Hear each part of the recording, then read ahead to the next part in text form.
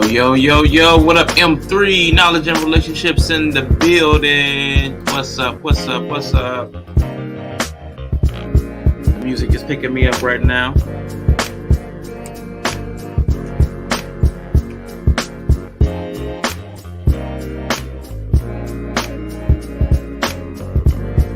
What's my audio like? How's my mic? Can y'all hear, brother?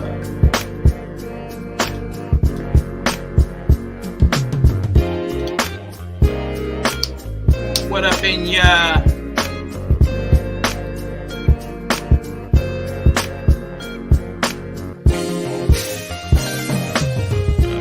Sounds great. Good. It's off real quick. Good morning, good afternoon, and good evening, and welcome to Critically Drinking. Y'all, it is time to get fucked up, and y'all know what that means. If you don't, stick with us, man. Stick with us. But that music, I was feeling that music, so I need to see if I downloaded that. Give me a second. That don't sound like it. Please tell me I got it. Come on now. That ain't it. I know that ain't it. Oh, please. Nope.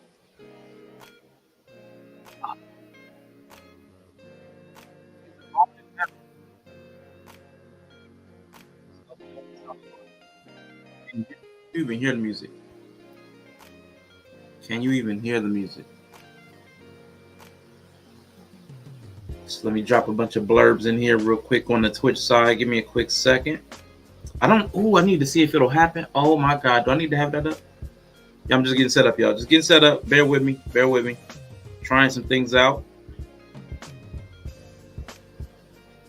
Streamlabs. Okay. I need to see about while y'all here. It's gonna be a real relaxed stream. It's not gonna be the same as the other day. Give me a second. I need to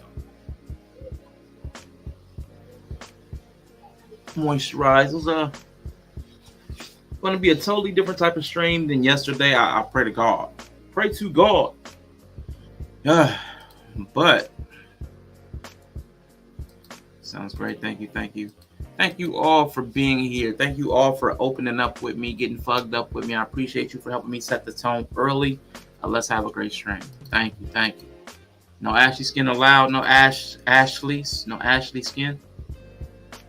What I want to check though, what I want to see. I tried to set up was it Nightbot? Tried to set up Nightbot. Maybe I need to do something to make it a mod. How do I make it a mod?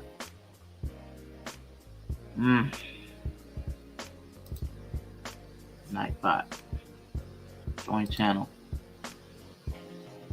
Ensure that you have modded Nightbot in the channel. Nightbot is not a moderator. Adhere to community settings. Enter. Alright, give me a second, y'all.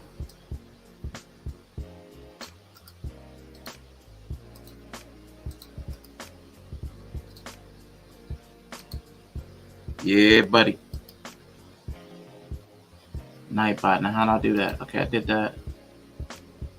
Oh, enter into the moderator list. Enter into the moderator list. What the heck is the moderator list? Oh. Advanced settings, connected apps, account. Where the heck is the moderator list? Give me a second, y'all. Appreciate y'all for being patient. Video received copyright claim. Yeah, I don't care.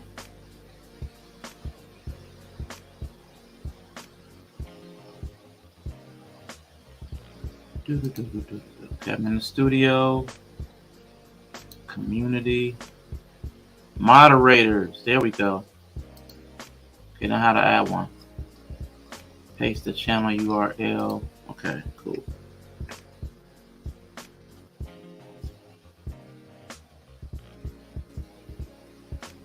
All right, let's try this again. Just want to see something.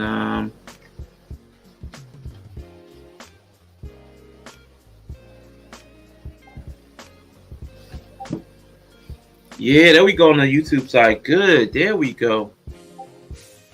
Okay, that's what's up. Got Nightbot set up on the YouTube side. Bam. All right, y'all. I think we are good. Got Cloudbot for Twitch. Got a Nightbot for YouTube. I got my commands in. I think I'm all right, y'all. I think I'm all right. All right. So anybody still in the building, man? How y'all doing today? Hit me up. Let me know how y'all feeling. Yella did say he was on the way today, so we gonna see what we got to say. I'm not a rapper, but let me know how y'all feeling. Let me know how the feeling is tonight. And I'm gonna tell y'all, for me, today was off. The energy was off. The people were off.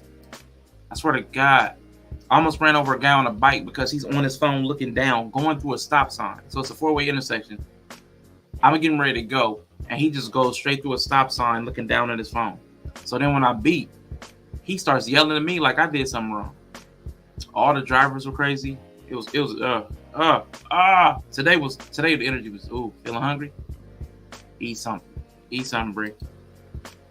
Yeah, today the energy was off. So hopefully, I don't know if that was carryover from yesterday, because the energy was off yesterday. We'll monitor that.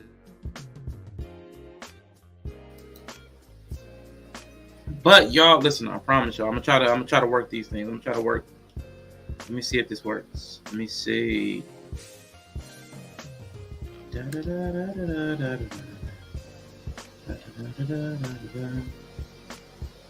Okay, Streamlabs is there. Come on, YouTube. Come on now. That didn't work. Why didn't it work? Did I do it wrong? Give me a second. Can't delay. Interesting. Okay, so maybe I need to do it somewhere. Let me try one more time. Let me try something. It worked on the Twitch side.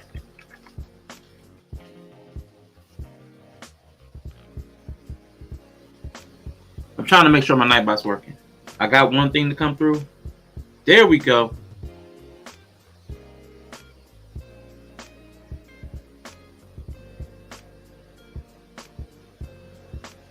That did not come out right though. I thought I changed the language on that. That's interesting. Anyway, I'm gonna let that go. Wow, I messed up. Is that the right one? That's not the 1, 2, 3, is it? That must not be it. Trying to get all this stuff. Trying to get all this stuff set up. What's up, Wale? Listen, I'm going to need you up here in a little bit. Give me a minute. I'm going to need you up here in a little bit because I want to talk to you about something. I know you're working with Simon on something, but I do want to ask you about something. Yeah, it's the seasons. Yeah, people are different. M3 is back in the building. Man, I know M3, you got a lot going on. I don't want to ask you for anything. But let me talk to y'all. Let me just talk to y'all for a minute. We had that very interesting conversation yesterday. Simon was different. Bree had a very... The reason I put Quiet Bree's thing in the chat. Hopefully y'all saw that too from Nightbot. Quiet Bree's channel. Let me make sure. Give me a second. I'll be back. Yep, it's cool. Wife Life Advice is over there. Check out Bree's channel. Subscribe first, idiots. Subscribe first. Watch the video she did, because she did a very good and thorough breakdown of when Simon came up on the stream. When Simon came up on the stream, he was specifically trying to talk to her, but talking around her, and then tried to pull her in at the last second. He was trying to be stealthy. That was interesting. When she broke it down, because I tune out a lot when Simon talks, because he talks around stuff, and I get bored easily. I have a short attention span. But she did a very excellent breakdown. And when she pointed it out, I was like, oh my God, the entire time he was trying to target her, but he couldn't pinpoint, like where's my battleship? He's like B4, C6, and he wasn't hitting. He couldn't land it. And then finally, she just sunk his battleship, man. It was crazy. But she did an excellent breakdown. Excellent breakdown. I loved it. I learned how much smarter, you know what I'm saying? Like every now and then there's something that happens that lets you know where you landed, like where somebody else, and like, God dang it, Bree is brilliant. She did that breakdown. I was like, oh my God, that's exactly what he was doing. So go check that out. Go subscribe to her new channel, Quiet Bree Can't Relate. But watch that breakdown, man. I thought it was amazing. Yeah, for real, for real. Now all of my StreamYard stuff isn't coming. There it is. But what I want to do though, I think maybe once a week, maybe once a month, I don't know. It's gonna take feedback from the community. That's why I'm asking about Wally. Wally, it might even include people like Simon. But what we're going to have to learn to be able to have conversations before we can do anything else. We can't relate to each other without communication. Whether it's men or women. We can't build anything without proper communication. So it seems to me while we have this space, while we have this opportunity, that the most primary thing that we should work on is our communication with each other, which will also have to include intention. We'll also have to have dialogue around what your intention is. Because, I mean, there is utility and capital. So we cannot morality police somebody who is about getting the bag, because people that need to have some kind of moral code, you're going to need somebody to fundraise. You're going to need those people. So we're going to have to find some kind of way to collaborate, to share space. But they're going to have to be people with demonstrable outcomes. It can't just be anybody that says I can get you results. It's going to have to be people that can prove what the outcomes are, because we have things that we're trying to do. I mean, some of us want to do things. For me, it's growth and challenge through conversation. I'm going to tell you there's 3 layers that kind of overlap. Capitalism, like I'm going to say nationalism in the United States. Nationalism, under that is religion, specifically within the Christian religion. And then in this manosphere space. So those are the 3 umbrellas. Got nationalism, American Christianity, I'm going to say specifically black, and then manosphere. I'm going to say specifically black again. Those are the three umbrellas that I'm talking about when I say this next thing. All three of them are asking people to subscribe to an ideology that the people who are espousing it, that are telling you it, they're not walking that walk. So I really want to actually build something where, even if it's communication, even if it's something along the lines of communication, even if it's just for myself, maybe I need to prove something to myself. Maybe I'm feeling that itch. I need to prove something to myself that maybe that me and people I don't even agree with can build something where we can share space and collaborate and build. Because in these spaces, all three of these spaces, we espouse these ethics, these morals, these virtues, and that we're not living by. One of them in the manosphere is iron sharpens iron. But what I've noticed is every time iron presses upon something, every time I press upon something, I don't find iron. What I'm firing is a whole bunch of wrinkles. And all I'm doing is flattening out wrinkles. All I'm doing is flattening out wrinkles. I'm not sharpening anything. All I'm doing is flattening out a wrinkle. I'm not an iron like a sword. I'm iron like an ironing board iron. You know what I'm saying? I'm pressing. I'm putting pressure and heat on things and they collapse. I don't like that. I don't like that feeling. I need some challenge. So the men in the space that I'm thinking that I'm going to be able to draw from and glean from and sharpen my sword against, I'm finding nothing there. So what I think we might have to build is not a fight club, but I think there's going to have to be something where the men can talk to the men and we can press upon each other and call out a purification like we would with steel. We're going to have to purify each other. There's going to have to be a collaboration. And like that conversation last night with Roberto, it's got to be willing. The people are going to have to choose to do it. I can't force anybody to collaborate. I can't force anybody to face criticism or challenge openly. I can't do that. So I'm putting a call out, and one of the hardest things in the world is to ask for help, but I'm asking for help from people like Wally, Jay Takashi, Marcus Rodriguez, anybody in the community that has the time and I don't want to use an inflammatory word here, the time and the fortitude to put themselves out there publicly, but to also grow. So I don't have a fleshed out idea, but I have ideas. Don't get me wrong. That's not what I'm saying. What I'm saying is I don't want to try to push my ideas on other people. I want to get feedback from the people I would ask to participate. So again, people like Wally, Jay Takashi, Marcus, people that inhabit the spaces, but where we have a lot of the same communication, a lot of the same dialogues. I don't want that. I know I can do better. I believe we can do better. It's not a hope. I know as long as people are drawing breath, we can do better. So I want a space where men and women both feel safe, but can also learn and grow. That's what I envision for this channel. That's what I want. But we have to be able to do things like last night. It's uncomfortable, but we have to call out people whose ideology is off. If it's misguided, if the way they're behaving is wrong, we have to be able to call that out. We're not sharpening anything if we can't tell people real time that what they're doing is problematic. And I think we did that tonight. Last night felt good to me. It felt like a step in the right direction as what this space should be, where we should be able to point out and exemplify, point out an example, real time, when something's going wrong, when something's going left or center, we can call it what it is. No coddling the men, calling them to do better. And if they can't do better, they have to exit the space. So I think that's what we need. Because a lot of people didn't have male examples, myself included. We didn't have fathers, myself included.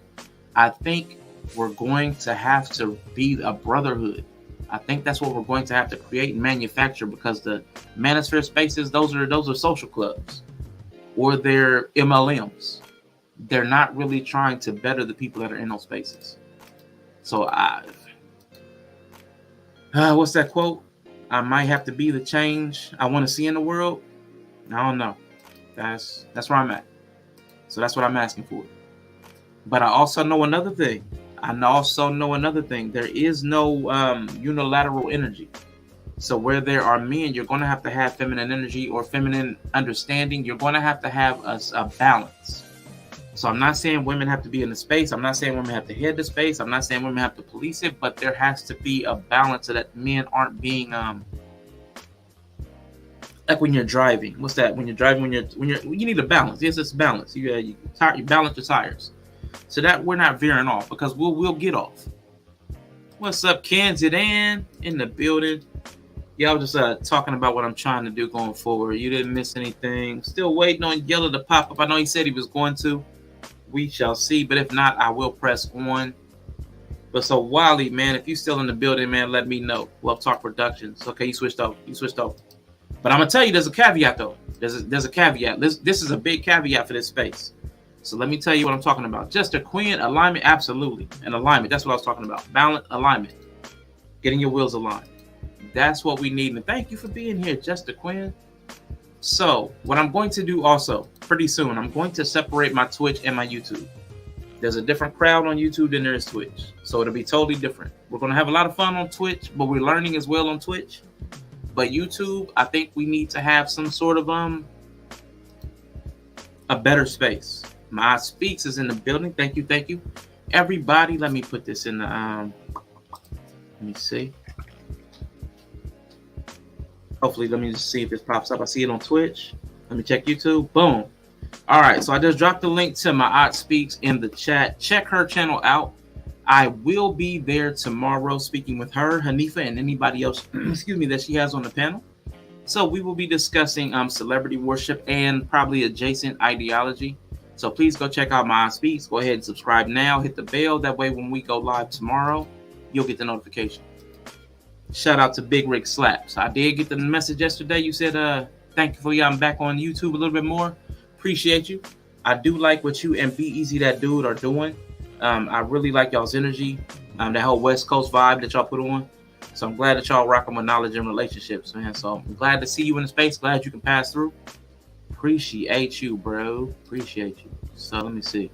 Mezzo, that girl Mezzo in the building. Glad you're back as well, streaming. Saw you last Friday. That was enjoyable. I was driving, but I caught a part. Thank you. Glad you're back. Thank you for being here. So what I intend to do, y'all, when I say separate Twitch and YouTube, I won't be dual streaming going forward. Probably starting immediately. Probably starting October. I don't know. I might have one more dual stream in me. I don't know. I can't say. If the moment calls for it, I'm going to adapt. But going forward, I want to switch my YouTube up. For the YouTube, I really want to focus on the conversation amongst the guys because we have a lot of improvement to do. Not even for the women, y'all. Not even for the women. We always focus everything about the women, getting the women. I'm so tired of it. We couldn't even have a productive conversation with the men, amongst the men.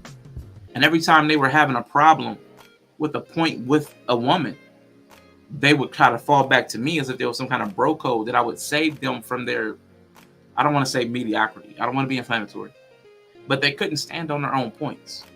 They couldn't articulate their own points, their own position. That's a problem. So I think we need to have a space where we're actually learning to articulate. So it needs to be some kind of like a challenge pit. And I don't mean like a fight club. I don't mean like that whole just the debate. That's useless. There's no productivity there. You got to be able to stand on your point. You got to be able to validate your points. You got to be able to articulate your points. Other people have to be able to understand your points. So that's what I want this space to do when I do it on YouTube. I want the guys to be able to get together because I want us to be able to show and prove that we can have conversations. So we'll see. We'll see if the people come. You know, if you build it, they will come. We'll see. But we'll try some stuff. I know everybody's got a lot going on though. Everybody's got a lot of pots in the fire. Everybody's got like multiple channels. Everybody's collaborating. So we'll see what happens. But it'll be sort of like it's like a meeting space. Because the women are talking about the men are lacking social skills. I see it too. We need to develop them. So when we come to the space, the intention has to be to develop the social skills. And if we can't take the feedback from the brothers, we can't take the feedback from the sisters, how are we improving? There is no iron sharpening because you're not allowing for it. You fold, you crumble every single time. And I hope it works out too. But if we can have a conversation, absolutely. I mean, you and Be Easy be having the conversation every single time. See, if y'all go over to Knowledge and Relationships, check out Be Easy That Dude and Big Rig Slaps. They don't shy away from the conversation. Any point they say, they can stand on it. That's why I respect them. They got my respect. But we saw examples yesterday of people, even Simon, I'm gonna call out names too, on this channel going forward. Yo, if we got a problem with somebody, if we got a problem with the way they behave, we're gonna call out names in the black collective community, whatever word you want to use. We have a problem with identifying perpetrators and calling their names out. That can't be something we shy away from anymore. If we're afraid of conflict and drama, we can't build anything because that's necessary. That's a part of growth. There's going to be challenge and conflict, and there's going to be people that come against you. So if you're unwilling to call out names of anybody that's bringing harm to your people, to your women, to your children, to your platforms, if you're unwilling to call their names, there's no use for us. We're useless. Accountability. Absolutely. So that's something we're going to have to bring to the space. Because a lot of times we kind of hem and haw when somebody's flagrant, somebody's out of line. Some people may align with them so they coddle them or protect them. We got to be able to call it out. And that doesn't mean we have to demonize anybody, but we have to be able to call out the behavior. We have to be able to identify. We have to. If we want to build anything, that's what I'm saying. The people that say they want to build, that's what I'm talking about. That's who I'm talking to. So if that's what you're about, let's do it, y'all. That's what I want. That's what I want. That's my desire. Yeah. Give me a quick second. Appreciate you, man. I appreciate you. CEO was in the building. How you feeling, bro? But yo, can you hear me? Give me a quick second. Yeah, I can hear your audio coming through. Bam! Yellow pill. Hey, man, it's good to see you, man. That shit popped up like like you know in the movies when somebody had come in and like I feel like I missed my cue. Like I should have did something cool and then froze and then the name popped up. You know what I'm saying? Yeah, like, exactly. Like a like it could have been like a Tarantino movie. You know what I'm saying? Yeah, that's what's up. That's what's up. Let me move that up to the top though. Boom, boom, boom. All right, man. Well, let's get ready to get started, man. But let me walk you through real quick what I was talking about, just in case you did not hear what I was talking about. And again, I don't really care about who gets the credit. I don't care about what form this takes. I don't care what platform this is on, y'all. Honestly, what I want to see, what I really want to see, the guys in the space that we happen to kind of matriculate into. This Manosphere, Lapeef group offshoot, King offshoot. Like we have like a line, a patriarchal line. Kevin Samuels, Lapeef, King. Mm-hmm. Like we have some sort of like commonality, points of commonality. All the people that come from that, we have inborn friction amongst us. Like I said, me and Simon have had multiple back and forths. Different people within the group have had multiple back and forths. If a group of like 8 to 10 diverse men of different socioeconomic backgrounds and belief systems, if we can't collaborate to communicate, then there's no hope for anything else. Like honestly, because anything in the community in real life is going to be the same way. It's going to be people with different beliefs, different intentions. So if we can't find any sort of alignment, thank you, Jester Quinn, for the word. We can't form any sort of alignment and also have and protect and enforce boundaries, then we can't be trusted to do anything in the real world either. As above, so below. You know what I'm saying? If we can't do it virtually, we can't do it physically. So yeah, man. Simon said you were the dime. He did. He did say I was a dime, yo. Matter of fact. Well, Oshawa is a dime. I'm looking for a dime. That's top of the line. Cute face, slim waist, and a big behind. Yeah. Yeah, buddy. Man, yeah, that's how that went down. But yesterday he was bugging a little bit. He came in with an agenda. And that's cool though. Here's my thing also. This is a public platform. I don't own YouTube. He said to ban him and he said to block him. I would have never done that. He said to ban him. He said to block him. I would have never done it because I don't own YouTube. This is a public platform for the public. So anybody that's Joe Public and Jane Public that wants to have the conversation, that wants to talk about what we're talking about, that's trying to be about the business of making us better, I'm with that. But if you're trying to derail the conversation in any form or fashion, I can no longer tolerate it. I don't have the patience for it. I know I look like a kid, but y'all, I'm getting old, and I'm sick of wasting so much time, yo. Honestly, we waste a lot of time. So I'm trying to channel my inner Yella a little bit. You know, I got my little baby bread on. So we gonna have to when these dudes are going crazy, because it's not the women. We always want to blame the women. The women are the women, but we're not willing to challenge ourselves. I know we're not willing to introspect. Shout out to Quano. Shout out to that girl Mezzo talking about my fake freckles. Simon said on my show tripping. Yeah, he always tripping. And we give him a lot of grace. We give Simon a lot of grace. And it's not just Simon. He's just the most recent example. We have a lot of examples of somebody crossing lines, pushing boundaries, overstepping women, overstepping lines, cussing out women, attacking and threatening women. I mean, going far back as king. You know what I'm saying? Like, misusing, taking advantage of women. So, I mean, we have a lot of examples of this, y'all, in our virtual community, let alone real life. And if we can't attack this stuff head on within the virtual world, when we got the feelings of safety behind anonymity, when we're hiding behind glass and screens and avatars, that's what I meant to say. Avatars. Whatever I'm doing going forward, whenever we do something with the men, any men that participate are gonna have to cam up. Like, otherwise, you're really not a part of the group. Nobody knows who you are. So if something actually does get built where the men are working with the men, if you can't cam up, you're not even a person. You're not even real to us. We can't even look at you. We can't even see your eyes. We can't see your, like, even if what's his face, Simon, if he tries to come back and wants to cam up or apologize or whatever, he's got to cam up. I'm done with anybody participating in a heavy conversation that can't cam up. Like, when we're talking to the men, I understand there's a lot of stuff going on with the women. I respect it. I'm not trying to have y'all out here trying to be sexualized for somebody's eyes and for the male gaze. I get that. I'm not trying to have y'all always put y'all's face on and have to step up to be looked upon. That's not it. So I'm talking about with the men. With the men. The guys need to be able to step up and cam up if they want to participate in legit conversations that are geared towards building. If they can't take that one step, if either they can't afford a camera, or they can't talk on camera because of their job, or they can't talk on camera because of their fear of whatever it is, you can't be a part of the conversation. See? And that's a perfect example. Now, Yella. Zero tolerance, y'all. We gotta quit playing games.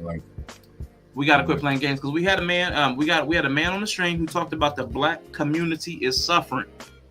The black community is suffering. Well, if we're suffering, we gotta quit playing. We gotta start taking this stuff seriously. Everything we do has to have the intention of productivity, even if it's streaming, even if it's conversation. If it's not moving something forward, if we're not gaining something from each other, whether it's knowledge, whether that's even if it's entertainment, be entertaining, but not at the expense of each other. So, I mean, that's where I'm at. That's what kind of type of time I'm on. I mean, just so y'all know. Yeah. Yep. We ain't got to be the tough guy. But we do have to be tough where it matters to protect whatever we're trying to build, to protect our families and our homes. Like, that's where the toughness needs to stop. We don't need to project toughness for the sake of the crowd. That's not something we need to do. It's lame. It's weak. So yeah, and again, I'm talking to the men. My thing has always been about the men. The women are the women. I got problems with the way the women move, but that's not my ministry. I can't talk to the women in the same way. I've never lived their experience. I'm still learning about the experience of women, even including last night, where Bree was pointing out things that she peeped immediately that I was given the benefit of the doubt on because I've never had that experience. So, I mean, real time, I really can't judge women because I've never been a woman. So I'll never, even I might have a problem with the behavior, I can't judge your existence. So when I talk, understand that I'm talking about what the men really need to do because I see the men as the problem. Any problem I see with the women, I also see with the men. So, man, all right, I'm done ranting. I think I'm done ranting. Yeah, exactly. If you're going to call yourself a man, and I don't mean that like, he's not a real man. That's not what I'm saying, because I hate that too. What I'm saying is if you're going to call yourself a leader, if you want to be a streamer, anything that you want to do publicly, at some point you got to put yourself out there. If you're unwilling to take the risk, man, you're not worthy of the rewards. So that's what I'm trying to get over that. Myself, I'm always talking to and through myself. This is my part of the process doing the same thing. If I'm not willing to have a confrontation with other men in a virtual space, I'll never, ever have the conversation in real life with somebody that's overstepping a boundary. Unless it's life threatening. You know what I'm saying? We got to get over these little hurdles, these little mental fears and roadblocks, the conversation.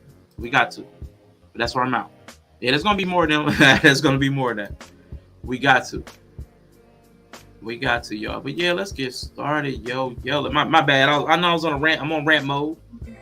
Man, look, you know I like a good rant. You know what I'm saying? I ain't finna stop a good rant, goddamn shit. Do your thing, cause you speaking words that probably need to get heard by everybody right now. Right? So if I can quote a great philosopher, Kevin Samuels, winter is coming, right? Now, winter got a whole new meaning. Winter is coming got a whole new meaning now, right? Because we ain't saying it for the women. We telling the men. And the YouTube space. Check it out. Everybody that's been in these spaces, if you ain't been in here years, I guarantee you got in around this time last year. And if you got in around this time last year, guess what's going to happen this year? There's going to be another influx of these idiots that come in next year. You know what I'm saying? So we're going to have to be prepared for another influx of, you know what I'm saying? I'm glad I ain't in the rookie class no more. My rookie year is over. You know what I'm saying? It's time to go into year 2, and these rookies finna come in, and it's finna be some hurt men coming into these spaces. That's been sitting at home, and they finna be stuck at home all winter. There's gonna be some angry men out here, man. So we gonna have to you see me more struggle Kevins. Nah, they ain't even finna be struggle Kevins. They finna be struggle fresh and fits, because that's the type of energy they gonna come with. You know what I'm saying? Last year, I feel like last year it was a lot of the Kevin Samuels rhetoric, but he been gone, man. You know what I'm saying? And these dudes been trying to latch on, and they looking for anything. So there's gonna be a lot of struggle fresh and fits. It's gonna be a lot of struggle Andrew Tates, especially with him being gone off a lot of the platforms. So, speaking of, man, I'm glad you said that. I'm so glad you said that. Everybody in the chat, man, please go over to my new website, Hustlers University Part 2. Sign up for the course, man. It's $50 a month. I'm gonna teach y'all everything y'all need to know about hustling, getting the bag, man, getting to the money, getting the coin. I'm gonna teach y'all everything y'all need to know, man. If y'all having problems getting women, I'm gonna teach y'all. No, I'm joking. Joking. I just signed up for the entry course. You know what I'm saying? Real fuckers. You know what I'm saying? I like the real fuckers course. You know what I'm saying? Fuckers. So yeah, I'm in there. It's time to better yourself. Man, so listen, today's going to be a little different. Hanifa Naila, thank you so much. Matter of fact, let me drop this in the chat real quick, man. Please go. If you are not subscribed to Hanifa on YouTube, please check her out. Let me make sure that went over. I'm trying to check my Nightbot. Nightbot's working. Cool. Please check out Hanifa. I dropped my ad a little bit earlier. I dropped Bree while we are here. Now, go ahead with the man Yella. Sign up to his check his Twitch as well too. Now I know you said you might be stepping away from streaming, but I'm dropping that for now. That's a conversation for another day. Today, we're gonna talk about something else, man. So it's gonna be a casual conversation, and we're gonna drop the link at some point. Let me know when you're ready to drop the link, but I wanted to give you time just to, get your bearings. But man, what we're gonna talk about is about, again, manhood, how we're stepping into the space, about the black man. Absolutely. You are famous. Everybody, I promise you, Hanifa is my favorite YouTuber. I watch every stream, or I listen to it if I can't. Even when I'm driving, I'll be listening to Hanifa coming through the speakers in the car, because Hanifa is a dope streamer. She is a very, what do you call that? Like, she's on the a master teacher. That's the word I was looking for. Hanifa is a master teacher who, I mean, I don't even know what else I can say. I mean, she's a master teacher. She's brilliant. She's passionate, chilling. Absolutely. She has a great perspective. She understands the dynamics from a balanced point between men and women. She's understanding as opposed to blaming, which is something that's lacking in this space. That's what I want my platform to be, about understanding. I'll approach it differently because I want collaboration in the understanding. I want people to bring their portion. Something I'm bringing from Dr. Greg Carr. I want everybody to bring their brick. Everybody comes with the talent. Everybody comes with the expertise and experience. Everybody comes with the knowledge and the skill set. Bring what you have. Bring your set of special to the table, and let's refine it by working together, as opposed to everybody continually trying to do everything separate. Hanifa is a fire bringer for sure. Yeah. I like Hanifa is probably one of like maybe, and it's gonna sound bad, but it's only because, you know what I'm saying, I'm a dude. There's not much female content that I'm gonna go and search for. That I'm gonna make like appointment watching. You know what I'm saying? Hanifa is definitely on that list. Like, you know what I'm saying? You make Hanifa appointment watching. She is one of the few female streamers that I would make appointment watching. All right, cool. Well, yeah, do not bring disrespect. But see, that's gonna happen. And what I'm saying, big rigs, as men, if we're going to try to challenge each other, we need to be equipped to handle it. And see, some of us are better equipped than others to handle the disrespect, and we're going to have to teach those skills because a lot of us get triggered and want to respond in kind. Like Hanifa talked about recently, matching energy. You don't want to match energy because what most people say when they're talking about matching energy is I'm going to match your intent. You're coming for me, so I'm going to come for you. I want to interpret that differently. When we match energy, what we need to do, but this comes with understanding, is you match intensity. You don't match the intent. Not the intent, you match the intensity. So if somebody's trying to take your life, you have to save your life with just as much energy. But again, you don't slip into their intent. You're not trying to kill somebody because they're trying to kill you. You're trying to save yourself, but with the same vigor to overcome their attempts. So you're not trying to match intent, you're trying to match intensity. And I think when we're talking about matching energy, we need to quit. We need to start leaning on more precise labeling and less umbrella terms like energy, because energy can mean a lot of things. So when we're talking about matching energy, what we're talking about most of the time is matching intent. You coming for me, I'm gonna come for you. You trying to read me, I'm gonna read you. Nah, we need to come with the same level of intensity. So if somebody's trying to disrupt your platform, you match that level of intensity to set up a boundary to remove them. That's an example. Like I showed last night, I tried to match the intensity, but not the intent. I was not trying to be malicious. I was not trying to be disruptive. I was not trying to be harmful. So again, I'm going to try to demonstrate anything that I talk about. And that's what I think as men, as leaders, that's what we need to be trying to step into. Yep. Absolutely. And just be yourself, blaze your own trail. It ain't that serious on YouTube. Ain't no one gonna pull up anyway. I ain't even talking about real life. Yeah, I know you missed. The entire opening soapbox, but it's talking about in the virtual world. I'm calm and cool, but I for sure switch up fast. Yeah. And thank you for that gifted sub, Dorian. Thank you for that gifted sub, Dorian. I saw B Nizzle step into the building too. B Nizzle, man, thank you for being here. But go ahead, go Yella. No, I was saying this. It's a thin line, right? You know what I'm saying? There's a thin line between being disrespectful and being direct. You know what I'm saying? And I think that, like I say all the time, this little thing right here that we're dealing with, let me get my arch on. I seen the meme too. This little thing right here though. You know how they say the camera adds 10 pounds? Like, so, no. I wish it was the camera. It ain't just the camera, man. So is that McDonald's, so does that cake, so do them donuts.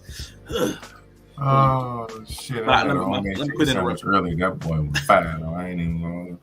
Yeah. Like a chicken po' boy. That boy was fine. All right, but like, you know how they say the camera add 10 pounds, right? Like, I think in these spaces, the camera add like 10 pounds of fucking gusto. You know what I'm saying? Like, you know what I'm saying? Like machismo. Like, you know what I'm saying? Like niggas is the Grinch around here. You know what I'm saying? Like, this nigga's heart grew 3 times that day. You know what I'm saying? Like, okay. You want to hit niggas with garbage cans. You know what I'm saying? Same shit. You want to, okay. That's what you want? Come on. Let's do this shit. You know what I'm saying? So it's like, it is a weird feeling. So like, I get what you're saying. I get what you're saying. You gotta respond in kind. I think that's kind of where my placement is, right? Because I'm gonna be straight up with you. I wish I was able to handle shit how you handle it. Like, ain't no say it with your chest, Arshawn. We ain't seen him yet. Well, we have. Right, it really ain't no him. You know what I'm saying? I wish I could be cool. Like, I like how you handled yesterday. Right? Appreciate you. Like, you know, just speaking of the person in question, like, I had my run in with Simon a couple times. And that's why I just tell him, shut your ass up. You know what I'm saying? Because I said, shut your ass up. Because, you know what I'm saying? And I ain't really got time for you. My goal, if so going forward, would be to not expound as much energy as somebody that don't deserve it like that, right? Damn, and I don't mean like they didn't do nothing. Mm-hmm. They don't deserve it. Like they didn't. I'm not saying like they're innocent. They don't deserve it, but them people that, like, I can easily just flick you to the side and keep going. You know what I'm saying? Don't get it twisted. You're going to get something. You're going to get something. I'm not the type of person that and that might be a flaw in me too. I'm not the type of person that's just going to let it slide completely. Like, disrespect for me, like the reaction to disrespect for me, no session to me kicking you in the fucking stomach. You know what I'm saying? And anywhere in between. You cutting out a little bit too, just to let you know. So, yeah, I was noticing there's a delay. So, but no, that's what I'm saying. So, I guess it's called discernment, but knowing how to approach the situation a little better. Yeah. So, identifying when it's worth. Yeah, when it's worth your time, because not everybody, like you said, is worth your time. Not every situation calls for a level up. But I did want to. I forgot I had a video real quick because I know we're not on Twitch. We're doing Twitch and YouTube today. But I got a video for the gifted sub. Thank you again, Mezzo, for the gifted sub over there. Dorian Games got that sub, man. I know he ain't been in the building. He's probably getting ready to stream. But you know what you've done. Quite by accident, let me assure you. Free sub. Gifted! Free sub. Thank you for giving me that. Thank you for giving.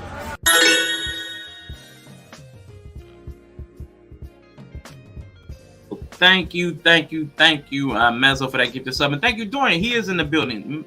Dorian is in the building. Everybody on YouTube, y'all don't know anything about Dorian, but this is the most no context person you ever met in your life. He loves creases. I won't even give you any context for that, but he loves creases. And I won't tell you what that means. You got to make that up for yourself. Come over, spend more time with everyone. Don't deserve your space. Bam. Or your energy or your time. You have to guard your time and your energy, your money, all of that stuff. You got to guard it. Everybody can't get it. He does love creases. That sandwich look good, right? That sandwich did. Yeah, it was a sub. Meatball sub. Get this sub. Get this sub. That's what's up. All these gifted subs look good. And Mezzo, thank you for that one because it was delicious. Thank you. So, yeah, let's talk about what we're talking about today real quick. Yella. So, that's a fact. So, I watched a while back. on your favorite channel. Everybody that does not know, Yella is a patron, a sponsor. He is a supporter of Fox Soul. He really enjoys Fox Soul. He loves hearing Vivica Fox and the ladies spill the tea. He loves supporting their message. He agrees with almost everything they say. So me and him have conflict quite often, right? So he says he loves some Fox Soul. They are so smart over there. Like you know what? If there was an Emmy for like the dumbest shit you can possibly say while cameras are recording, they would be nominated at least. They would at least get nominated. It's awesome content. It's almost like he tried to trigger me early. It's almost like if you gotta follow Fail Army on Twitch. It's almost like you know what I'm saying. It's almost like trash watch. It's almost like trash watch at this point. You know what I'm saying? Like it's terrible. But I ain't gonna cut you off. Go ahead. No, you cool. I was just gonna say that with your ladies that you love, there was one of them. I can't remember her name, but she did the talk with Cynthia G and Umar Johnson. There was another guy named Dwayne, and there was another lady, Hope something, a transgender woman. They had a conversation about what we're talking about today. The war on black men. So I do have several questions, but in the interim, things have happened that have made me kind of realign my thinking. I wasn't just going to ask these straight because I have another path in my head now. Light us up in the chat. That's what's up. Puppy cats in the chat. Yeah, I know the YouTube people like, what are they talking about? I promise y'all, there's a lot of Twitch stuff to be going on. I wish y'all could all participate and be in on the jokes, but you know, one day y'all gonna come over. I know Reason Neil said never. Come on through. Yep. But the first question to the chat. Let me get this out there too. Let me get this to the chat. Bam.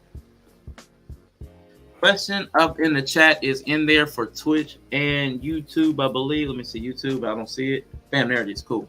So Twitch and YouTube, there's a question of the day. I want you guys to answer the question of the day in the chat, but I'm going to ask it to Yella right now. First, is there a war on black men? And if so, from who?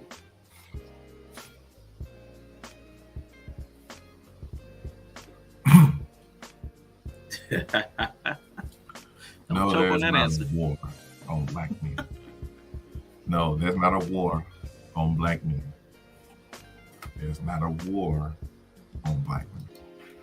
Okay, we really need to work on our verdict. You know what I'm saying? So if it's anything towards black men,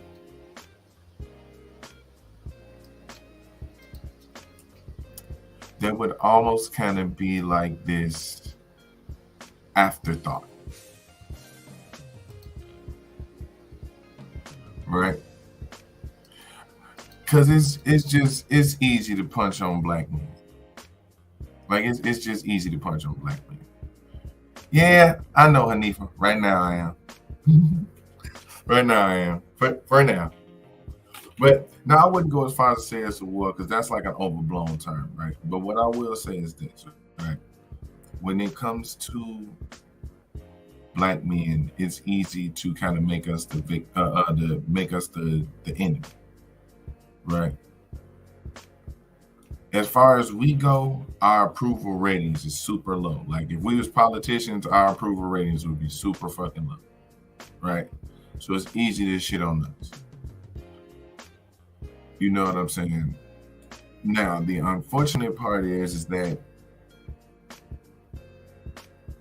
we as men don't necessarily know how to handle it. Because we also don't know how to work together. We some hating ass niggas to each other. So it's not only a war on us, if you want to call it like that, or like, not only is it an issue with us from other people, but we got an issue within ourselves, like you was talking about. It's funny how you saying, like, I see how that connect. You know what I'm saying? But no, I wouldn't go as far as to call it a war. It's something. You know, like I said, it's probably just everybody getting their rocks off You know what I'm saying? Everybody's pissed at a lot of shit though. Shit.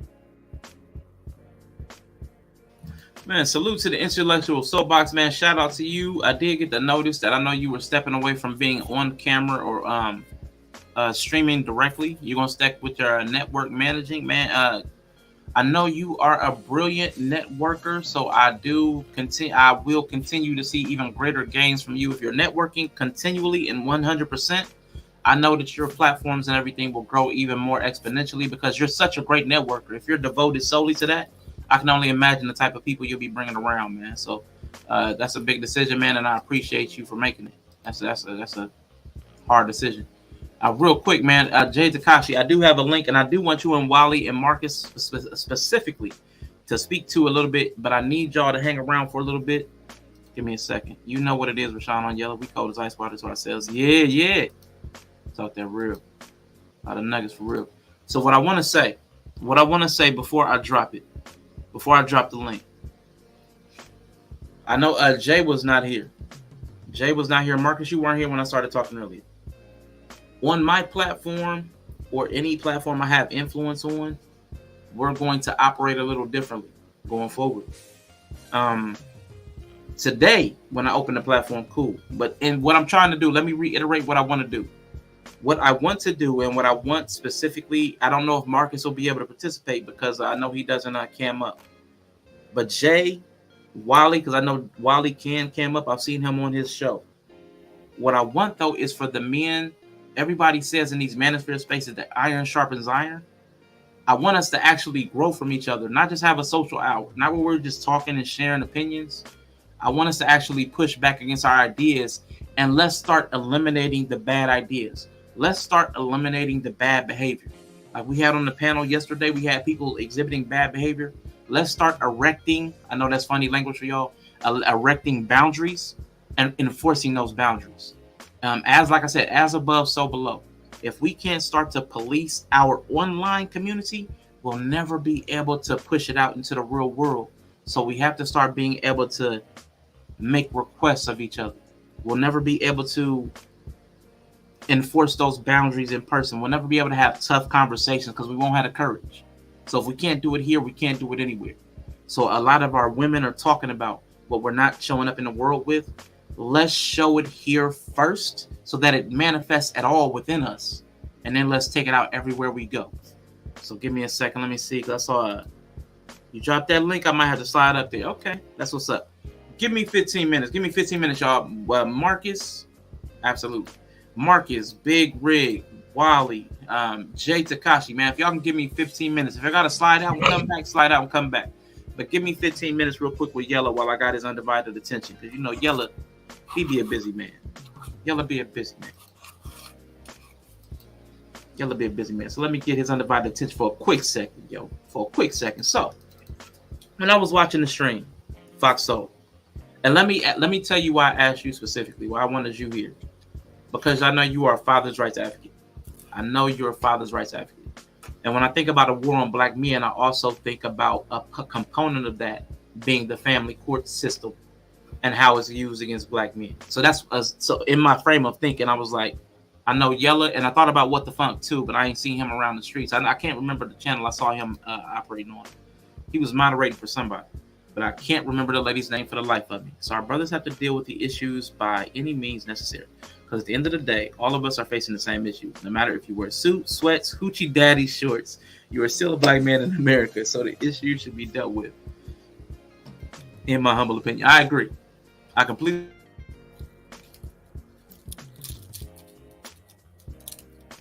You muted. How did that happen? My mic just be acting up, y'all. My fault. So one of the things I have a problem. Quantum just spoke you up. Thing one and thing two. That's what's up. Watts is in the building. Appreciate you 100 watts. Too fly. Appreciate y'all for all being here. Anybody that stuck around this far, I honestly, sincerely appreciate you. But I know we're talking about the war on black men. If there is, Yella did say that he does not believe that there is a war on black men. In the chat, Big Rig said that he thinks we're at war with each other, which I agree to a point as well. But today, I know my mic said, not today, devil. Not today, devil. What I came to within the last 24 hours was a Kanye West line. Jesus Walks, when he was like, we at war with ourselves. And I don't mean each other. I think we're also at war within our own minds, which is why we're having such a hard time with everything. Which is why yesterday we had problems with people, because within their own minds, yeah, you stand, I respect it. If there is, so what? What's your play? What's next? What next is a great question, Watts. What next is a great question. What I say, though, the more important war is the war within. Because if you can't control your own mind, if you can't control your own life, then there is no control that you'll be able to have outside of yourself. So I think the first war has to be the one that you wage against the darker side of your nature. So that you have to integrate it, subdue it, whatever word you want to use. The thing that makes you self-sabotage, and again, I'm not preaching down. I'm that guy too. I stay in a position of weakness. So again, I talk about myself quite a bit on my platform. Anybody that's been here routinely knows that I'm kind of open in that way. I am flawed. I'm not preaching down. I don't have it all together. I also have been averse to having conflict with people. I too have tried not to be in conflict or avoid disagreement. I've done that. I've not tried not to call out people. I've tried not to call out people by name. I've done that to keep peace. But nobody will ever know that they're doing wrong if it can't be called out. They'll keep getting away with it. And if we actually want to do anything positive, man, we can't do that. Keep your head. I think you're correct. Absolutely. So when things are going down, like Yella talked about earlier, how I keep my chill, I don't like say it with my chest. It's not that I can't. There's just very few times online that call for it. On the internet, if you're doing it for me, it's for fun. Like for me, if I'm actually going at it with my chest, it's kind of for fun. I'm enjoying the moment and I'm enjoying that release. But yeah, most of the time, there's very few times online, like Intellectual Soapbox said, we don't need to go into that bag too often. There's very few points where you need to go into that. But let me go to my next question. On Fox Soul, the lady, it might have been Cynthia G, and I'm not trying to cite everybody. I just kind of wrote down questions. I'm not playing the video because YouTube is problematic with that. They said that people are terrorizing black people, other black men. Black men are terrorizing their black community. So how can we say we're at war when we're the ones terrorizing our own community? It's like, I know you said we're not at war. But if we're terrorizing our own community, that's almost like warfare, urban warfare, I've heard it called.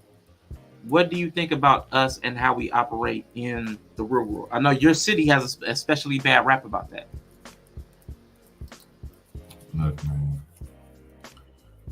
Black men aren't terrorizing anything.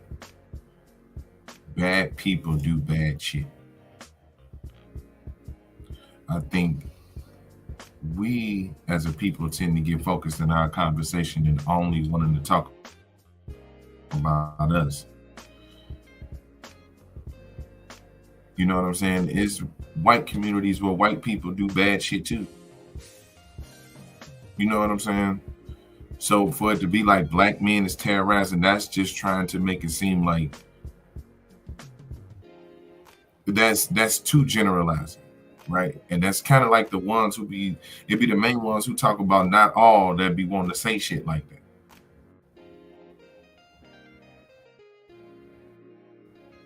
Like shit is what it is because you around it.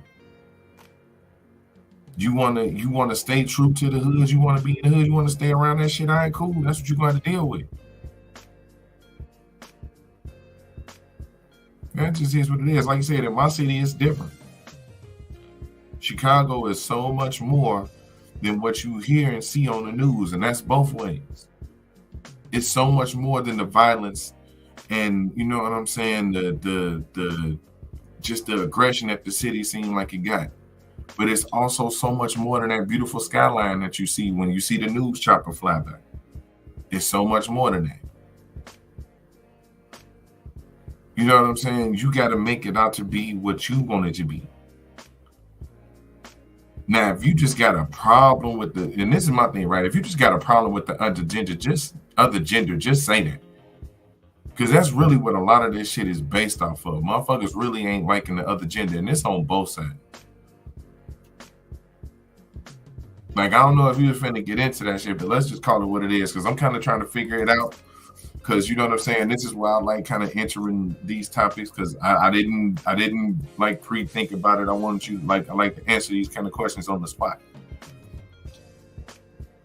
The whole reason Cynthia G would even be up there with such, you know what I'm saying, such a fucking visceral kind of like feel towards black men is because she don't like us.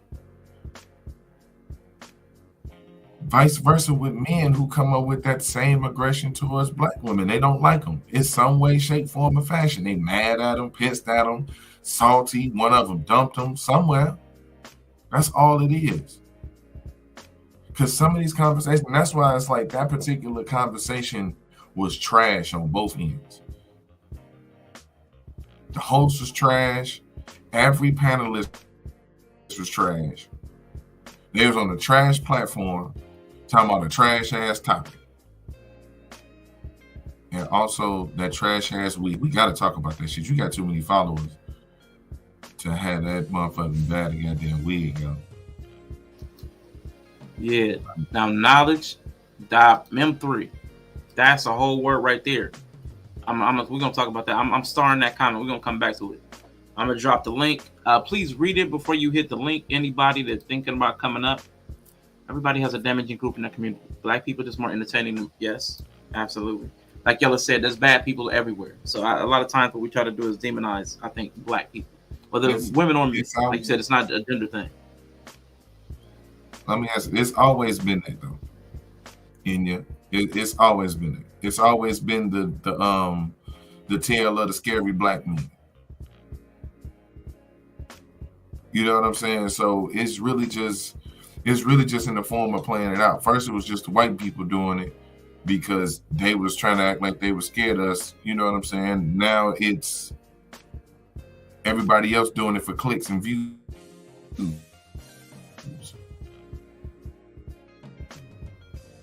Like, I can almost appreciate the original racists. I could. You want to know why? Because they hated just because they was purely hating. Like that, they hated because it was based on hate. Now, but if you're a racist, this is all like talk. Like if you're a part of this, if you're a part of the ones that's going against people that's trying to do some type of fucking good, or at least like spreading propaganda, bro. You're doing it for something else, right? Because this all a learned behavior, and we too many generations in to be bugging up like this. So yeah, it's always been propaganda against black men to make us seem like the threat. We typically the ones that they show the person walk across the you know what I'm saying, across the street, or they clutching their bag or some shit like that. We play the best criminals, you know what I'm saying, on Law and Order. You know what I'm saying? It just is what it is. They got that down pat. So we fighting against that, but we don't help the cause much either. That's what I was gonna say. Also, niggas out here bugging up too. So I mean, like, well, I'm thinking about like in terms of propaganda and shit. Like, we don't help it at all either. Like, I look at some of the content that's on an app like Tubi. You know what I'm saying? Tubi is a streaming platform where a lot of independent movie makers and filmmakers and stuff like that get to put their content up. And a lot of the African American cinema is all just a bunch of niggas and drug dealers and all that kind of shit. Like, it's a lot of these fucking movies is just pushing that same narrative. You know what I'm saying? Because it's either, I feel like a lot of those movies that I watch is either a bunch of black people that sell drugs or a movie about a bunch of niggas that's doing their women wrong. Like, that's really all of those hood movies. Yes, hella hood movies. Those movies on Tubi are just, it don't help shit. So what's up, real quick, man? Welcome to the stage, boss, man. Thank you for coming up, bro. Oh, no, yeah, for sure. But the fucked up part is, from my understanding, because I've looked up some of these people that have these movies up here, some of these people that have directed or written some of this stuff up here, and they talk about how they've made content and these platforms don't want that shit. They don't want the positive stories about a black man starting a business and becoming a family man. And it's like he was one of the dudes, I forgot what his name is, but he was talking about how he wrote a movie about how a dude, you know, when he was younger, he was into the thug shit, went to jail, came out, started a business, found a wife, kids, and all that shit, but they didn't want no parts of it. But as soon as he brought them the movie about 3 females that's robbing drug dealers and shit, they took that movie quickly. So we feed a lot into that bullshit too.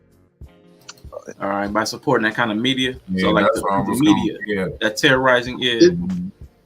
It's like supporting the fact that it's like you go to a platform. So like Tubi, for example, if I go to Tubi and I say, yo, I got this movie, and they don't like it, they say, no, we want something else. And you're willing to actually turn around and give them the bullshit they asking for. Like you dance, nigga. Do the dance, nigga. Do the dance. Like you're just doing the dance for them.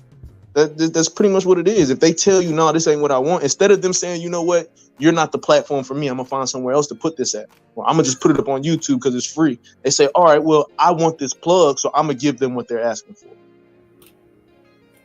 We selling ourselves out. Yeah, I 100% agree. I absolutely 100% agree. That's why I don't consume none of this shit. So is it on?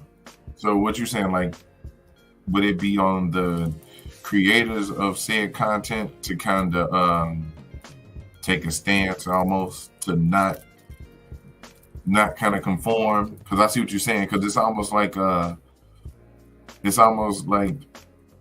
if you gonna keep doing it, they gonna keep asking for it. If you like keep for watching example, if we keep consuming.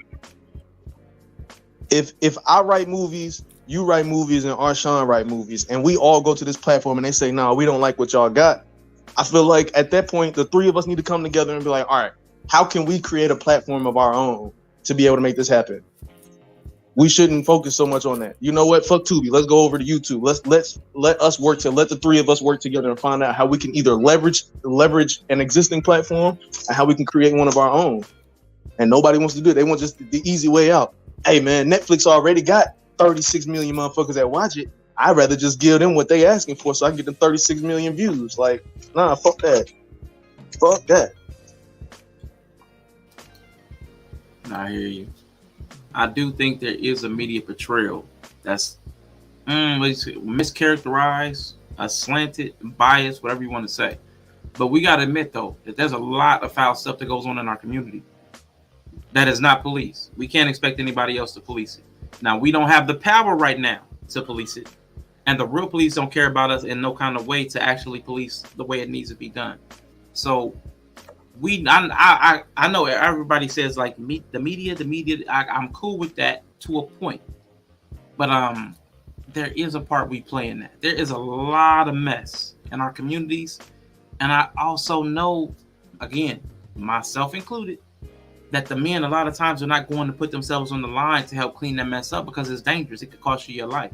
So there's a lot of mess out here in these streets. I've seen some of the kids. I almost ran over a young black boy today. I'm going through a stop sign. I pull up to a stop. I'm getting ready to go. He's coming on his bike, and instead of stopping, he just comes straight through the intersection. So I almost ran him over, and he's yelling at me for beeping at him. So I'm like, and that could have been a thing, like just that quick, because the young boys out here are wilding.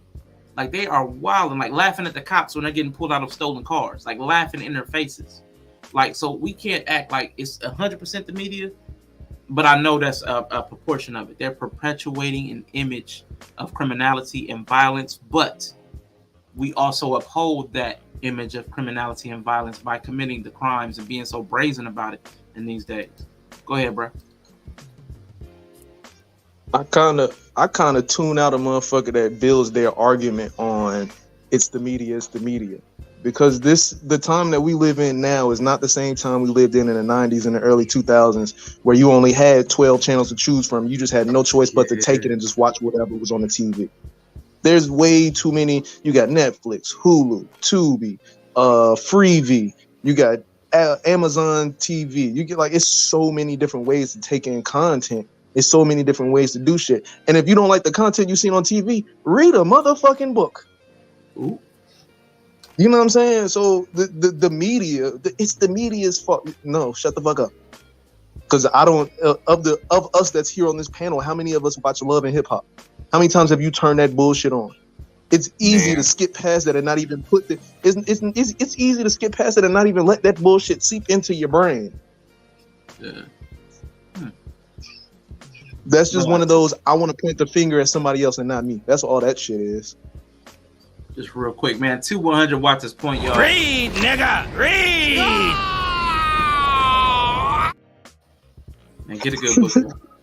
Get a good book. You already knew it was coming.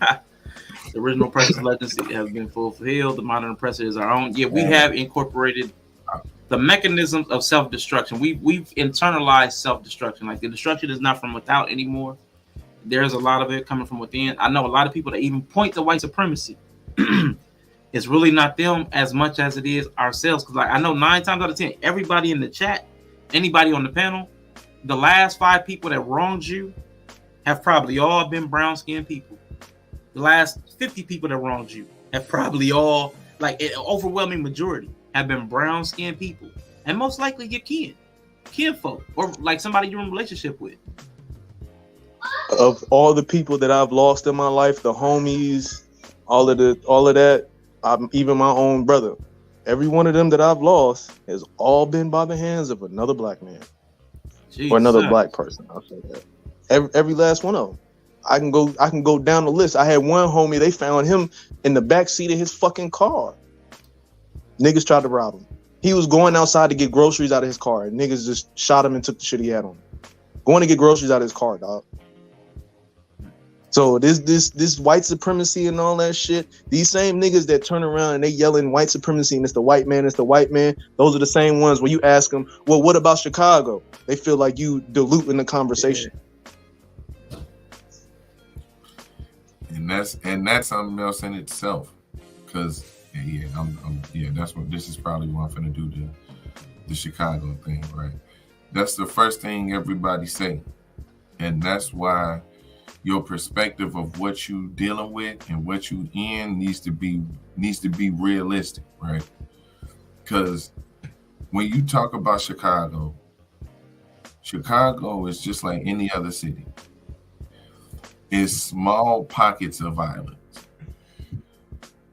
The interesting part is, you know what I'm saying? Not the interesting part, but the caveat is it's a bigger city, so it's just gonna be more pockets. You know what I'm saying? It's just gonna be more little pockets of violence. All you gotta do is get away from that shit. Cause I'm like this, and I think this is where we make our biggest mistake, and this is probably where I'm gonna ruffle some feathers and piss some people off. We gotta stop trying to save everybody. I know Sean got it ready. You know what I'm saying? But we gotta stop trying to reach so far back and save everybody. Real. Save one. What? Save one person. Just save one. Just save one, man. Just save one. Because sometimes saving yourself is enough. That might be the one you need to save. I'm so glad you said that. That might be the one you need to save, man. God dang it. Woo, right now. I agree with what you were saying earlier, Arshawn, because to the point that we're making right now, if I can fix myself, I can fix the shit that I got going on in my life, and I start seeing elevations and growth and all that other stuff. If I start seeing it, that to me means that people around me can see it. And maybe one of the homies would be like, you know what, Watt's been locked in for the last couple of months. Let me plug in with Watts and find out what he doing. So now me and one of the homies is plugged in. So now we both coming up. and it's going to continue running that way. If I'm up and then Arshawn like, yo, you know what? Let me find out what Watts is doing, and he gonna plug in, and now Arshawn coming up. Yella gonna see Arshawn and be like, yo, what's the play? Man, I've been kicking it with Watts. This nigga gave me the game, so now we 3D. It just continue growing that way. If you can figure your shit out, somebody's gonna see it and want to find out how you did it. That's all it takes. Stop trying to be a fucking superhero. You can't save everybody, like y'all said. Take the goddamn cape off. Super fast. Hey, Jay Takashi, I want to welcome Jay Takashi to the stage, man. How you feeling tonight, bro? It's too good. I'm doing amazing. Basically, I said amazing in Japanese for you guys. I'm doing amazing right now. More on the mellow, chill vibe right now. So to go back on like war on black men type shit, just shit like that. It just yeah. I agree that we can't save everybody. Of course, I'll save as many people as I possibly can, but I'm only saving the ones who want to be saved, or the ones who want to be in a better spot. I'm not with this whole war on men bullshit. I'll never ever will be. And it's just like you want to, and see, listen, you want how we can't come together and rise because y'all dumb motherfuckers do dumb shit like this. And also, what I said, I was warning people try to shoot me for that shit because guess what? Because they're not doing something right, but I have the goal to lecture them. I'm like, yeah, I do, because you're not doing anything progressive and you're hurting other people. And when that affects the kids, then you really piss me off. Me personally. And it probably not even just me. It's probably a bunch of group of people that probably feel the same way I do in that regards, because I'm just be like, yo, bro, listen, real men don't be doing dumb shit like this. Now, gang brothers, I say gangbangers know how to handle shit particularly, but that's at the expense of anyone's life. They don't care. Some men have been with that life or done with that life, then they know like not to do that dumb shit no more, but also to know what causes a trigger within one of us could really set a bomb off.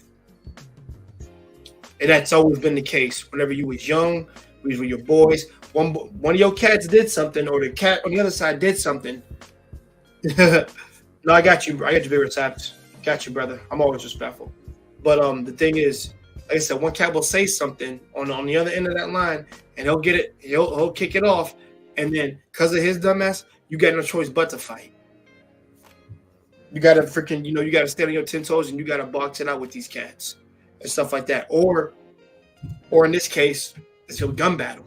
Nobody wants to be a part of that because I'm gonna tell you, some fights get too big to the point where you lose.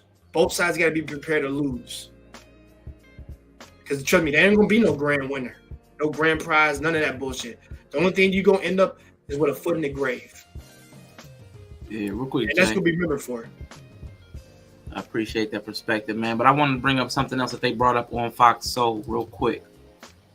They said that black men are being bullied, and I'm saying they because I didn't care to who said the point. It doesn't matter. I want to discuss the point. Black men are being bullied by other groups, such as white men, feminism, LGBT. We've all talked about how we can't get things done, but all these other groups can come in and get like an AAPI bill, but George Floyd bill just sits on the shelf. So we've all talked about things like that. So black men are being politically or socially bullied by other groups and are taking that frustration from being disempowered out on their women and their children. Let's start with Yella, Watts, and then come back to Jay again. Do y'all agree with that statement? No. Hell no. Hell no.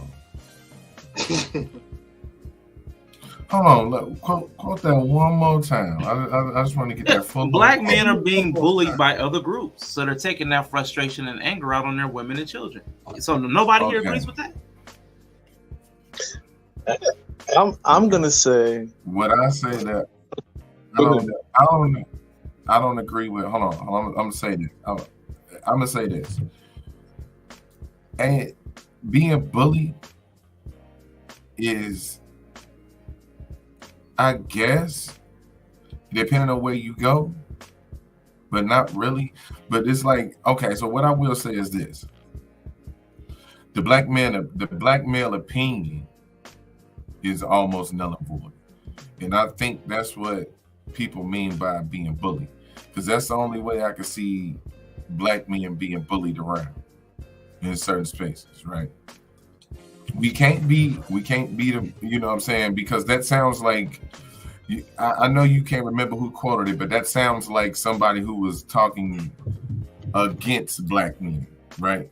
Because that was like, that's the cause to why they beat their women and kids and shit like that. And that is so fucking stupid. Like, I really only see them trying to put that abusive shit on black men. That, you know what I'm saying? Like, if we could just have a conversation of men and women, we'd probably be a lot better. And I think that's kind of what I think that's kind of what they're talking about. Because, like, in any space, the black man, the bad black man can be the topic of conversation in any space. Other demographics of people can't be open conversation in certain spaces. Let's be honest. You can't have a free, open, free-wielding conversation about black women in certain spaces. You can't have free, open dialogue about the LGBTQ community in certain spaces.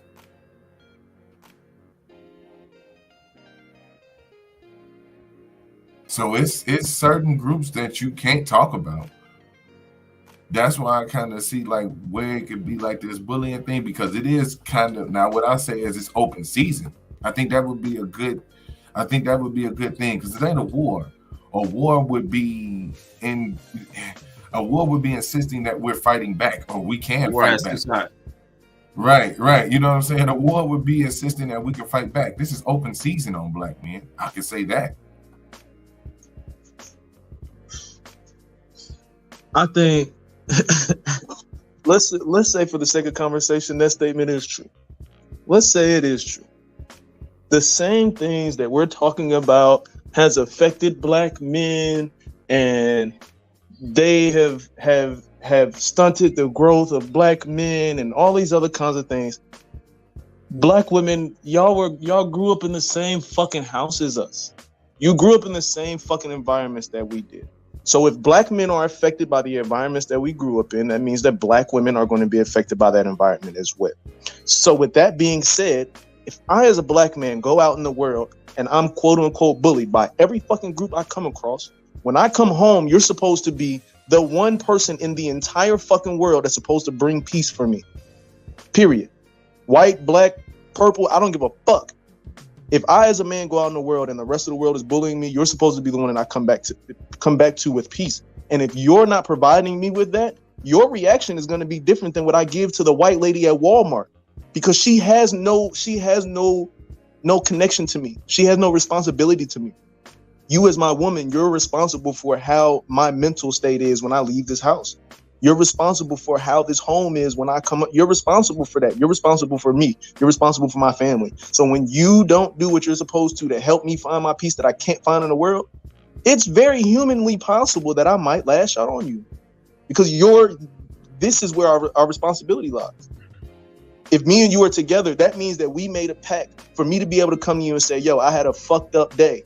I need you to rub my back and make me feel better. But if I come home after having a fucked up day, nigga, see, this is why, and how come you, I'm probably not gonna have a positive reaction. But you ain't act like that to that bitch outside, because she doesn't owe anything to me. You do. So let me ask a quick question on Watts before we go to Jay. What does she owe differently to you? Are you saying that they can't criticize your behavior or how you're showing up in the relationship? Or is it a specific way that you're saying they can't show up or criticize? I think that as my partner, I feel like you're the one that is supposed to give me the most honest feedback. And when your feedback comes to say, okay, baby, put it in the sink. Put it in the sink. Okay, put it in the sink. When your feedback comes back, Yeah. When your feedback sounds exactly like everybody else, you're not doing anything for me. You sound like everybody else. Thank you. You sound like everybody else, and I don't want to hear from them. I don't want to hear what the fuck they gotta say. So when you sound like everybody else that I don't want to hear from, I don't want to hear from you, and that's gonna trickle down to so many other things. If I don't want to hear from you, that means I don't want to lay in the bed with you. If I don't want to lay in the bed with you, that means I don't want to have sex with you. If I don't like, it trickles down into so many different things. Okay, I hear what you're saying. If the communication coming back from your partner is the exact same level as the feedback you get from the world, then there's no value to it. There's no love in it. It's just feedback, but without the love and the grace that you would expect from a committed or loving partner. I hear you. I hear what you're saying. I want to read Candace's comment, and Jay, I might let you answer the question in a quick second. It's a human response, misdirected frustration towards our kids, our spouses, ourselves, hell, even on the road with road rage. I do agree. But again, I'm going to let Jay Takashi jump in on that question. Are black men being bullied by other groups, and are we taking it out on the women and children? I know you said no, but go ahead and explain that.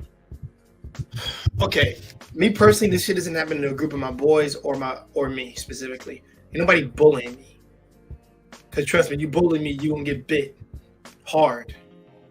So don't mess with me in that regard. So no, I don't think anybody's actually going out there bullying us.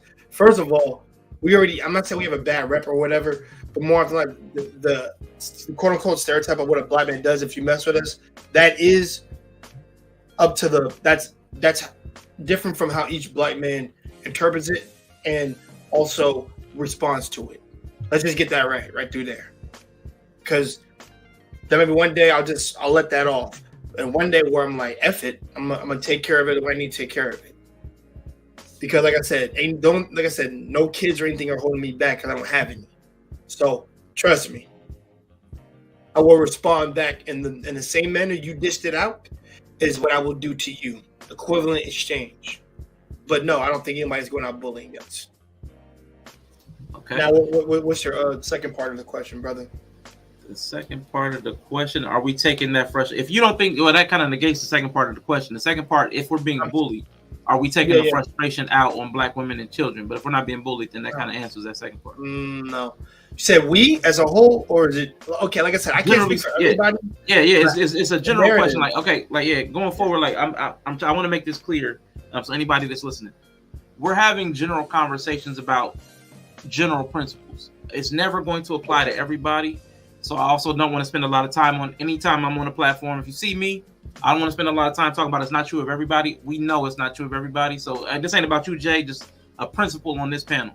If we're having a general conversation, we're speaking generally, unless somebody makes it specific. It's just a generalization. Because most people should be able to relate to it in some way, but they should be able to, for themselves, to know how much they relate to it. Okay. No, that's fair. I just want a clarification on that. Like, if you mean in a general sense, no, I don't see that. I don't even, like I said, even at workplace, no. That's maybe like one person, but I'm talking about like as a whole, no. And do we take it out on? No, hell no. I've yet to see that, but like I said, it may happen to one person, but hey, whatever. For us, I don't think so. No. And I'll say this. The only thing I'll say this. I don't think anything will get to the point of like being bullied by a woman will make me lash out against my significant other. Like specifically, like it's gonna take. I'll be honest. It takes a whole lot of self-loathing, rage, and pent-up aggression to get to that point. And then your girl is going to be the chair. Is going to be the camel that broke, the back. Literally, like that. I think that's the final trigger. Once she is not on board with, you and being the actual spouse that you need her to be, and also what she signed up for and agreed to with you guys being partners and everything in your relationship. Yeah, he will probably do a 360 and say, all right. Probably lash out and then just say, I'm done with this. Yeah, appreciate that, Jay. Let me read these two comments because that's my opinion is a combination of these two comments I'm about to read from Candida and then take it home. Let me see, because I actually do think generally, and it's not necessarily. This is not specific to black men. This is just a person thing. I do think, like she said, it's a human response. It's misdirected frustration towards our kids, our spouses, ourselves. Hell, even on the road with road rage, I do believe it's common among people. So it would have to, because black men are people, I think it's even common among us that we do misdirect frustration, not necessarily just because of bullying, not just because of bullying, because I do think a lot of us do feel bullied. You hear it in the conversation. There's a layer of victimhood when people have these conversations. Now, why don't we get to say the same thing? If I say something, I can't, but when they say something, it's okay. Like there is a level of like, but I think Yella used a better word. What was that word you used? It wasn't bullying. You said, dang, there was another word you used. But bullying wasn't the word, but you had a better word for it. But it was like, there was a disparity, if nothing else. Then Take It Home podcast said, I don't think all of us take it out on the kids and women. Not all of us. We hold it in sometimes. That's another problem. We hold it in sometimes, which causes depression and isolation, unfortunately. When we do say stuff, we are deemed sensitive or selfish. Yes. To Watts' point, I do think sometimes the way we show up in relationships because of our hurt and our trauma, that we do sometimes show up in a way from repressing our emotions, not knowing how to express, that we do end up hurting them from our frustration and pain because we'll let it build up and then it will lash out. So I do think both of these points speak on what I believe is actually happening, not just in black people, not just in black men, but just people, period. I do think all of that is true. So let me, I think Watts is back real quick. What up, Watts? And let me welcome Wally to the panel, man. How you feeling tonight, Wally? What's going on, you guys? Never mind. There we go. There we go. There we go. I mean, I was gonna say it's kind of to the point, right? If you are, it's frustrating for everybody, right?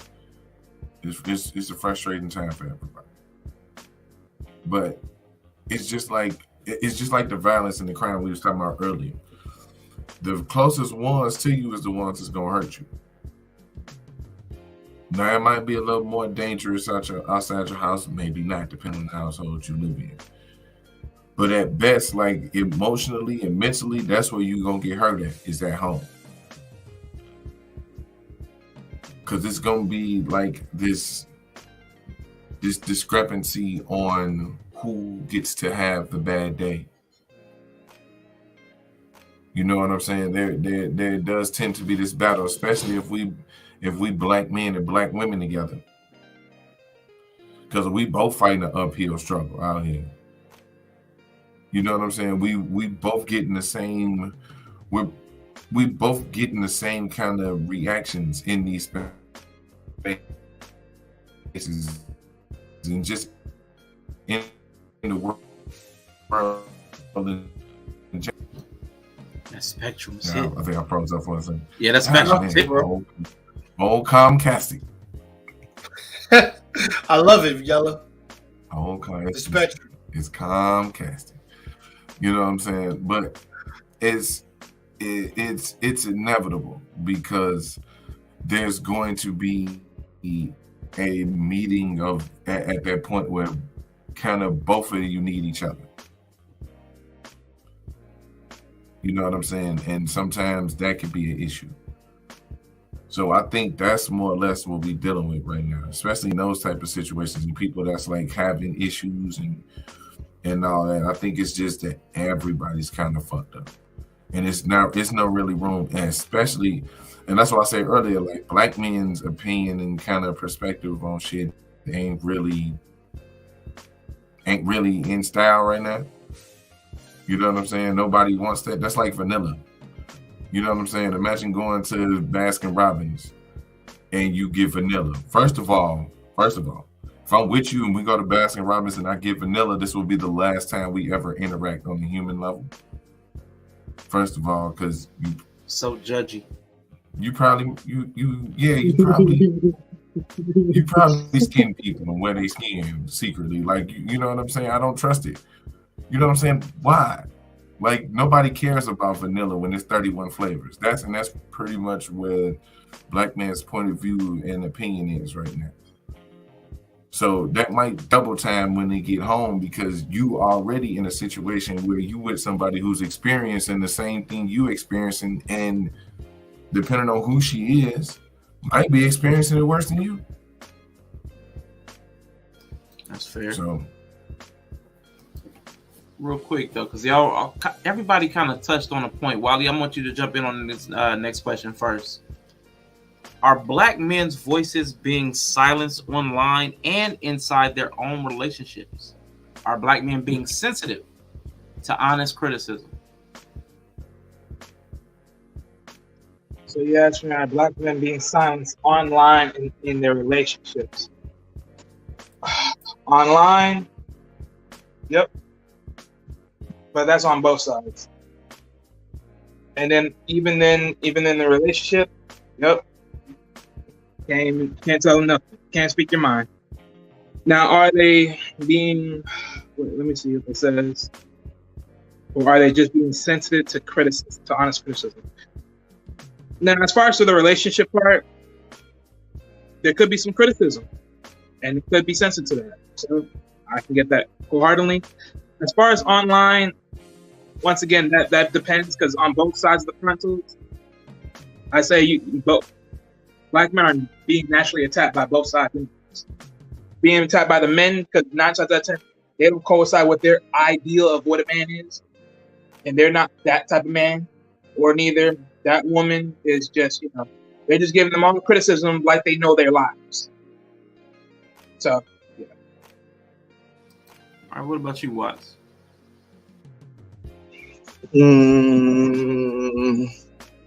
Online, yes, sure, maybe, but that goes back to the point that we were talking about earlier. Like if you're going into a space where they don't want to hear from you, that's your fault. You can easily just hit exit and go somewhere else. If you're getting silenced in your relationship, again, that's your fault, because you're choosing to stay with somebody that don't want to hear shit from you. I like that. Personal responsibility. Yeah, like if you are being silenced, then get the fuck out. Like, it's not that hard. I don't even see how that's something that we're complaining about right now. Because honestly, in my opinion, most black men, when you get in the room with other black men, we have great conversations, i.e. the barbershop. So I'm not sure. I mean, I think it's one of those things to where you can find evidence to prove that if you want to. If you tried hard enough, you can find evidence to prove that on either way. Because, of course, there are plenty of spaces on the internet that'll tell you, no, we don't want you here, get out. Definitely on the internet. And there's plenty of people in relationships, whether man or woman, that you can find that don't want to hear shit from you. They just want what they want. No, I definitely agree. If you're there, Yella, what you think, bro? I know you kind of mentioned that there's a little silence going on. Yella might have had to step away. I do think black men's voices do have, like, I know he talked about a little bit like a diminished capacity, like right at the bottom of the totem pole. I can't remember his exact verbiage, but like nobody's really trying to hear what we gotta say right now. Understandably, I understand there's a reason for that. But I do think we're also, in a weird way, also being hypersensitive to criticism. And it might be because of us not having the same feeling of power. I think that might be feeding into the hypersensitivity, but I see Yella's back. Go ahead and take over, bro. No, I was kind of saying, like, as like the order of importance. You know what I'm saying? Like, our opinion pretty much don't mean shit. Like, it's vanilla. You know what I'm saying? Nobody's picking it. You know what I'm saying? And if you do, it's something wrong with you. You know what I'm saying? That's where you kind of get the pick-me's and the, you know what I'm saying, all this other shit. Anybody who agree with black men as well tend to get like kicked in the gut. I think some of that is I think some of that is a matter of what audience you're picking. Who are you trying to get to understand your opinion? Like, what group are you trying to sway to believe what you're saying is right? Like, there are certain groups that you just don't need to waste time on. There are certain groups of white people I'm not even about to even entertain trying to convince these motherfuckers. There's groups of women that have certain ideals that I'm not even about to entertain these hoes. So yes, she probably is trying to silence me, but I ain't trying to talk to her no way. So who you're trying to talk to is what matters more than whether they're trying to listen to you or not, in my opinion. I like it. I'm always a fan of personal responsibility. You taking accountability for your actions, where you put your energy, your time, your money, where you put your resources, man. I love hearing that. I love it. So let me go ahead. I believe everybody answered that question. I want to go to the next question. Now this is a big one. I know me and Bree be fighting over this one because of capitalism. But are black men being destabilized through economics and displacement, y'all? I want y'all to jump in. Wealth Talk Productions. Are black men being destabilized through economics and displacement? Then we'll come to Watts and then Yella. What does that even mean? You don't know what that means? Are black men, is the status of black men? We just talked about how black men, nobody's really checking for black men. We're vanilla now. Nobody wants vanilla, and if you pick vanilla, there's something wrong with you. So that's destabilization. No, we're not the flavor of the month anymore. So is that because of economics, our ability to access money, our ability to get funds and take care of family, and being displaced, not being able to find work, being able to find housing, not being able to participate in society, maybe because of felonies, maybe because of income, so not having a full role in society. So that's what that means. Is it because we don't have enough money and we don't have a place in society? Is that making us less powerful? Is that taking away our agency, our authority, anything we have that builds relationships and families and communities? From one side, ultimately, the answer is yes. But at the same time, when we talk about, because if you're talking about from the standpoint of influence comes in multiple ways. But if we talk about mainly just the economics alone, and then just that part alone, then yeah, we're ultimately being sterilized through that.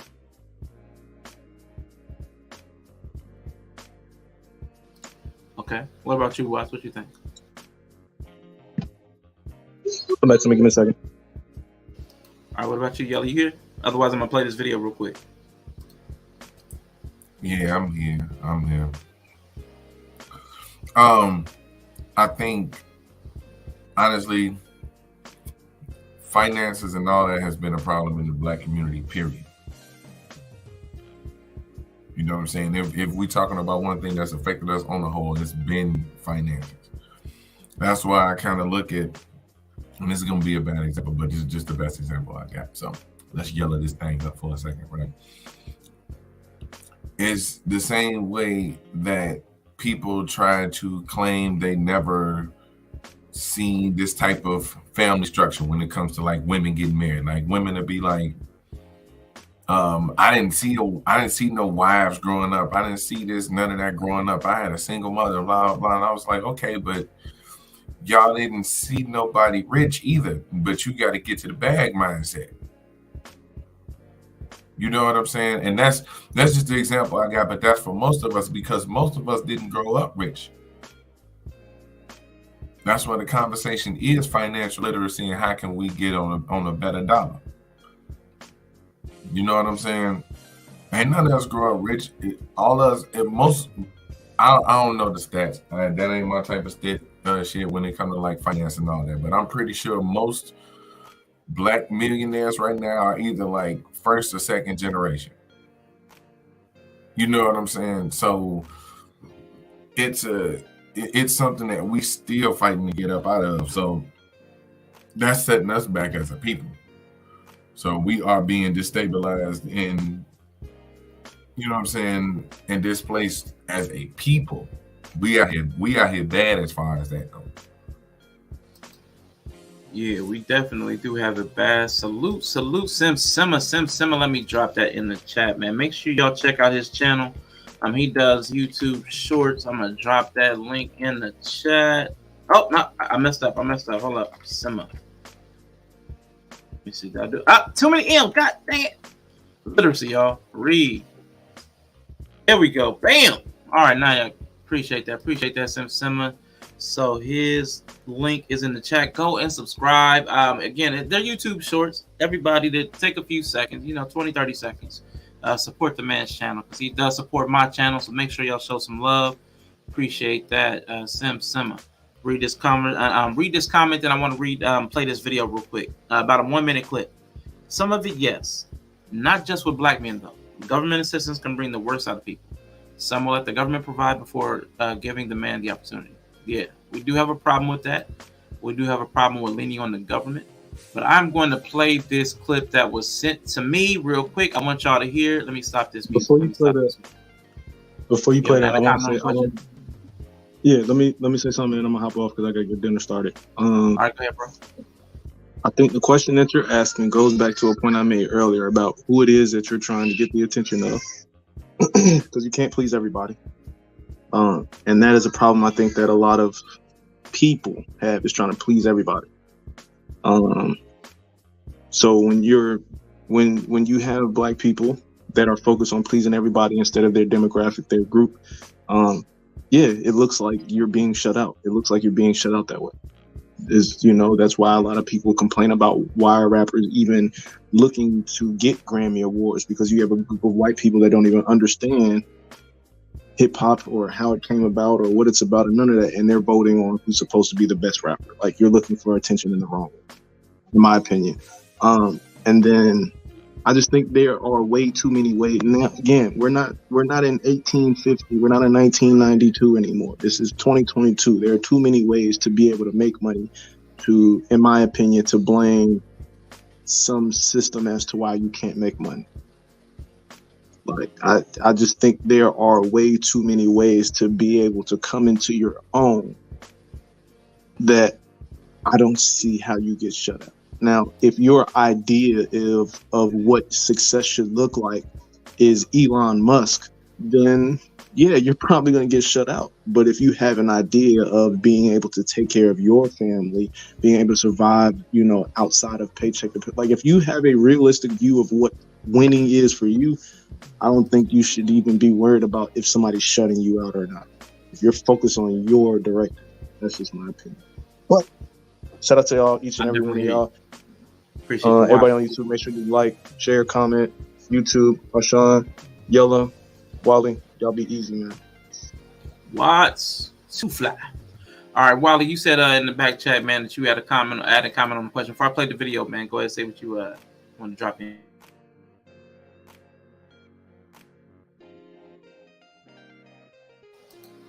Okay, you what? You there? All right, I'm going to go ahead and play the When you talk about heaven, the Honorable Elijah Muhammad said that heaven is money, good homes, friendships of all walks of life. So the man should have some money. He should be able to provide a good home, and he should have enough friends of all walks of life, connections, and network where you can say that man can produce heaven from. So for me, that is a direct correlation. If you're going to be choosing or deciding the measurement of your ability as a man. And I was talking to my brothers about this the other day, and many people, because people call, they ask me for money, and I'm like, we got the same 24 hours. I just put my mind to different things, and you must not be focused on what I'm focused on. Then I can give you a list on what I'm focused on. Can you discipline yourself to focus on that? Well, if you don't like to do that, I got another list for you of different things you can do. So one of the greatest attributes of manhood is work.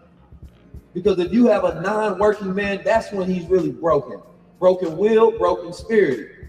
So he has to have that ability to, when you talk about heaven. Oh, that's a clip, my bad. All right, that's the end of that clip is recycled. But that's what I was talking about, kind of like with destabilization. So we can't produce the measures that kind of give contentment. Me and Bree talk when me and Bree are on panels together, we often talk about Maslow's hierarchy of needs. Like, to produce the things like food, shelter, safety, we need kind of those material things to get to a level where we feel comfortable to access the intangible things, like feeling acceptance, love, things like that. Because if you're worried about food, it's hard to think about other things. If you don't know where you're going to sleep tonight, it's hard to be all cozy and cuddly with your partner. It's like there's a lot of things that money provides a level of stability to. That's why I say destabilize through economics, through money.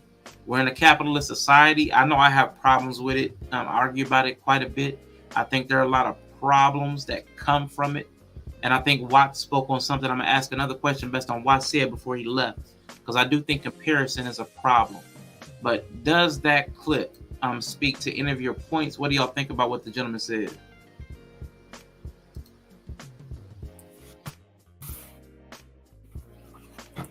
No, I get what he's saying, because you almost basically quoted it right. That's why I say heaven is having money, a good home, family, and all of that, because it's peace. You don't have to worry about nothing. You know what I'm saying? You don't have to worry about when the rent due. You don't have to worry about when the next bill is due, when the car note due, all that other stuff. So it is a certain level of calm that comes over a household that is financially secure. Now, you know, the idea of more money, more problems does come along. And I tend to see that happen with us a lot. So what I think our issue could be, because there's a lot of us that know how to get some money. There's a lot of us that will probably get down here, get some money.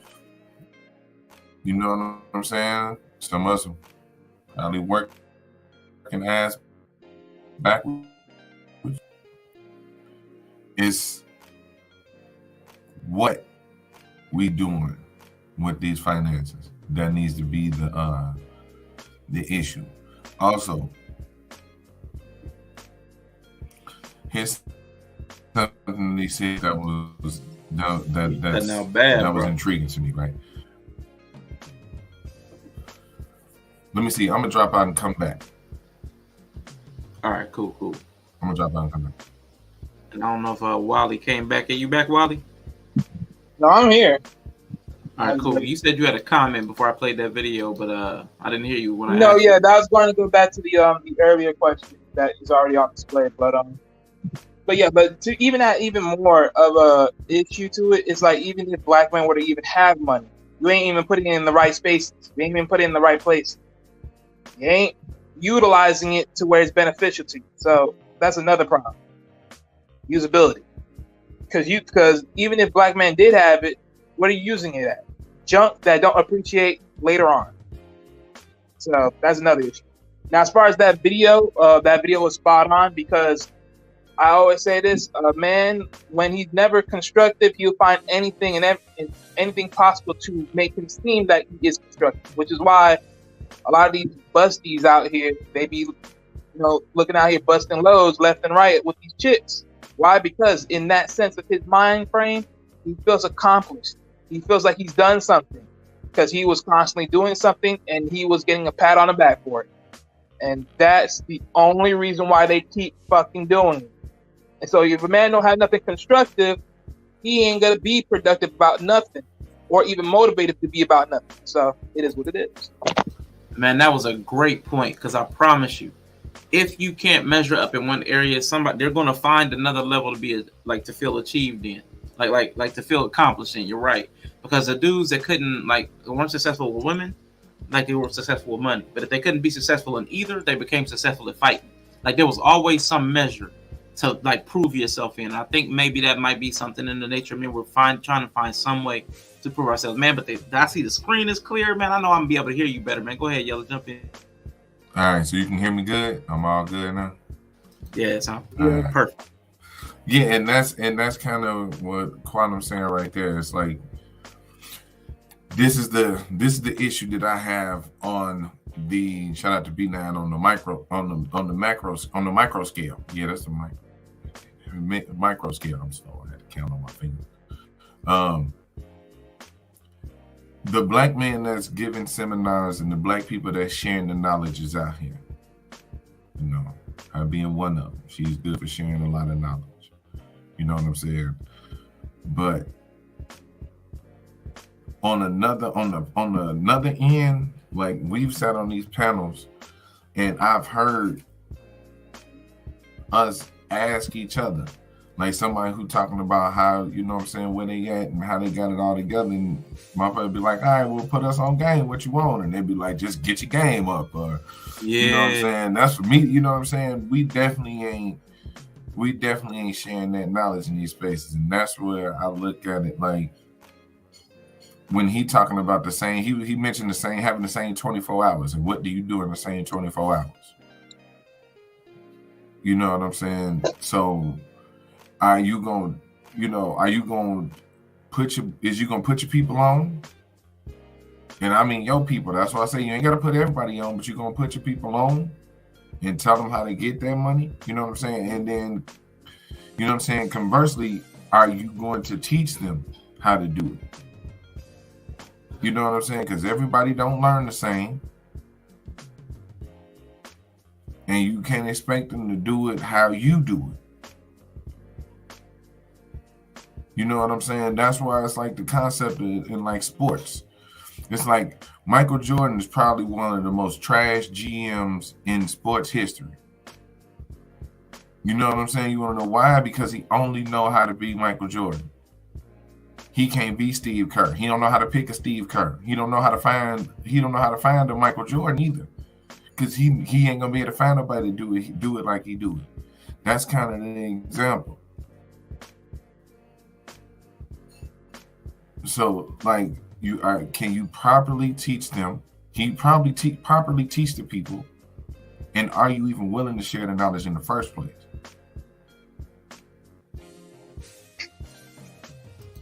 Yeah, I can definitely agree with that. I got one more video. There was one more clip from that because I played them out of order. I had it backwards. I didn't have them labeled properly. Let me play this real quick. It's still about the money thing. But the money is a testament to what the man can do. We are in a world where we're now revisiting what is the future of money. And for a man to have the ability to manufacture and to produce for himself, that is a direct correlation with his power and who he is. But it's not a measurement of whether he's a good man or not. But a good man should have some money. But money don't make a good man. So if a man does not have a plan to understand financial literacy in the household, and he can't teach a child, you understand me, how to create a business plan, how to understand investment, how can he consider himself a man in that area? But when that area is covered, now the family can think more long term. But if you are stuck in a survival, it's going to be a lot of anxiety in that household. Y'all gonna be stressed out fighting each other because the money is a testament to. All right, real quick. Oh crap, I lost it. I was trying to type a note. God dang devil. With the money thing, Watt says something on the way out. I'm gonna type up this question. Well, I want y'all to answer this point because he makes some great points. The money thing is a big thing in our community. But Watts made a point, like, who are you trying to compare yourself to? Who are you trying to get in front of? Right now, a lot of times, black men, when we're being judged against other groups. Because if you're talking about black men as a whole, well, then you can't judge black men against really black men unless you're, like, segmenting them out. So when people say black men, they compare you to another man or another group of people. So comparison to other groups is a standard that we cannot live up to. Do y'all think that's true, or do you think we can live up to these other standards that are being placed on us? Go ahead, Yella, and then Wiley, you jump in while I'm typing this other thing. Oh yeah, absolutely. Because it kind of goes back to the to us being kind of I forgot how you put it, but almost like in a way like we kind of held back due to finances. You know what I mean? Being at that we as black men and black women have always kind of struggled with the idea of finances and being broke and not wanting to go back to the hood and doing all that. As a black man, you are expected to have in abundance a financial you know what I'm saying, a financial situation that's good for your partner. That is attached to being a good man sometimes, which is why I'm glad he put that in there, that a good man don't have to have money, but a good man should have some money. Or having money don't make you a good man. You know what I'm saying? So yeah, because we are compared to others. You know what I mean? And that's kind of where because we're expected to do double, and that's where it gets weird. You know what I'm saying? We're expected to bring in an abundance when it's already known that we fighting for a small piece of the pie anyway. So going for a bigger piece of the pie, I understand. But it also takes more to go towards that bigger piece of the pie. So I kind of get where 100 Watts is going. He like, right, fuck that standard. Just be your standard, right? What are you trying to be? Get afloat first. Get comfortable.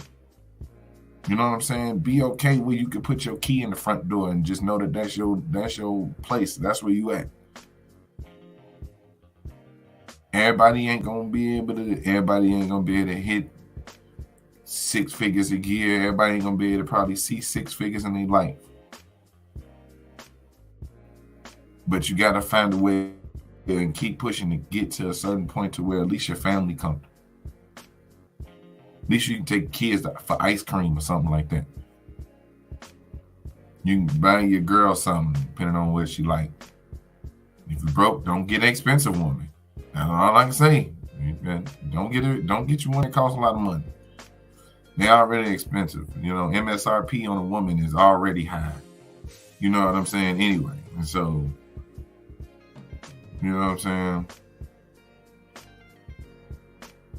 So jump in, Wally. My fault. I thought you were done. My bad, bro. No. I was just going to somebody else to jump in. Right. So comparison to other groups, it's a standard we can't live up to. Well, here's one thing I'm gonna really stand on, big time. First thing first, before you compare me to another freaking group, compare me into the same fucking group. That's the first thing you motherfucker got to do. Real shit. Okay, Wally. Compare me to the freaking same man you want to compare me into. Let's be real. Tell me who in our own community do you want me to be like? Let me know that first. And then motherfucking outcast me to the other motherfuckers out there. That's the first thing y'all motherfuckers got to do. Now, other than that, that's just my stand on that. Now, granted, does that go both ways? If we talk about just in general, yes, it does. Right? Who can we name amongst women that y'all need to stand up to? And there's what. But at the same time, I always say this: we can never compare to another one because let's be honest, no one can be the next one, right? But no one can be the next man either. So why the fuck are we comparing? Oops. Because niggas got eyes, bro. Niggas got eyes and they got envy. You know what I'm saying? And as much as people claim that they ain't worried about what the next person. Yeah, that's what I'm saying. As much as people claim like they ain't worried about the next person, that's absolutely what they're worried about. Right. But my thing is like, don't get me wrong though. I don't have no problem with somebody slow claps. Thank you for the slow claps. I have no problem with that because at the end of the damn day, that's also competition. And at the end of the damn day, competing is another thing. But if you're talking about just ego, like, bro, I'm not doing that. I'm not looking out for that. But as far as competing, as far as being able to sit here and say, when it comes to just in general, overall, when we all are compared, who's at the top? Oh yeah, it's game time. That's perfect though. Like I ain't playing favoritism with the comment, but the comment makes a whole lot of sense. The first step is you gotta learn. You have to learn. You got to learn what you're doing first. You know what I'm saying? Find a way to learn. That's the first thing going on. Because if we ain't got it, if we are people that ain't got it, then we need to make sure that our next move is our best move. You know what I'm saying? Be smart. We all grown at this point. If you in this conversation, you grown. We got to learn to make our next move our best move. It might not be the most popular move. It might not be the most enjoyable thing you do with yourself. But you got to learn. You definitely got to learn. Like I said, make your next move your best move. I like it. I like it a lot. What's up, Be Easy, that dude, man? Definitely appreciate you for passing through. This is a big thing. I get it. I've been having these conversations. I've been getting like, I won't say bashed. I was about to be inflammatory just for the sake of being silly. But man, I struggle with the financial piece because like I kind of got an understanding that I just have an uncomfortable relationship with capitalism and money and how it feels. Like how that chase feels, it feels a way to me, but it's a feeling. It's not practical. Like, because I understand that capital is necessary to do all the things I really want to do. It takes money. You know what I'm saying? So there's a part of me that knows that I want money because I want the options that money provides. I want the choices. It's not really the cash. It's the choices that we want. And money provides choices. You don't like feeling a part of the rat race. I don't like feeling that one. I don't like feeling a cog. I don't like that cog that, like you said, the rat race. I don't like that feeling, but also sometimes some of the things that you have to do feel manipulative. You know what I'm saying? Like selling yourself. It's like we were talking in Discord about the pickup artist.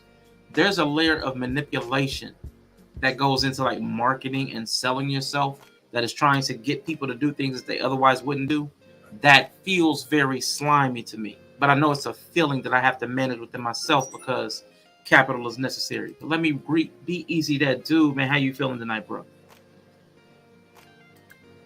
Man, I'm blessed. What's up with it though? Man, doing good, bro. Glad to see you. Glad to hear you, because you know you be dropping them gems. Be Easy, that dude, one of the smartest people I've heard speak. So definitely appreciate you gracing the space.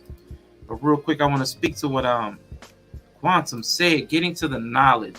That too. That Quantum been dropping some stuff. Hold on, Quantum, you dropping too much knowledge. Getting to the knowledge. My people perish for lack of knowledge is in the Bible.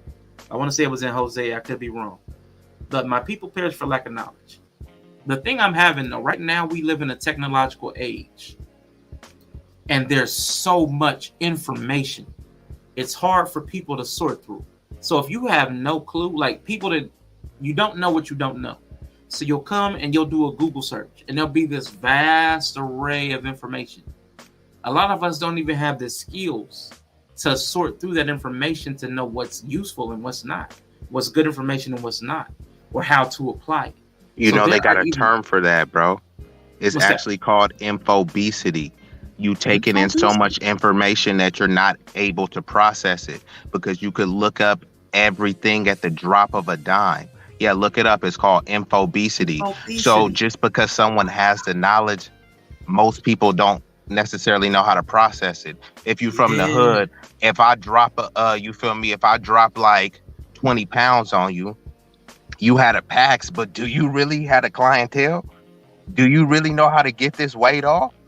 You know what I mean? So just because someone gives you the blueprint, are you able to process this information? And you can have so much of it that you're trying to take it all in that you don't know how to break it down and disseminate it and use it effectively for you to, you know, propel yourself forward or build your foundation. You know what I mean? But yeah, it's called infobesity. I like that. I like that. A nice little simple term for that concept, man. Infobesity, because you're just taking in too much. Like it's because there's a lot. There's information overload, but infobesity, I like that. But even like when we're talking about like the virtual workshops and seminars, even knowing who's a scammer and who's giving you honest to goodness information, it's really hard to discern because you need to have some level of knowledge to even know who is telling you the right from wrong. And if you're coming in green, if you have no wealth literacy, knowing who to trust, it's going to typically, we're going to be lazy about it. Well, who has money? That must be the person who can tell me how to get money. But that's not really a good metric because a lot of people we found out are flashing rentals. You know, they're showing false wealth, not things that they've accumulated, not assets. They're things that they're showing you to scam you. So I do there is a problem that we have, but I know it's something that we need to work through. We need to find safe and trusted avenues of information. We need to curate systems within ourselves that we can develop because I know a lot of people in other communities like Reddit, they was doing that AMC stuff. They were sharing information and planning and plotting and all that stuff. So we need some mechanisms to be able to work together. Go ahead, jump in, Wally. Yeah, here's the mechanism for you. When you get the information, take the information or rewatch the information and then look it up. You have a cell phone, people. Stop being lazy. You have a laptop. Stop being lazy. No, seriously, stop being lazy. Oh, Miss Caesar was good. Also, easily Riggs. Salute to the man up here. What's happening? Nah, you're absolutely right, bro, because now it's not a matter of having the information, it's a matter of you carving out the time for the information, you know what I mean? Because really no one has time. Time is a created thing, you know what I mean? So uh and that's why, you know, it's unfortunate the negative trope that, you know, if you want to hide something from black folks, put it in a book. If you want the true game, the essence of the game in any field, it was put in a book first. You know, someone spoke it to existence and someone recorded and documented it in the book. And if you're unwilling to read the book, now most of the literature in the important game, not all, but most of it could be found in an audio form. Either somebody regurgitating the talking points of them reading the book, or they'll have an audio book. So if you lazy and you don't want to read, you can be driving and listen to the book. But what do you want to do? Listen to the radio, a bunch of songs that you already heard before. You haven't heard this book before. You driving 2 hours away and the book is only an hour. You know what I mean? Or the audio book might be 2 hours. Who cares how long it takes? You feel me? You're going to listen to 5 hours of mindless music, but you won't listen to 5 hours of a book that will take you to the next level. At that point, you can't be blaming like the white man in any shit. You know what I mean? He has his hand in a lot of stuff, but not you picking up a book and seeking out the information, because it's already there. It's nothing new under the sun. Especially when they have local libraries. Yeah, free information. Now I'm gonna tell you, like I'm gonna use myself as an example. I ain't putting nobody else out there. The only wealth book that I have read is Robert Kiyosaki, Rich Dad Poor Dad, and it did illustrate the difference between thinking, between the different economic classes. But I have not. I'm that person we're talking about. I never, because again, it's a feeling. I feel like it's like there's a level of immorality. I feel like, well, when I read the 48 Laws of Power, that felt like that Machiavellian stuff. It felt nasty. It felt like, man, this is what people got to do to get ahead. It felt dirty. You know what I'm saying? So it's like when I think about that, it definitely keeps me from wanting to pursue that. So I also apply that to money, and I did come up in a Christian household too. The love of money is the root of all evil, but that's also a misconception that I'm having to force to face too. It's the love of money, but money is just the option. Like the money is just a way to have choice in this economy. So I mean, there's a lot of thinking, and it can't be just me. It can't be just me. I believe there have to be a lot of black people who probably grew up in Christian households. They may not still be there, but we have a lot of value sets and assumptions that we've taken from, I'm gonna say, a bastardized version of Christianity and a bastardized upbringing within capitalism, where we really didn't have access to wealth or knowledge and networks. I think there's a lot of things where we have a lot of broken thought processes and feelings behind it, because we don't have a thought process. So we get a feeling instead of a thought because nobody taught us. So we're just working through a feeling. So I know I'm working through it, but what y'all think? I mean, feelings is not something that's just reserved for black folks. Everything about politics, you know, people like to say, I'm not into politics. If you're not into politics, politics is going to be into you. And while you shouldn't, you do need to have your feelings involved. You know, you can't have a logical decision without your feelings and emotions being involved some way.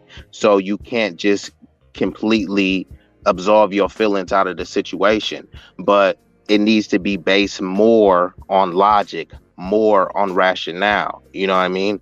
But playing on someone's feelings is much more effective, and that's why politicians do it.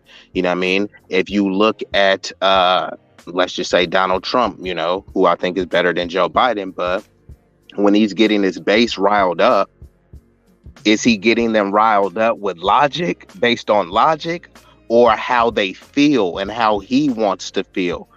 If you ask a bunch of Trump supporters, they talk about how Trump makes them feel, not about what he's done for them. Even if he's done something for them, they don't mention that first. They lead with how he makes them feel, right? Obama made me feel good because he was a black man in office. Like, what did he do for you? Nothing. But he made me feel good because of symbolism. So people know that they shouldn't be feeling that way, but they do it anyways. Go ahead and jump in, Yella, real quick. Are you frozen? No, no. Can you hear me? Yeah. Yes, sir. All right. I'm trying to read the question. What's the question again? And what do you think keeps the majority of us from utilizing the technology, like even the books, the technology, to access the wealth that's available? Oh yeah. How are we not getting to the coins? I mean, like I think we kind of said it earlier. It could be a little overwhelming trying to look through all of this information, especially if you don't know the right way to go. Because, like I said, a lot of us are trying to use this as a way to get to success. You know what I'm saying? Some of the people that's showing you this are already operating from success. You know what I'm saying? So you got to start somewhere. But, you know, when you're deciphering through all of this shit and you trying to figure out the right way to go, we don't really have the option to make a lot of mistakes. We don't have a lot of room to make a lot of mistakes. Because the thing about capitalism is, your capital can go down as quick as it go up. So the best way to do it, I would see to be, is try to find the steady way up instead of the fast way up. You got to start somewhere small. The steady way up is better because that means you're leaving a step right behind you. If you skip a bunch of steps on the way down, you know how far you're going to fall? You know what I'm saying? Slow build, steady build. That's smart. Yeah. Sometimes you gotta take that approach. It ain't going that wealth and that, you know what I'm saying, that sense of comfortability ain't gonna happen in the blink of an eye. Everybody want to go viral. Everybody want that instant money. Everybody want to wake up with them couple commas in their bank account. Sometimes you got to tough it out at that job, them extra couple hours a week. Sometimes you got to put your head down and fucking grind. So if you're not ready for that part, then you're not ready for success.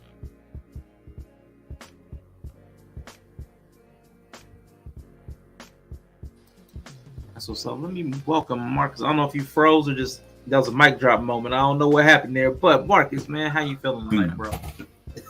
What's up, man? Thanks for having me. What's up, bro? What's up, man? Good to see you. Critically Sober's in the building, man. Appreciate you. Shout out to Yella, Wally, Bean. What's up with it? Be easy, that dude. Yeah, man, definitely.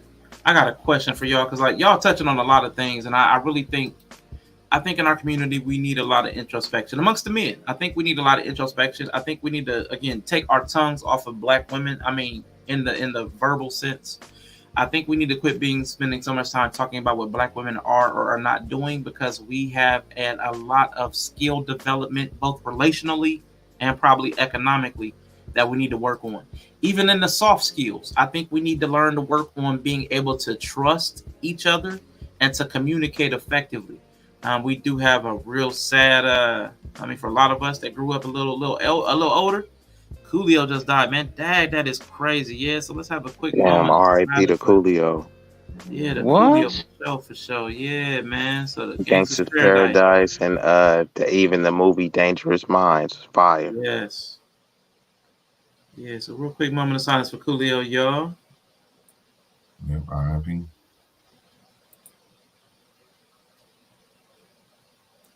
Man, salute to him and his family, man. Rest in peace, man. Love to everybody that kind of grew up on him, his music, his movies, or his, his influence, even when he went into reality television. So yeah, man, the steady build is important. The next question is going to relate to the steady build, because I think we do fall into the quick. I've seen it in YouTube. I've seen people think everybody thinks they're gonna pop. Not everybody, but generally speaking, when I use an absolute, I'm making a generalization. So let's accept that real quick. But when we think everybody feels like they're gonna pop, like everybody thinks they're gonna blow up.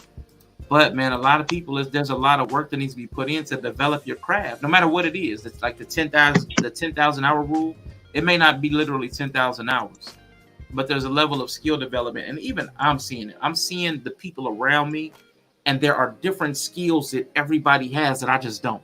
So no matter what I think about myself, I see Marcus is just witty and funny. Be Easy's just got a microprocessor that's like next level, and his brain be just everywhere. Wally is gregarious and like he has a perspective that goes from really sharp to really like I don't even like amicable. Like he's really friendly in one edge, but if you mess with Wally, he can flip that switch real quick, like he did earlier a little bit. Yella, he's really analytical, enjoys having fun, but he can also flip a switch and call out what needs to be called out. Like everybody has a skill that I see I'm deficient in, but I think that's also by design. Even in our community, everybody, like I said earlier, everybody brings their brick, and we can all learn and grow from each other. So I think there's a point when we're talking about building where we're going to need other people, their specific skills, and not that I need to do what you do. We're going to need to collaborate in some way to actually build something that's great. I might be able to build something good, but together we can build something great. So I'm thinking we need to lean more into some of the soft skills to even get to the point of the hard skills. Like BZ said, infobesity. We need the soft skill of being able to analyze and verify. We need things like as far as communication and trust and discernment amongst people, like interpersonal skills. There are a lot of soft skills we need to develop, and how can we get to those? Because I think that's what's keeping us from utilizing some of the technology. We don't have some of the soft skills necessary to take advantage of the hard skills. But Marcus, I want you to jump in real quick, because I mean you did just join the panel. What do you think about what I just said, or the question and the scrolling by? Go ahead and jump in, bro. You made a great point earlier, because for one, it's economics, it's resources. Technology nowadays, just like inflation, everything is up, and not everybody can afford it. And on top of that, not everybody can know how to utilize and use it to the most of its ability. And that can help you, because nowadays it's the days of ink and paper isn't really as common as it used to be, right? It's all electronic, all mobile. And these certain skill sets that you can learn online, you can learn on platforms like YouTube. You can search it, and there's tutorials, there's guides, there's reviews on it. And I think that's a venture where I think it could help people, specifically like your main topic, your thumbnail. You can help them. It just depends on, people need to make sure they do their homework and see what certain field they're going to get into, the salaries they can make, the job they can make, how far they can go up, what they want to do, their ladder, job, economic ladder. It's all about opportunity. It's all about who you network with, and obviously your skill set, what you bring, quote unquote, to the table. Because that's what a lot of times you're going to be looked at, as your references, and also your skill set, and quote unquote what your job resume looks like. So, but yeah, other than that, I think it's a great topic, great point you made. And I was listening for the most part. I was in and out, but yeah, that's basically it. No, I definitely appreciate that. I'm gonna read Connor's question. People are growing businesses with no money. Skill learning is free. Absolutely. And that's what I'm Hey, talking about when I say. let me get I'll in let on me this one, bro. I got you. I got you. I'll let you in. Real quick, what I want to say, like when I say the soft skills, now I'm gonna speak for myself again. I can't speak for anybody else. I know one of my soft skills I need to master, and I probably need therapy, but I struggle even with that. Resilience, emotional resilience. Because if I get frustrated, I want to shut down. Like, and I know that I can't. Again, I know I can't be the only person that does that. If I get frustrated, I want to shut down. I want to walk away. Even with the skill learning, I've done it with streaming. The less I knew, the easier it was for me to want to quit. Now that I feel confident, I have less barrier to make me want to walk away. With anything I'm learning, I have the same problem. And I know even with therapy, it's probably uncomfortable to try to ask for help. Asking for help, I put out something in my Discord. Somebody put up a post, and they asked everybody, it was a poll, what's the hardest thing to do? There were like 4 options. Almost everybody, to a person, it was like 80% said asking for help. And everybody in the comments asking for help, asking for help. A lot of the things we need, it might be with, we talked about literacy rates yesterday a little bit. There might be a lot of barriers to learning that we're afraid to ask for help sometimes. Like, because there might be like, there's like the infobesity. There's just too much in front of me. I don't even know how to sort it. But instead of asking for help, we'll walk away. Again, I'm starting with me, man in the mirror. It might be, as far as I know, there's free code camps. I could, as much time as I've had, I could have learned how to build an app, which I wouldn't even need YouTube or Twitch for.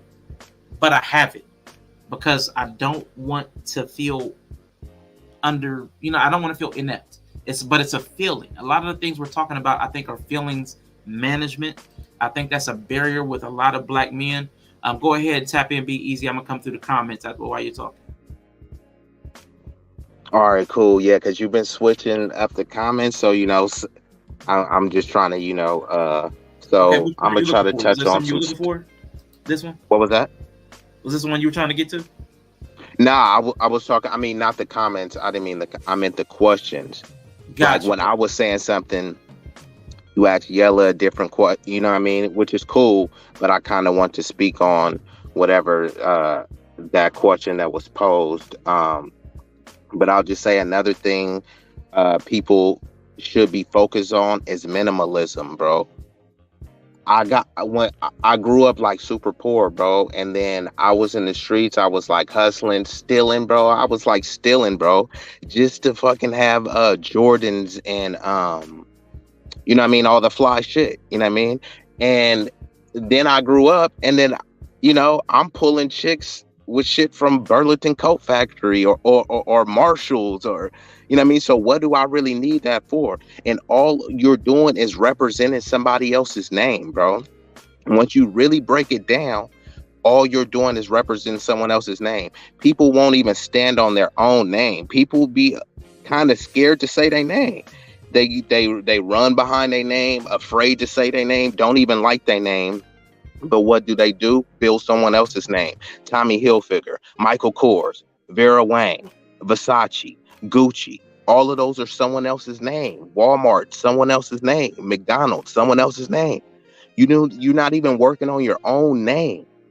You know what I mean? So when we talking about minimalism, it would start by, bro, you mean to tell me, because this is cats will be, man, I'm red pill, I got mouthpiece. So you need a $300 Gucci shirt to pull a chick? If you got mouthpiece, you can't pull her in a tee?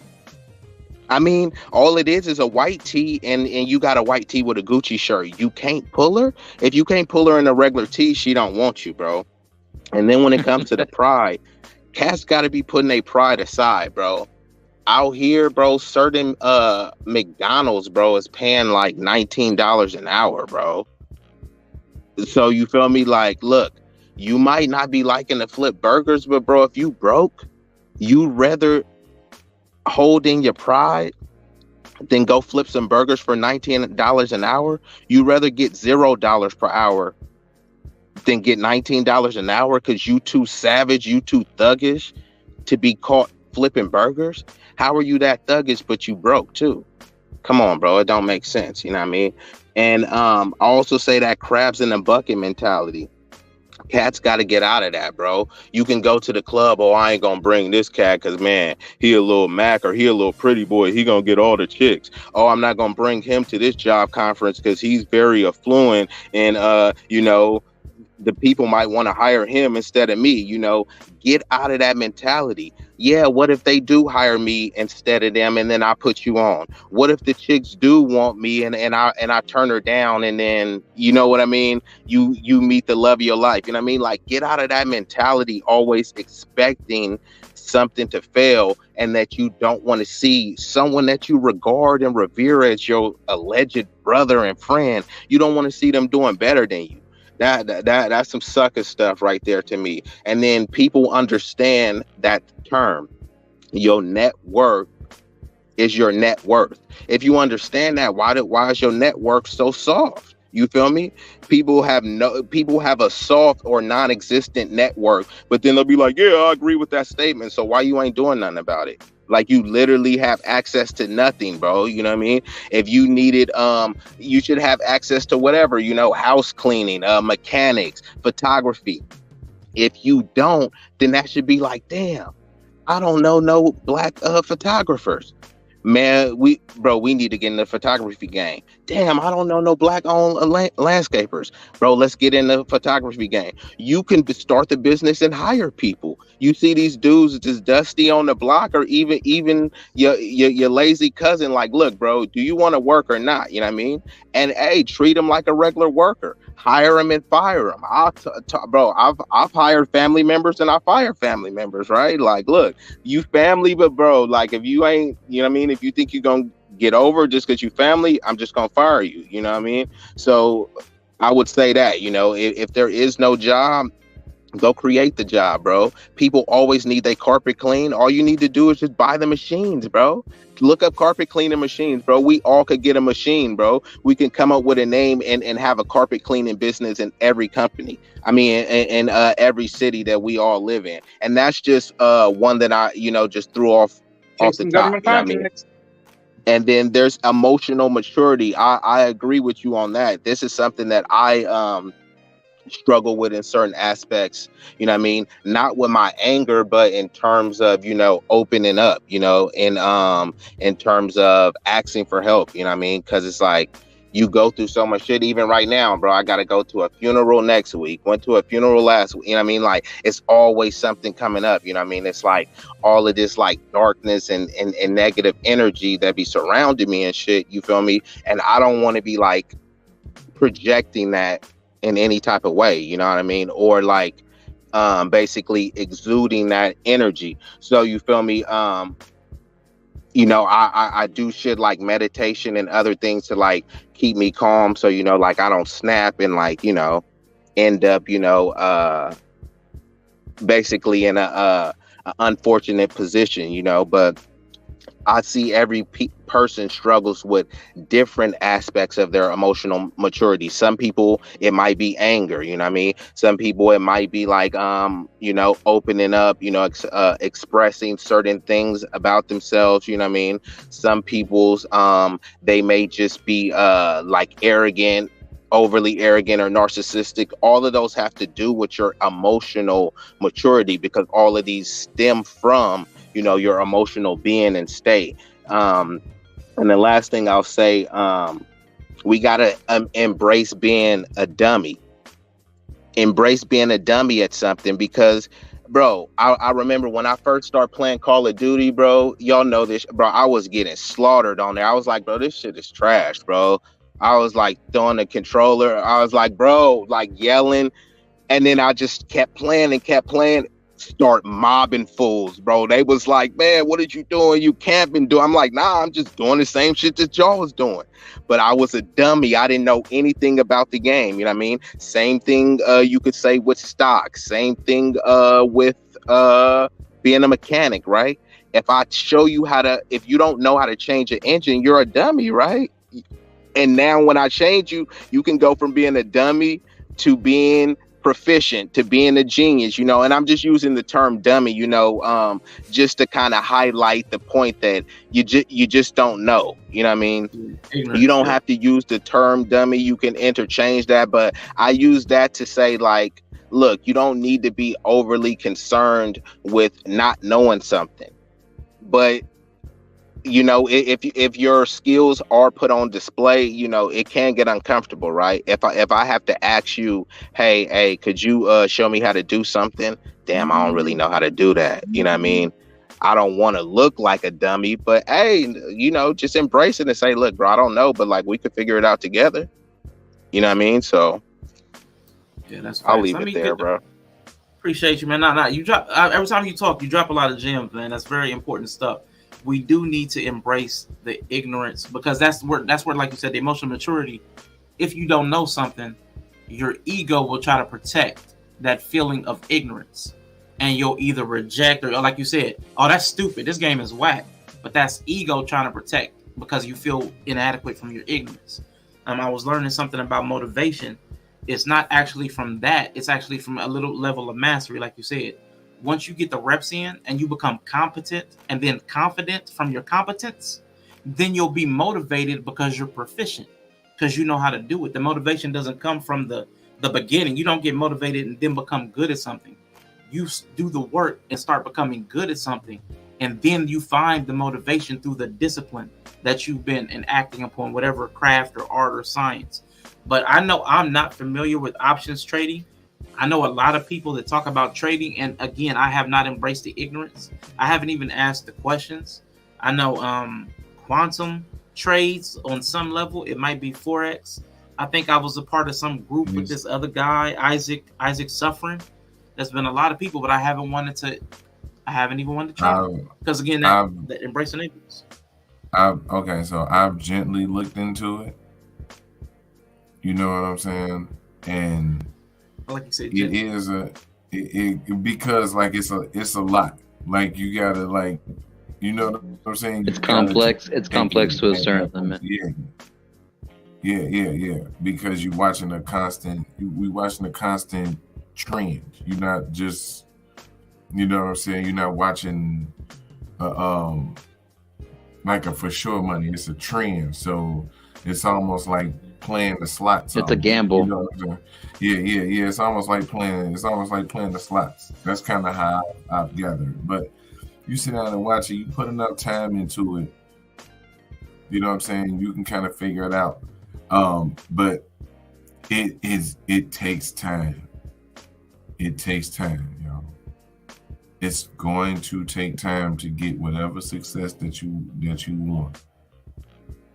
You know what I'm saying? So, you know, celebrate the milestones, but always keep it moving. You know what I'm saying? Always keep it moving. And that's what people don't want to do, you know. That's why everybody wants to be a content creator, because they think like Hawaii Bree say, no shortcuts. Everyone wants a shortcut. So when you're presenting that, hey, you could get money from these options or you could get money from day trading, but it takes a very tedious and meticulous process. Cat's like, man, I ain't got time for that. You know what I mean? And they go do something that's literally doesn't bring them any return on their investment. So yeah, even let's say you try to day trade, right? And you end up not being successful. Along that journey, you will learn something. You know what I mean? You will definitely learn something on that journey. You'll learn something about the markets. You'll learn something about yourself. So it won't be a complete and total loss. It will be a lesson. The loss is you not doing anything with yourself, with your time, with your knowledge, bro. And you always hear that about the money, right? You can't take the money with you, but you can't take the knowledge with you either. So when you be trying to hoard all of this knowledge, you know, and knowledge is power, knowledge is also wealth and abundance of it. So like Coolio passed today, you know what I mean? You know, he passed away with a lot of gems and knowledge that could have been bestowed. We all have that, bro. You know what I mean? A lot of us is not writing manifestos and books and autobiographies and stuff. So, you know, and tomorrow is not promised. You know, people know this to be true, but then for real, it's like if I pass today, like, you know, it's a lot of stuff that, you know, knowledge that I would like to bestow that wouldn't be able to get out there. So these panels, books, all all of the technological advancements that we have to get this information out there. We definitely have to utilize this. You know what I mean? So, yeah.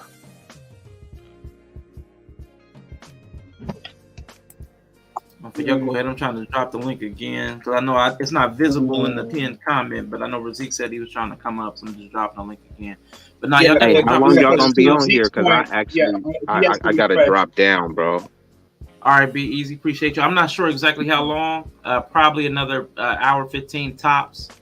Okay. I might be able to come back up here, but yeah, man, I appreciate y'all brothers, man. Trying to let me just say my closing piece, bro. I appreciate y'all brothers definitely trying to, come to solutions, because all that, you feel me, just give me grace on here, all of that other shit be like some kind of goofy ass hoe shit, bro. Like niggas over here arguing back and forth on panels and bickering and trying to debate. Everything is not a debate. You feel me? I'll come to have a discussion about solutions. But see, when you having a debate about meaningless stuff, the objective of a debate is to win. I'm not trying to win a debate. I'm trying to move us forward. I'm trying to empower our people and, basically promote betterment. You win in a debate, so what? You can get bragging rights? Who you gonna brag to? I don't know all the people, you know what I mean? So like this is some goofy shit, bro. Stop with all of these debates and weird bickering and blaming women for everything, bro. If you was a goofy, bro, it's not a woman's fault, bro. If you ain't getting no coochie, it's not a woman's fault, bro. So join panels like this, come with solutions, and then you'll get stuff, more than your wildest desires, bro. But salute to y'all, bro. Keep doing. Salute to everybody in the chat, man. But I might catch y'all again. Peace out. Man, everybody make sure y'all support Easily Rig, Big Rig Slaps, and Be Easy That Dude over on Knowledge and Relationships. Riggs, to put the date and time that y'all stream on, but everybody please go over there and support both good brothers, man, good spirits, man, strong minds, and I like the temperaments too. Like I said, like he just said, they're not about all the arguing and debate stuff. They like to have discussions. I heard a quote just recently. Somebody said a debate or an argument is to try to find out who's right, but a discussion is to try to find out what's right. And I think we need to have more discussions. I think if we're going to have conversation, if we're going to try to communicate, it needs to be more in the discussion space instead of like all that debate space. I'm not for it. But Wally, I heard you trying to jump in when Riggs was trying to hop off. What were you going to say, sir? Right. No, the biggest thing is that people need to remember: failure only comes when you don't really try.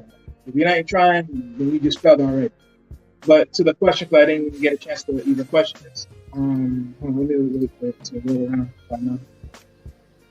What do you think keeps the majority of us from utilizing the technology and wealth that is available?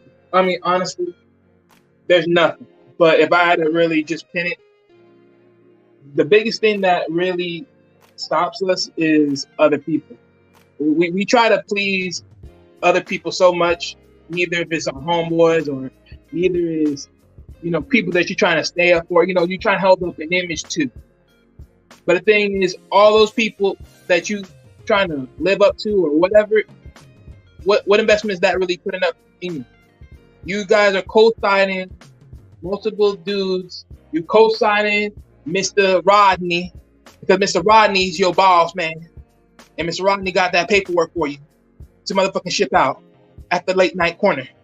But the thing, and you gotta be Mr. Big Tough guy because Mr. Rodney ain't the one to play with. But the thing is, you can't live up to that. It's like you over here trying to walk in Timbs, but you can't fit the fucking size that you're wearing. But you gotta stuff it. Come on. You need to live up to yourself. We need another name. See, there's Wally, and who's this other guy? Like there's I need a name for the other persona, Wally. I need another. There's Wally and like Walker. I need another name because you flip from Wally to the other guy real fast, boy. I like it though. I like it. Yeah, it's time safe.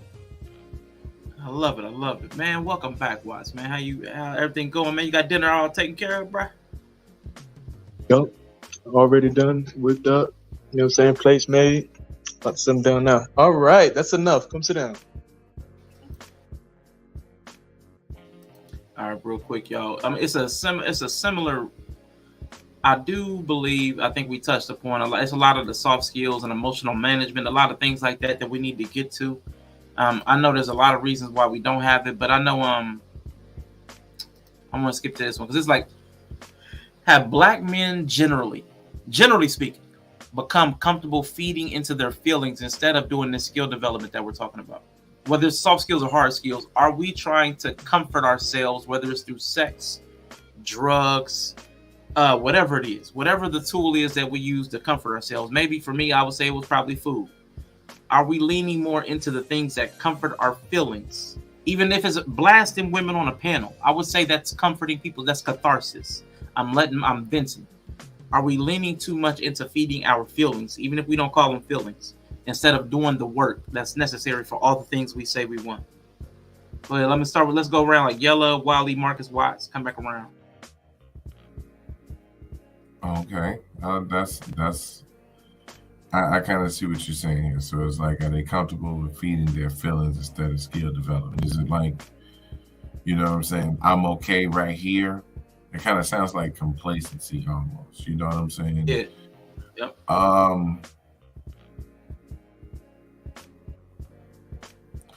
I can say that, yeah, but that can work.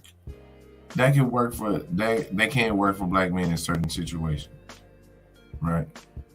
If you by yourself, there's a certain level of achievement that you can get to where you should be cool. Right. I can understand complacency. A lot of us ain't. A lot of us is in relationships or trying to take care of families and all that other shit. So that level of comfortable, because there should be a level of comfortable. You know what I'm saying? That level of comfortable got to be different for different people. You know what I mean? And I mean, this thing about feelings though, it's like, I get it, but skill development and feelings is just two different things to me. Like, I'm looking at the question again. I'm sorry if I'm kind of like, you know what I'm saying, scatterbrained it real quick, but I'm looking at the question because I'm trying to like really break it down. Like, feelings and skill development is two different things. Right, because you can only put your time into one thing. So like we were talking about, like a lot of us are having, like not all of us, but like I'll say for myself. So as opposed to doing something like the Free Code Camp, which is a website, everybody, Free Code Camp. If you want to learn how to code, there's Free Code Camp out there. I look at those emails pretty much 2 to 3 times a week, and just keep scrolling. And I let those Free Code Camp just keeps filtering down because I don't want to take that. But you know what I have developed? I've developed a mean Fortnite game. You know what I'm saying? I have comforted myself with Fortnite. You know what I'm saying? Instead of tackling the thing that actually might benefit me over time, I'm doing the thing that makes me feel a little bit better. It's a release. It's a relief. It's a distraction. So are a lot of black men, not just me, are other black men, and not just black men. That's why we have Marcus up here. There may be people in the various communities that you interact with. And our men, generally speaking, because of all the things we talked about before, being disaffected, not having the capital, are we trying to comfort ourselves? Escapism. Thank you for that word, Britt. Are we trying to escape the difficulties of our life as opposed to embracing the difficulty and developing? But that's ultimately what we're doing, trying to get money. Let's call it what it is. You trying to escape not being comfortable. You're trying to escape being broke. You're trying to escape being poor. You're trying to escape being homeless. You're trying to escape not having nothing. It's all built off of feeling. You don't want to feel like you out here fucked up.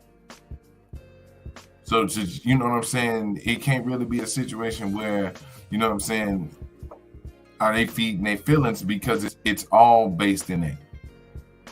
You know what I'm saying? You getting money because you don't want to feel, you know what I'm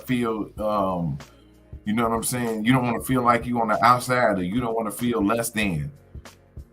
You want to feel like you can hop in the car and go drive something real fast. You want to feel good when you go outside and you ride around in your nice ass car. You want to feel good when you put on that nice ass dress with them nice ass high heels. You want to feel good when you walk in your man cave. You want to feel good when you walk in your she shed. You see where I'm going with this?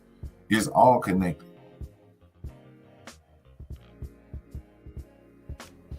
I get you. Only thing I would say, I think then to further clarify the question, we're looking for a type of feeling that's sustainable over time. So like if you buy that car, that sustainability of that feeling good because you have that car to go out in is a lot greater feeling than that cheeseburger. I'll keep using myself as the example. Let me explain these options. Hey man, appreciate you coming up to the panel, man. First time up here is Razik. Appreciate you, bro. I know you wanted to come up and school us on options real quick, man. I'm gonna come back to the question real quick with Wiley, Marcus, and then Wise. But Razik, man, drop some knowledge on us, man. Give us a little bit of game. Yeah, man. What's the word with everybody, bro? How's everybody going? Okay, here, bro. Yes, sir. Yes, sir. All right. So look, let me drop a little bit of knowledge, right? So I just started, you know what I'm saying, learning options probably about like 3 or 4 like months ago. So the way options will work is this. All right. So, and I think somebody has said it's gambling. It's only gambling if you don't know what you're doing. So I'm getting you ready to take the gambling aspect out. You know what I'm saying? So if you already know about long-term investing, look at long-term investing as like you playing NBA Live. Okay. Now options would be like NBA Jam, same game, different rules. Okay. So and I'm saying this to lead into my point. So what options is and day trading and option trading are 2 different things. Day trading is when you're literally buying 100 shares, 200 shares, 300 shares at a lower price, you know what I'm saying, and you're either doing a call. So when you do a call, that's like saying that you're going long, or that you think that the stock is going to go up. Okay. Now when you do a put, that means that you're shorting a stock. You know what I'm saying? So in other words, that you think that the stock is going to go down. So think about it like, in football terms. So when you think about like going long, you're getting ready to throw a long pass. You know what I'm saying? That's a Hail Mary. So, the short would be the opposite of that. So because most people don't have enough capital to actually go out and buy 100 shares of Apple, 200 shares of Amazon, or whatever. Now, options allows you to buy the right, to where you can literally, or it's a cheaper a way of owning 100 shares.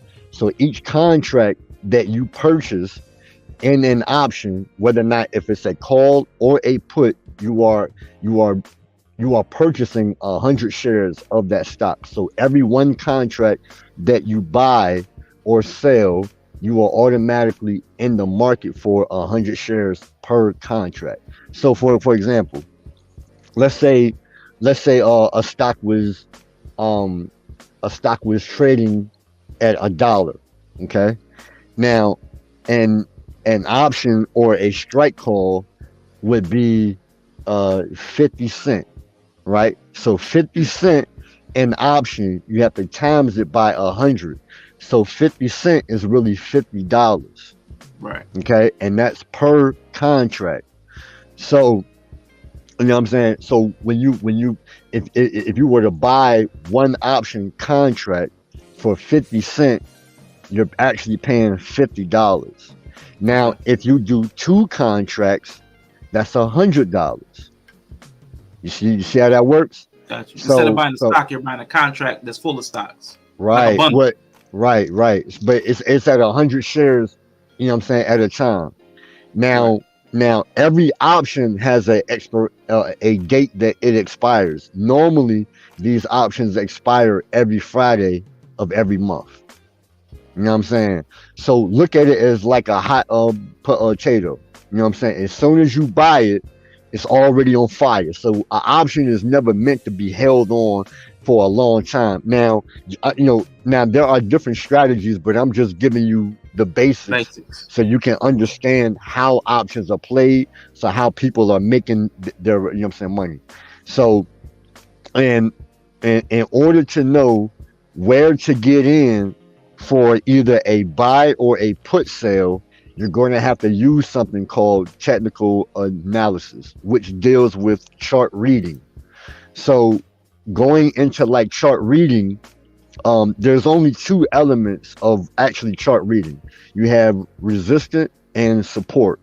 So when you look at, you know what I'm saying, resistant, think about you holding your hand up straight and you actually pushing down.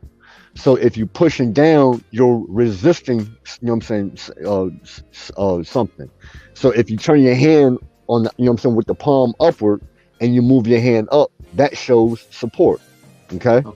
So when you look at a stock chart, you know what I'm saying, and you see how the stock is going up, when it's going up, you have your what's called EMAs, or exponential moving averages, which give you the average price of how a stock moves over a certain period of time. Okay, now this could be daily, hourly, weekly, monthly. You know what I'm saying, depending upon the time frame of the chart that you're actually, you know what I'm saying, using. So you pretty much have four EMAs that you would use. The shortest EMA indicates that, particularly if the EMA is below the candle, that shows support. If the EMA is above the candle, that shows to resist. So support. Go ahead. Hey, my brother, I just want to keep it all the way around with you. Go ahead. Now, as a day trader, I understand what you're talking about, but I'm just thinking about it in the context of the conversation that we've been having, right? Mm-hmm. And though I don't want to step on anything that you just said, if I'm listening to what you just said as a black man, if I'm listening to everything that you just said as a black man that don't know what you just talking about, fuck that shit, bro. I ain't got time for all that shit you talking about. I hear you. Hey, look. And I'm actually glad, you know what I'm saying, you said that, because that goes into the other conversation that y'all were having earlier. That, you know what I'm saying, most black folk, you know what I mean, particularly a lot of dudes that I run into, like on a daily, you know what I'm saying, because niggas be trying to, you know, either be in the street, hustle, you know what I'm saying, they want to rap and be a YouTuber and all this, you know what I'm saying, other little corny shit.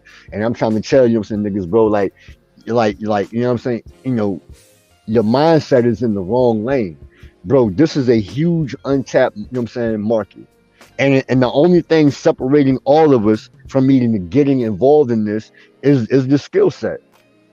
You know what I'm saying? Like, let me ask, you know what I'm saying, everybody this, right? And to anybody else that's like, oh, you're listening, just think about what I'm getting ready to say, bro.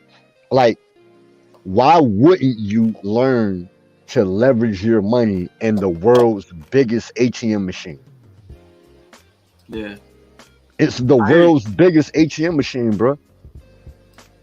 I mean, but at the same time, like, cause I'm just sitting here so I can play devil's advocate and push on what you just asked. And if I'm someone of a limited knowledge, even sitting down talking to you, how is it that I can trust that this is something? How do I know that this is something I can trust in long term? So it goes back to the point that they were talking about earlier about it being gambling. It's not long term. First of all, this is not long term. This is a leverage play. A leverage. You're leveraging a minimal amount of money. You know what I'm saying? To hypothetically use the chart that will give you a probability of when and where to exit a stock. That's the end game. You use a minimal amount of money, you know what I'm saying, to leverage more money. You know what I'm saying? And then you use your profit gains to then either entertain your own business or to put in already what you're already investing for the long term. So like options is not a long term play. It is only a leverage, you know what I'm saying, to gain more capital So you can invest, whether or not that be within yourself, a business, somebody else's, you know what I'm saying, business, or just because you want to have some more bread to go out to the fucking strip club and throw money at them hoes. Whatever the fuck. Okay. You know what I'm So saying? here, I'll pose this question because I know over here with Arshawn, he likes a lot of solutions, and I think that the dialogue that we're having right now kind of proves a point that a problem that we have, like a disconnect. Sometimes niggas ain't gonna do nothing unless they interested in it. So my question for you is, and I'm asking this because maybe this can be a business plan for somebody that's listening. Maybe they can figure out how to turn either this subject or another subject into a business plan. So my question Oh, for you is, yo, this is dope. This is dope. Come on. so how is it that you think, how would you be able to turn this conversation that you're having, that you're talking about, how can I get the interest of my young bulls? My young ones that's out here, that's been crazy out here on the fucking block, that's been getting money. These motherfuckers is pulling racks out their pocket. How is it that we can turn this conversation into something that interests them, that gets their attention, that makes them want to listen? All right, I'm like, gonna does it answer have that. do the metaphors just have to be drug related, or like, just talk to me? Nah, you know what I'm saying? The metaphors can be, you know what I'm saying, pertaining to anything. And the whole caveat to all of this, bro, is that everybody is not going to be saved. That's the end of the end. You know what I mean? There's Like, gonna be winners yeah, and yeah. losers. Like, bro, like life ain't fair for any of us. You know what I'm saying? Like, you talking to somebody up here who'd have been locked up for 10 whole years, bro. I didn't did 10 in the state. You know what I'm saying? And I ain't never been up here, been on nobody's panel talking about, yo, man, the white man and the judge, man, he was unfair. And, you know what I'm saying? You know, it's a white man, fuck all of this shit, nigga. Either, you know what I'm saying, you want to learn the skill and dig yourself out of your own fucking grave, or you're going to goddamn, you know what I'm saying, suffer and you're going to live with the results. Either way, you got to live with your own motherfucking results. You know what I'm saying? And that goes to every last one of us, nigga, including you me. you can't make nobody want to fucking, do what you doing, bro. They gotta want to do it themselves. Themselves, bro. That's a fact, nigga. Got racks and shit like that, bro. They ain't gonna listen to none of that shit, pimping, because they That's a already got fact. their money. They doing their thing. They gotta come to an understanding in their life to where they trying to do something different, and then they may open up their mind and take that information in, bro. Hey, look.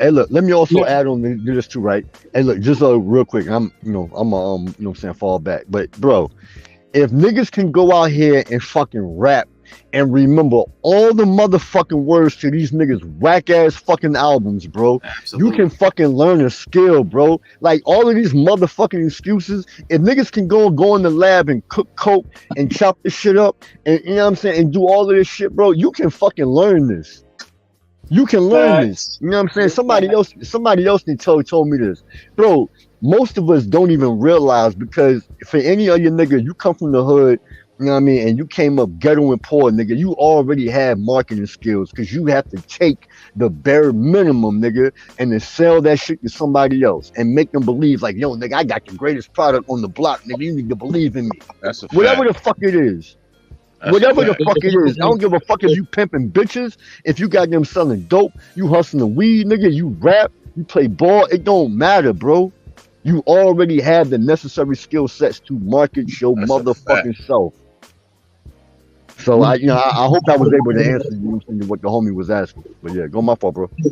Nah, you cool. I want to say, man, I appreciate you for coming up with that information. So, like, real quick, because I think you actually helped me. I can't say for everybody else, but I used to look at Quantum's charts.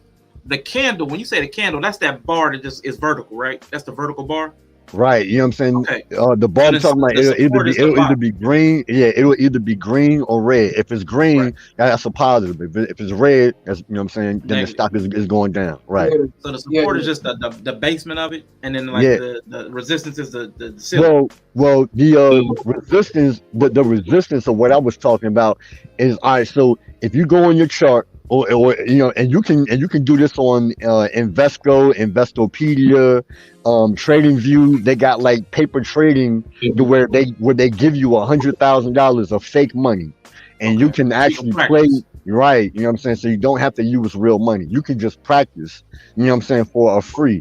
You don't gotta sign, like all you gotta do is sign up, use your email. It's all free.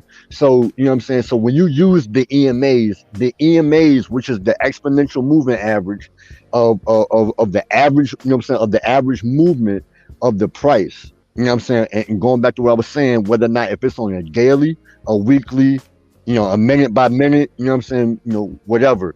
That's just the average of the average price of how the stock moves over time. So what you're seeing, that's all it is. So when you learn to read that and then you put the EMAs in, and you know, bro, and there's like tons of fucking YouTube of your videos that actually show you how to do this. And just on a basic level, if the candle of what you're seeing is going up and you have a line or a EMA, which is the average price range, if it's below the candle, that is support. If that EMA is above the candle, that is resist. Yeah. So think about support as like help. You know what I'm saying? So when you tell somebody like, yo, I need some help, I need support, you think about somebody to help you. Think about the market the same way. So resistance means, nigga, you know what I'm saying? Like somebody is trying to push you against whatever you're trying to do. So look at the market the same way. Look at the candles the same way. Support is up, resistance is down. Yeah, I was taught. My bad. Go ahead, Marcus. I was taught that resistance basically in day trading and stuff is like a red light, and support is the green light. So, same analogy he was making for the candle, and that you know, that helps. I really started learning about day trading and e-commerce, e-trade, probably like about 1.5 years ago or so, maybe 2. But but let me add that though, like, don't confuse day trading with options trading. It's different. Right. So day trading, you're literally buying 100 shares straight out the gate. So when you do, like, if you go, like, you notice Apple is about $150 a share. You know what I'm saying? Share. So if you take $150 times 100 is a different number versus you buying a contract that's 50 cents or $50 and you're getting 100 shares. You know what I'm saying? It's a different play. You know what I mean? So and that's why I'm specifically talking about options, because it's a much cheaper way to leverage your money. But don't just jump into it. You know what I'm saying? Because again, you know, if you don't have E-Trade, TD Ameritrade, you know, Thinkorswim, TradingView, and you know, and TradingView and Thinkorswim are just free downloadable platforms on your phone or your laptop or tablet, whatever, and you can actually see real market time data of how the stocks are actually moving every day. You know what I'm saying? So I've been. Hey, let me say something real quick. I say something just real quick. Yeah, go ahead, Big Reed. I just want to give a shout out, man, to my nigga Razik, bro. You know, Arshawn, I told him to go ahead and pull up to the panel, you feel me, and drop some spill. But, you know, I've been fucking with Razik. We have a lot of conversations, man, you know what I'm saying, on the telephone, you feel me? And the brother really has grown a lot, man. I seen a lot of growth in him, just how he carrying himself on the panel even today, staying disciplined, man, you know what I'm saying? And I appreciate you, bro. And I'm going to always let you know, my nigga, you know, when I see that growth, you know what I mean? I'm going to let you know, pimping. You feel me? I ain't got no problem letting you know, and that's with anybody. You feel me?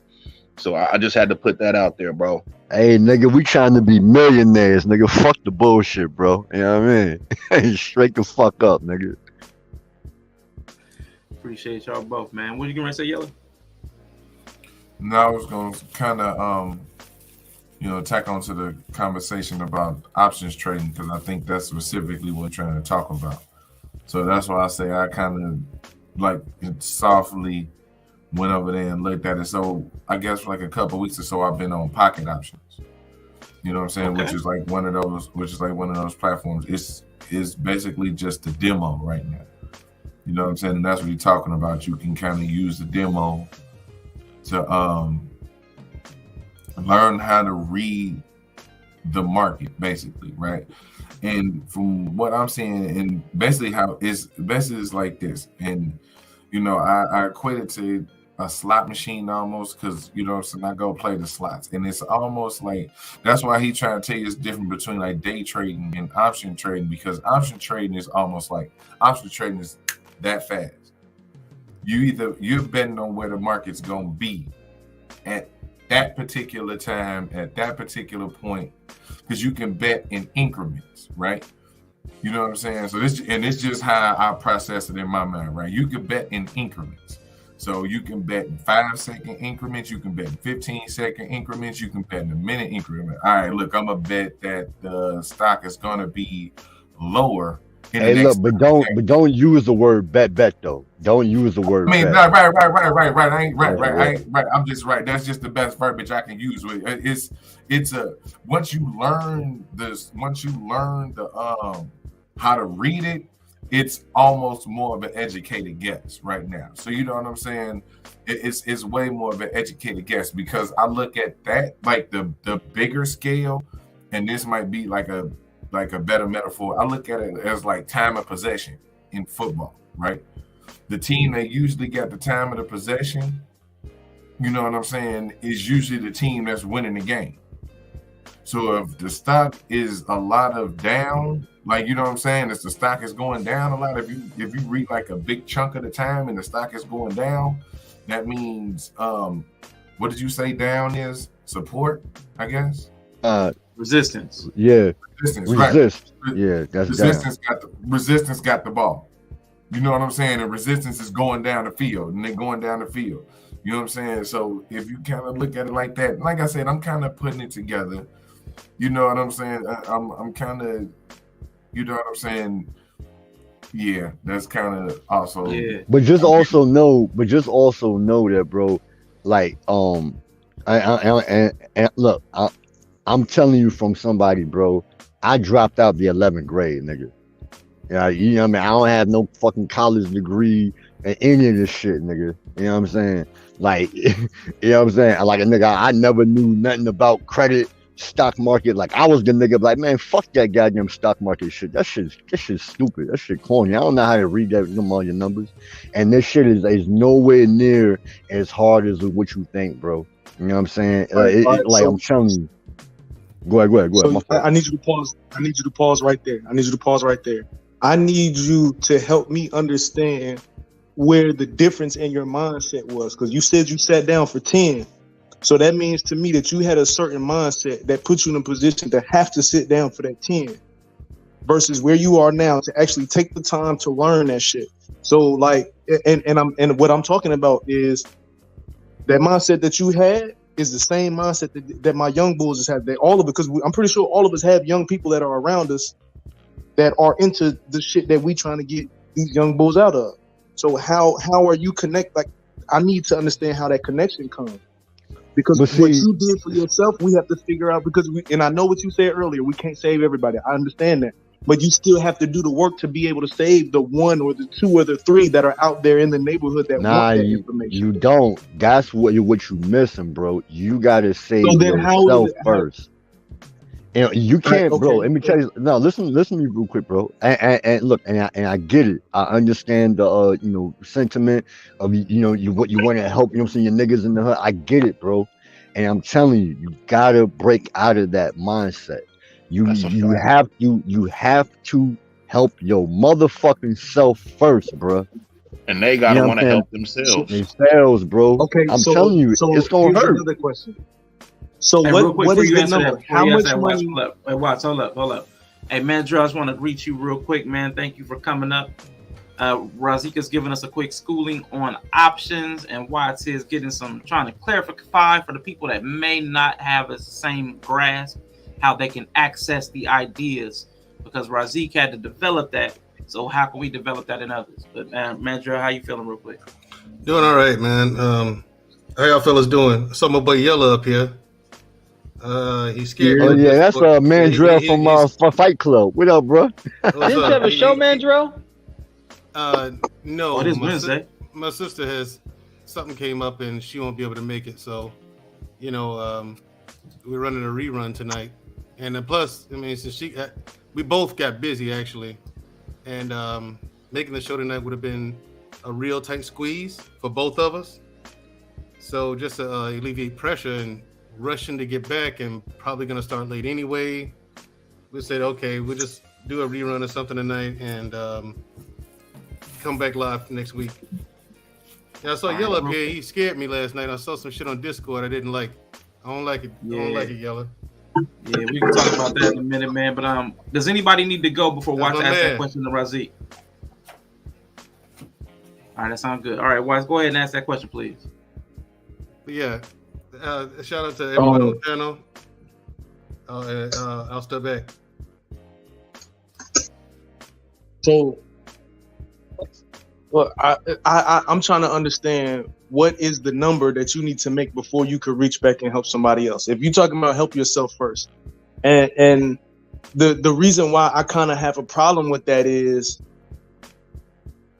if the information that you have that you just came up here and you gave to everybody here on this panel, you're clearly on a level above the average individual. You clearly have more information about options trading than what most people have coming from where we come from. Bruh, it's all called initiative. I just read a book.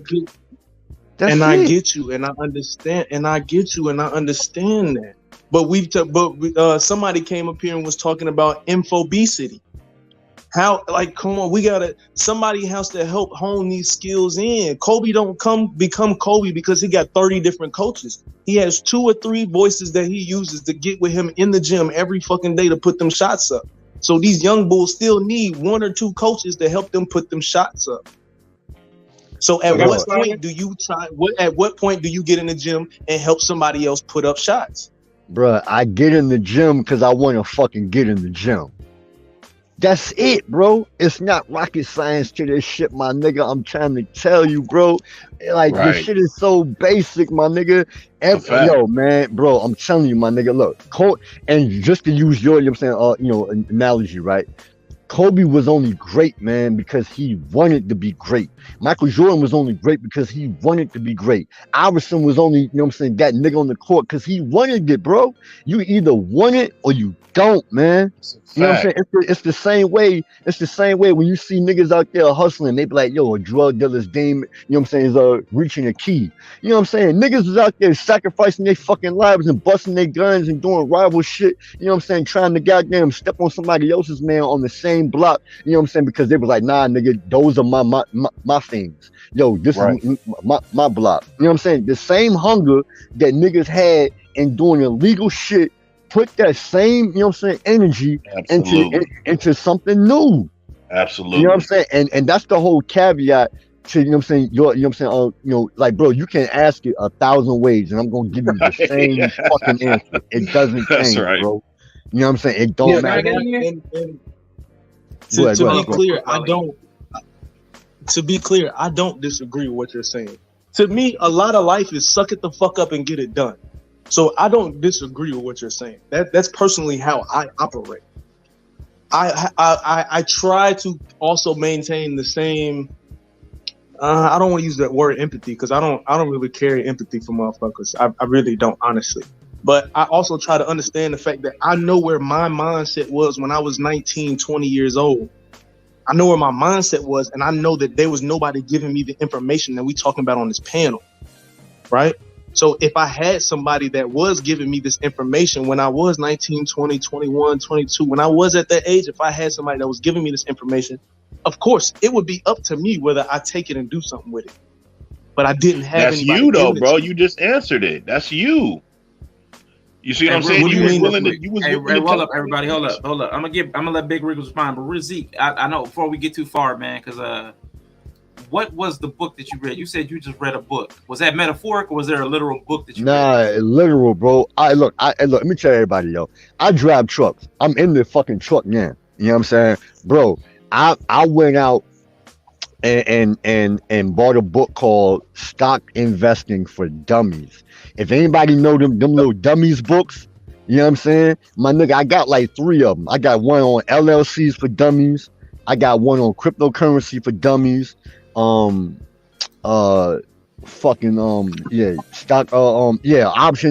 for dummies, and all of this shit is like on Amazon.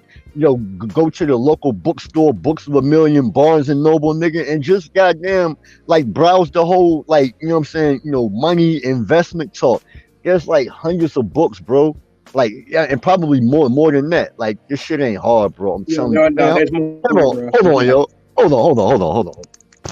While he's doing that, I just want to say this real quick, man, because we got quite a few people up here. One of the things we're going to have to work on also is a little bit, no disrespect to anybody, is brevity and sharing the mic, passing the mic.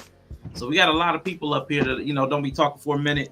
Let's try to get everybody involved in the conversation with the capacity that they have. So we definitely going to get a Big Rig, because he had a question for Watts. Wally, I want you to jump in, and then Mandrell and Marcus. Hey, bro, before you do that one more time, can you blow my screen up real quick? Hold on, bro. Give me a second. Hey, look, because I didn't did this for Big Rigs too, bro. Make sure everybody go buy this book. Yeah, college. Make sure everybody go buy this book. Tony Robbins. Make sure you see this. Tony Robbins. Money Master the Game. Make sure y'all go buy this. This book costs less than $30. It's a 600+ page read, nigga. Hold on. All right, that's one. Make sure you go buy this book. Technical. See that? For dummies, nigga. For fucking dummies. You know what I'm saying? Technical analysis for dummies, nigga. You know what I'm saying? And I got another one. Options trading. What did I say? Look, Idiot's Guide, nigga. The Idiot's Guide, nigga. The fucking Idiot's Guide, nigga. Go goddamn read, bro. Go fucking read, man. Read, nigga. Simple, nigga. Read a fucking book, man. And and I'm only talking passionate like this because I'm talking to my fucking self, bro. You know what I'm saying? Like, nigga, like, it's not a secret. We not in the 1930s no more, nigga. We up here on the fucking YouTube. You know what I'm saying? Like, come on, bro. Like, what the fuck are we talking about? These niggas ain't as stupid. If everybody can go grab a phone and be on TikTok and have a YouTube channel and talk about all kind of crazy shit and look at the Shade Room, World Star Hip Hop, Spiritual World, all this bullshit, why the fuck you can't put that same energy, nigga, into reading something that's gonna put some money in your motherfucking pockets, bro? Real nigga shit, bro. Like, fuck all this goddamn, yo, man, I want to save my people, man. Fuck them other niggas. Either you want it or you don't, man. Like, straight the fuck up. I ain't got no fucking sympathy for these whole ass niggas out here, bro. Fuck these niggas, bro. I'm telling you, like, fuck these niggas. And also, Raz Q, you got to keep in mind, you can't help nobody else until you right first. So I agree wholeheartedly with what you're saying. You gotta do for yourself first, because how you gonna help somebody else? Absolutely. And you broke? How you gonna help them make money? You don't know how to make money. You know what I'm saying? So, I mean, it makes perfect sense. So my question again: at what level do you now become someone who uses the information you learn to give it back? Because if what y'all telling me is take the information and don't give it back, that can't be what y'all telling me. Nobody said that, bro. Arshawn, can I say what I was gonna say now, Arshawn? No, hold up, Watts. So Rig had a question for you, and I want to get Wally because he's been sitting there quietly for a minute because you've been dropping a lot of questions on the folks.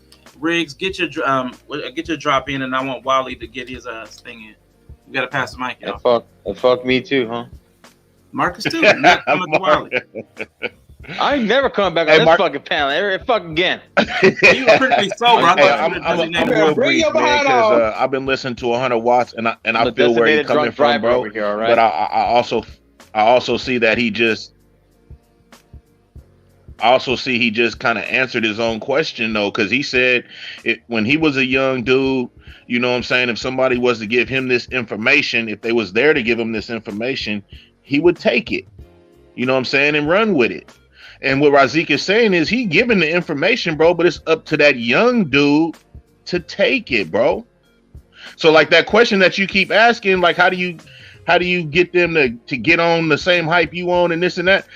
That's on them, bro. Just like you, like if you was young and you was willing to do it, cool. But if you was still in your mindset is like, man, I'm gonna just get this fast money. I ain't tripping on none of this shit. Like I'm getting it right now. You know what I'm saying? That's the choice you're gonna make. So you really can't. It's hard to really just put out there like, hey, how would you get the message to persuade somebody to do what you're doing? It's really on them, bro. And Quantum said something that made sense. It's also the example. You feel me? So like if you come and you show and prove, that's gonna be even more, you know, for the person to see and be like, you know what, man, I might go ahead and try this shit out. You know what I'm saying? I might give it a try. But it's really on the person, though, bro. And also, it's really on the person. You can't make nobody do shit. You can lead a horse to the motherfucking water, but you can't make him drink, man. Straight up, though. It's just, that's real spill. Yeah, that's the point I was going to make as well. We have to, when you go out here and try to help people, you have to understand that you're not going to be able to save everybody. And you can meet someone with a ton of fucking potential to do great things. But if they don't have the motivation to do it, fuck it up. There's nothing you can do about it. Like, you know what I'm saying? People just aren't motivated to go out and do things the right way. You know, the legit way and make money. They'd rather stand on the corner for 2 hours and make $500, but go to jail for 30 years for it. You know what I mean? You know what I'm saying? But you know, to us it don't make sense. But topic right there, hey, y'all, fall back, let Mandrell get his point out real quick, because I want Wally to jump in, man. We ain't got to pass the mic. We got a lot of people up here. Yeah, not a problem. I'll be quick. Yeah, we have to understand that and accept that everybody's not gonna go, no matter what opportunities you throw at them. It's just a simple fact, and I say that because I see a lot of people get discouraged with helping people because they meet people like that. And just don't get discouraged. That person, just take it as like, okay, that person couldn't help them. They didn't want to be helped, so move on to help someone else. Don't stop, you know, because there are people out there, tons of them, who all they need is the opportunity and the knowledge. That is it, and they're off to the races.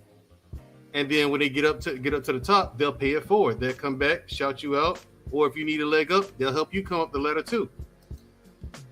You know, one hand washes the other, and both hands wash the face. I like that.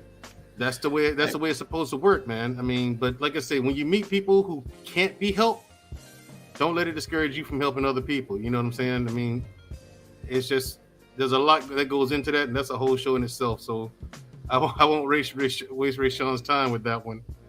I'll pass the mic. Appreciate it, man. Wally, go ahead and jump in, and then Marcus, please. And then we're gonna come back to Watts' question, because Watts does have an important question. I see it.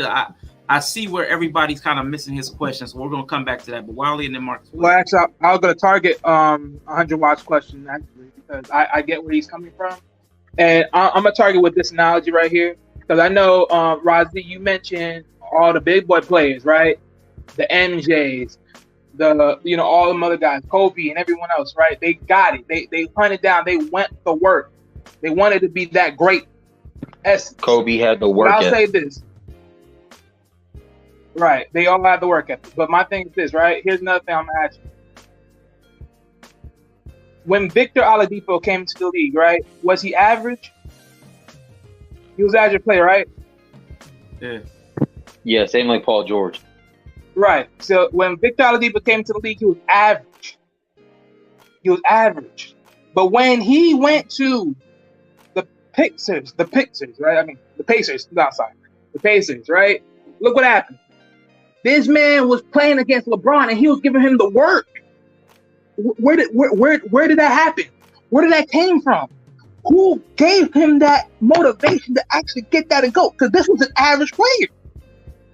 He had to get that from somebody, right? And that's that mentorship. I think that's what that is all about. I think that's the point that 100 Watts is hitting at. Now, and granted, I get what all y'all saying, because that's very true. We can't help nobody until we help ourselves. But I'll say this: if I'm able to literally bring somebody, because anything that we do, the trade options, as far as TradeStation, Investopedia, wherever we go to do what we do, we can literally sit someone down, show them our game plan, how we move, how to look at this graph, how to read it, how to understand it, point them out to understand what's good, what's bad, and what's in the middle. And then to even show them like, hey, you see this? This is what it is today. So by maybe a couple of days, I'm going to bring this back to you right in your face, and you're going to see this shit grow. And you're going to still ask me, well, damn, how you got there? My thing is sometimes it is that thing. Now, granted, is it going to be everybody? Hell no. Hell no, it ain't going to be everybody. But the fact is that you put it in their face, that's going to put that idea like, hey, if he can do this, and he don't even have most of the education that I had, then shoot me. Why I can't do it? Is this really above my reach? Because I'm gonna tell you this. That's that backstory that Razi you talking about, right? You shit me. You got this out the mud. But these kids, they in school trapped within this illusion, thinking it's the mathematics that gonna get them rich. Bullshit. Man, look, the mathematics that they teach you in school was just nothing but crumbs. Just crumbs. Where the rest of the cake went? But no one don't ask for that shit. No one don't ask where the rest of the cake is. Y'all just take the crumbs. That's the problem. Bro, you are missing it, my nigga. I'm telling you, bro. The information is not a secret, dog. And the same I'm not saying it is, Razi. I'm not saying it is. But for other people, though, that's them. They don't know. You got to bring it to them so they do know. Sometimes they don't. Someone got to get that. Hey, Razi, Wally, hold up. Cause we made everybody wait, Wally. You got your spiel off, man. Let Marcus jump in. Finally. Let me be the token ass Mexican. Let me hog the fucking mic, assholes. Please. Shut up with your raincoat. Anyways, I was gonna say, I get where 100 watts is coming from. Some people don't have the visible, like a pamphlet, right? Like an analogy. They don't have the pamphlets at their disposal in front of them as the resources.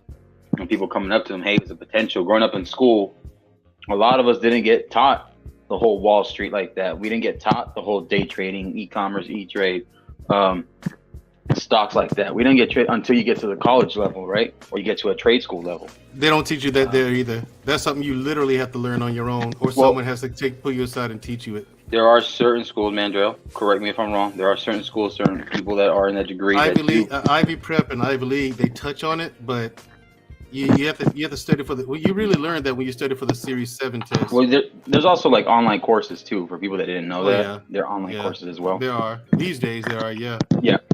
And there's even, like I said earlier, on certain platforms, they have free tutorials, reviews. You can, quote unquote, pay for a course, do whatever you want, right? I think that's where maybe 100 watts is trying to say, lend out that extra reaching hand for that availability, that option to be in front of their face. Now, I also get Razik's point, and everybody else who's lining up with Razik saying, the people that want to learn will get it. The people that want to put the work in to get them out of that shithole life will get out of that shithole life. Sorry to cuss on your platform, Marshawn.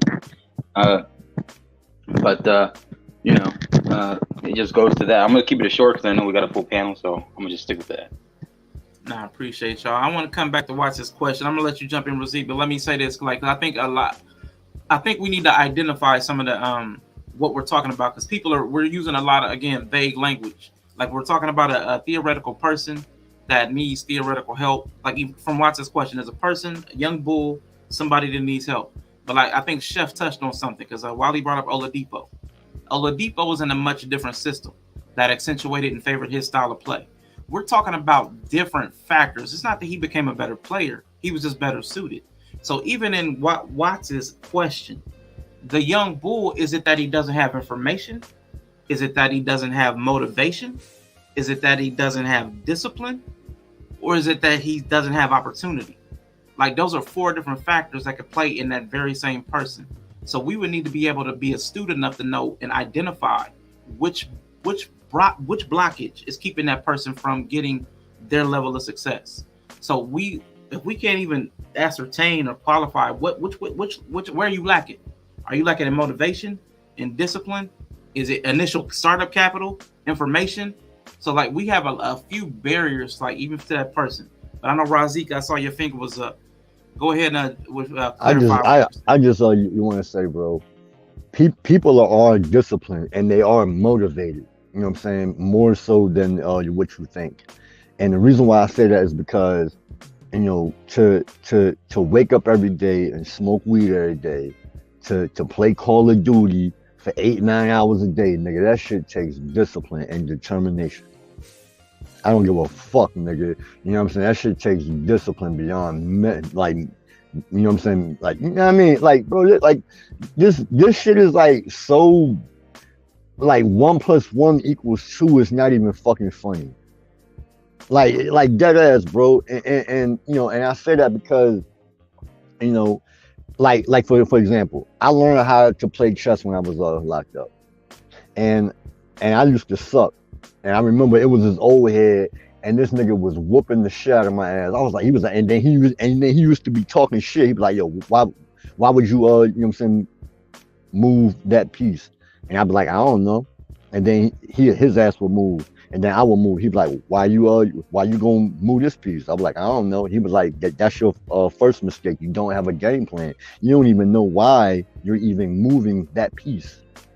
You know what I'm saying? So go back to what you were saying, and also the watch. And I'm not, you know what I'm saying, I'm not, you know, jumping on him, you know what I'm saying, specifically, because, you know, he does have a good, you know, heart, you know what I'm saying, I'm gonna say, like, you know, and I think all of us do. Like, we want the people who are economically below to want to do better.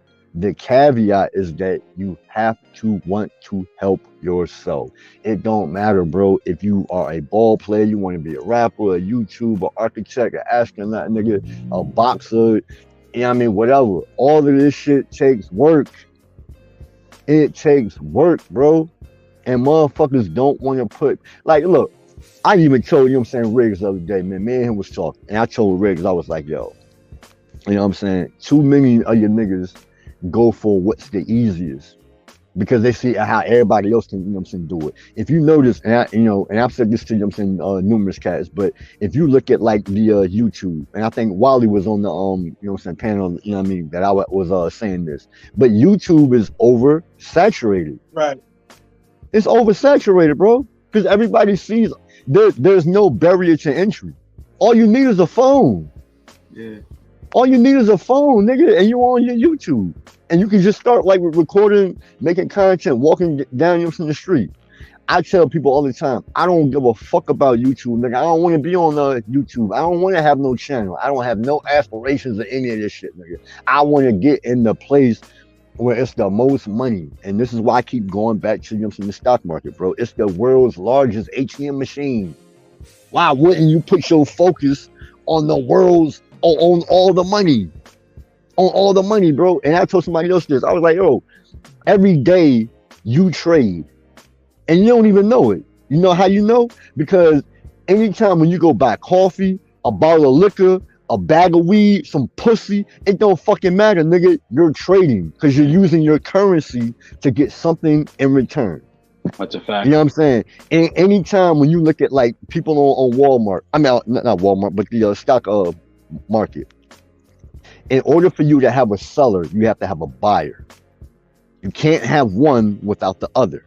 They go hand in hand. Supply and demand. Facts, bro. You know what I'm saying? You see niggas going out every day shopping at Walmart, Target, you know what I'm saying? You know, Sheets, going to gas stations, buying coffee, soda, you know what I'm saying? Driving on the road, buying gas every motherfucking day. Everybody is trading. And even like I put in the back chat for everybody to see, go to usdebtclock.org and you can literally see how much money is moving in and out of the market every day. Hey, Arshawn, can I make a quick little like smart comment to Razik to add to his point? Yeah, real quick though, but listen, about sharing the mic, y'all. I appreciate you, Razik. You dropping some knowledge. Nah, you good? Nah, you good, bro. I want Riggs and Mandrill to come in. So Marcus, make your point. Then I wanted to pass to Riggs and the Mandrill because they've been quiet for a minute. Yeah, real quick, and I apologize, but you know, basically, would you rather sell Cadillacs at a higher price where people aren't going to afford it as much, or would you sell Toyotas at a more affordable price and make sure you can sell those more quickly out with more volume? That's good. Just saying. I like that. Yeah, what you got for us, Riggs? I know you've been over there quiet for a minute, bro. We getting ready to wrap up in a few, so go ahead. If you don't mind, y'all. Matter of fact, I want to get y'all in because y'all been quiet for a minute. Then after that, we're gonna get ready to close out, get everybody's last statement. So, what you got on that? I'm good, bro. I'll wait, let everybody do their thing, and then I'll do my closeout, bro. You know, I really came up here to, you know, be with my brothers, man. Y'all out here really going hard tonight, bro. So I had to be a part of it, man. Some way, somehow. You feel me? Appreciate it, man. What about you, man, Drew?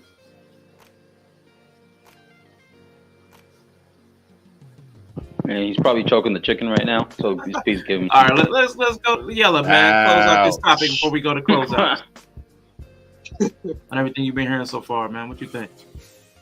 Oh man, Yeah, it was good. A lot of points was made. Everybody had it. This one topic, everybody kind of did deliver a good perspective. So I say it like this, as far as like the reaching back thing, right?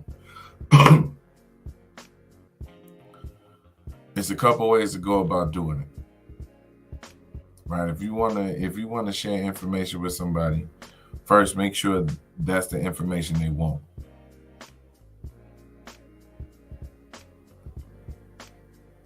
Ask them. I think that's the particular situation that we in too. It's like, you know what I mean? We got to figure out what people actually want to do, and we can figure out how to make money from that. You know what I'm saying? So I think that's where the Oladipo example comes in, because what are you good at? And when he got to Indiana, he was with somebody that specialized in doing what he was good at. You know what I'm saying? So you can't just throw the information out there and be like, hey, it's there for y'all to get. If they don't want it, if they don't want that information, they're not gonna go get it.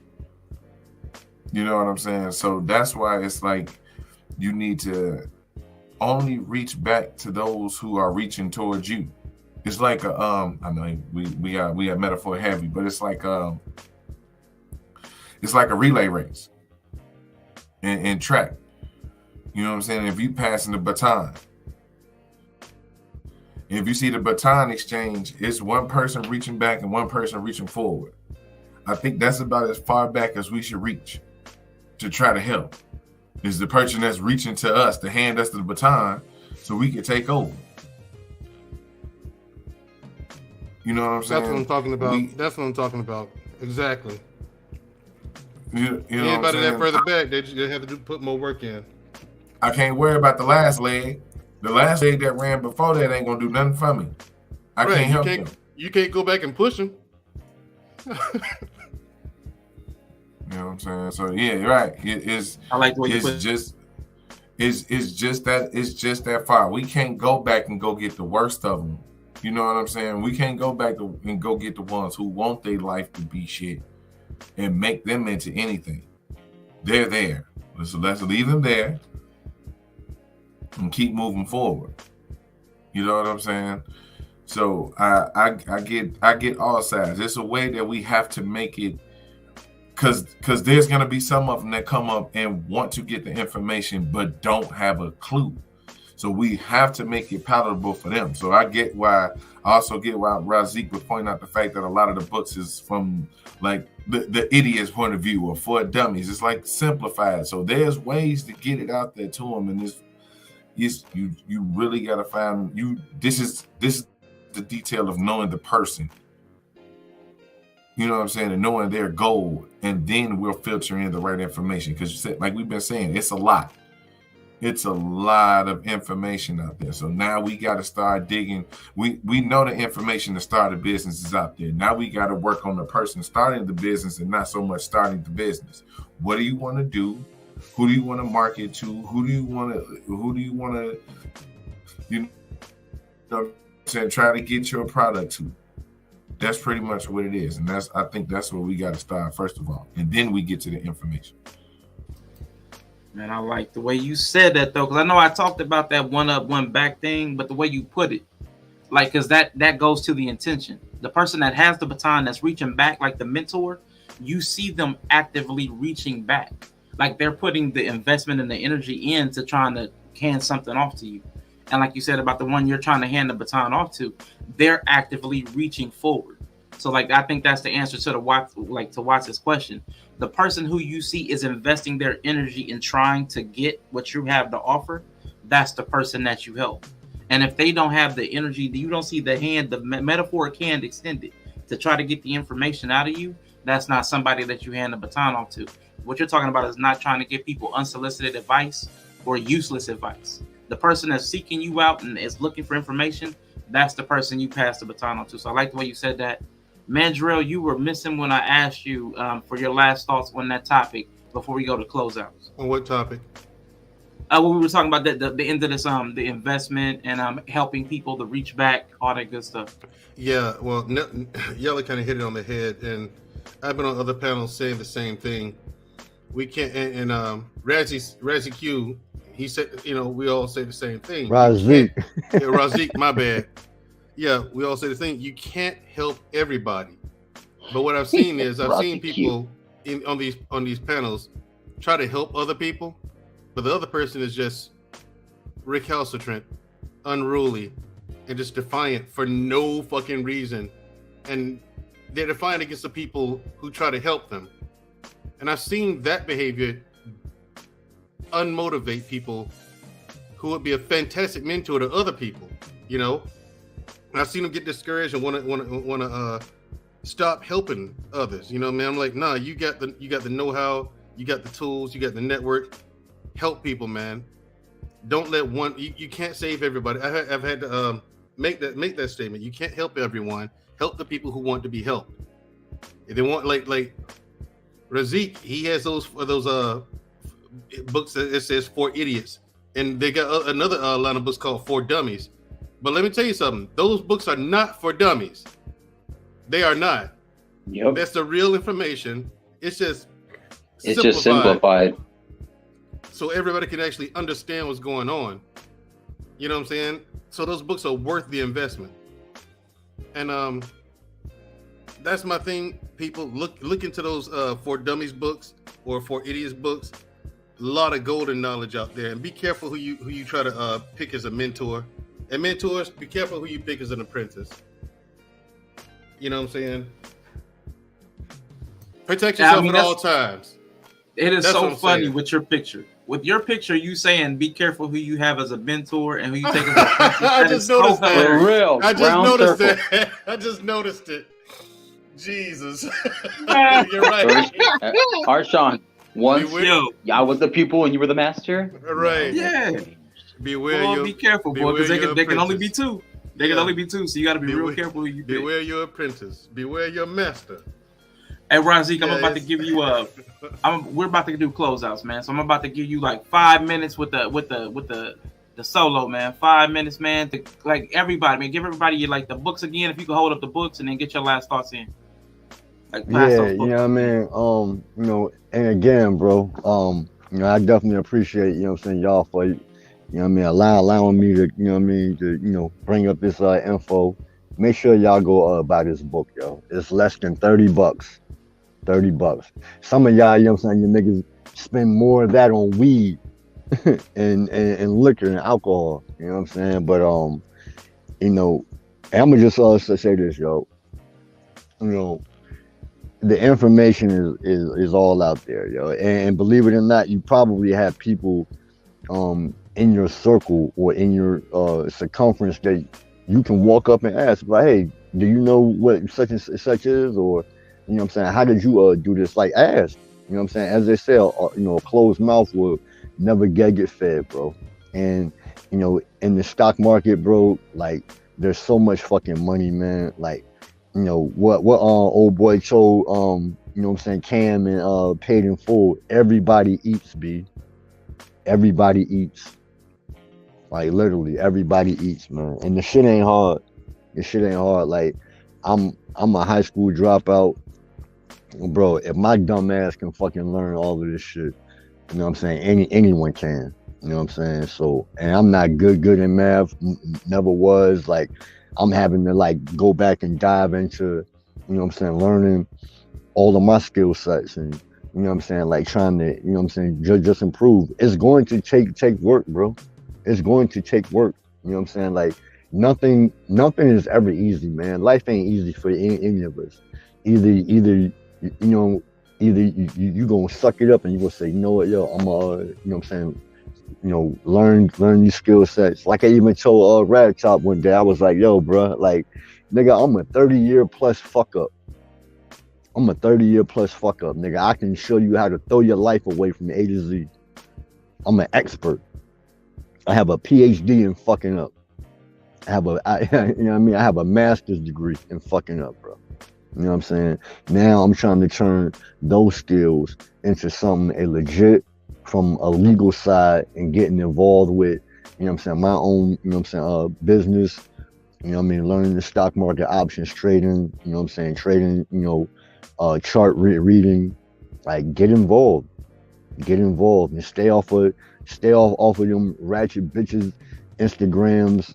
You know what I'm saying? You know, all of these spiritual worlds and world stars, man. Like, stop following these hoes, man. You know what I'm saying? Like, you know what I'm saying? Learn you a fucking skill set that you will be able to use for the rest of your life, no matter how old you get.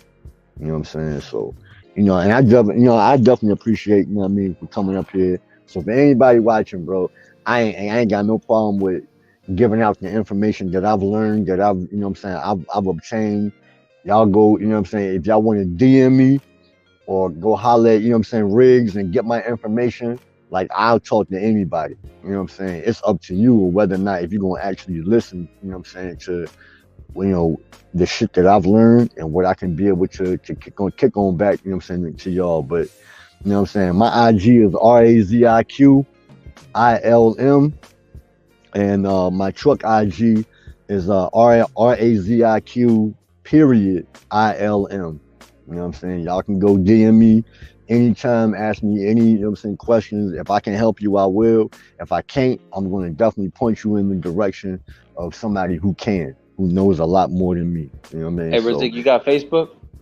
Nah, bro, I don't be on that blue app. You know what I'm saying? Because I talk crazy. I talk crazy. Like, the same way I type is the same way I talk in real life. So they kept, you know what I'm saying? I kept getting reported, thrown in Facebook jail, bro. I don't belong up there. So, you know what I mean? I know my lane. You know what I mean? So I'm a very colorful language, you know what I'm saying, user. You know what I mean? I like all of my, you know, emphatics. You know what I'm saying? But that's just Can you only put your email in the private chat, please? Yeah. For sure. You know what I mean? I'll do that. And my IG so everybody can reach out. You know what I mean? Because I'm down to help anybody. You know what I'm saying? So anybody, you know, and I look at it like, you know what I'm saying, anytime, you know, if we can share, you know what I'm saying, information, you know what I'm saying, bounce off ideas, like, damn, you know, you might have a different aspect of looking at, you know what I'm saying, you know, the market from what I'm not, you know what I'm saying, able to actually learn. You know what I'm saying? So, you know, we can always bounce ideas and just to help, you know what I'm saying, each other. And this is why I'm even up here. You know what I'm saying? I ain't have to jump up here and tell y'all about support and resistance and, you know what I'm saying, all this, you know what I'm saying, other shit, bro. I'm telling you, man. You know what I'm saying? Like, niggas is out here, like, trying to learn, like, new skill sets to help each other, bro. You know what I mean? So that was the main reason why I came up here, and shout out to, you know what I'm saying, the Rigs for giving me the invite. I ain't even know y'all niggas was live. I'm not subscribed. You know what I'm saying? I be doing my own shit, nigga. I be trying to learn my own skill sets. You know what I'm saying? So, but yeah, man, just shout out to everybody. Holler at me. You know what I'm saying? Stay out of trouble. Stay YouTube sucker free. You know what I mean? Stay off these retarded ass arguments about these women and dick and pussy conversations, man. Fuck all of this shit, bro. You know what I'm saying? It's time to goddamn get some fucking money. Because at the end of the day, all women respect money, nigga. They all want a nigga who got the fucking bag, nigga. And ain't none of us trying to drive no hoopty and no Honda fucking Civic. You know what I'm saying? Like, level up. You know what I mean? If you a fat boy, get out of shape. If you a skinny nigga, get in shape. If you know what I mean, whatever the fuck, if you a crackhead, put the pipe down, stop smoking that shit. If you're an alcoholic, you know what I mean, ease up on the, you know what I mean? Like, you know what I mean? Like, bro, we not stupid. We not stupid. You know what the fuck you doing and how conducive it is. You know, shorty up there to my hair, I love it. I drive a Honda Civic. Yeah, but this is for you, the men. You know what I mean? So, you know what I'm saying? The men ain't trying to drive no Honda Civic. Razik, What's good, bro? But that would take effort on my part. Hey, I can't help you. I can't help you. You know what I mean? Hey, but Mandrell, you gonna stop Mandrell, you gonna stop being the contrarian, nigga. I didn't see you on Fight Club, nigga. Nah, we ain't doing that. Oh yeah. One more thing. If everybody knows, I'm in Anton's Discord. Link is in the description as well as pinned to the top of the chat. You know what I'm saying? Anton Games. I had the opportunity to actually meet him in Detroit. Yo, that homie is dope. He's everything that what you see on YouTube. No capping that nigga rap, bro. You know what I'm saying? You know, and join you in the Patreon. You know what I mean? And it's a lot of dudes in there who offering serious game, bro. You know what I mean? So, but anyway, you know, I'm always here. You know what I mean? For you the bullshit and shenanigans. You know what I mean? Y'all niggas be good. You know what I mean? Appreciate You know, you, Razik. And you I just move how want to you tell you move. before you go, man. Go ahead, I bro. want to tell you honestly, when I looked in the options, it was the terminology that discouraged me the most because I didn't understand the relationship to the words. That's why I said you really did help me with that because that was my barrier. I saw the words and I didn't understand what any of this had to do with anything. The support, the resistance, the candle, all the other. I'm like, that was my barrier. Was like the linguistics just didn't make sense to anything from my worldview. So Holler like, at me, bro. Yeah, hey, look, I'm gonna drop my IG. This is for everybody, bro. Everybody. Yeah. If y'all niggas got any Razik, please look questions, at the private chat, Razik, please. I will. But look, let me go ahead and get out because I gotta do some studying. You know what I mean? Get ready to drive tomorrow morning. Y'all niggas be good, man. All right, I follow know. you.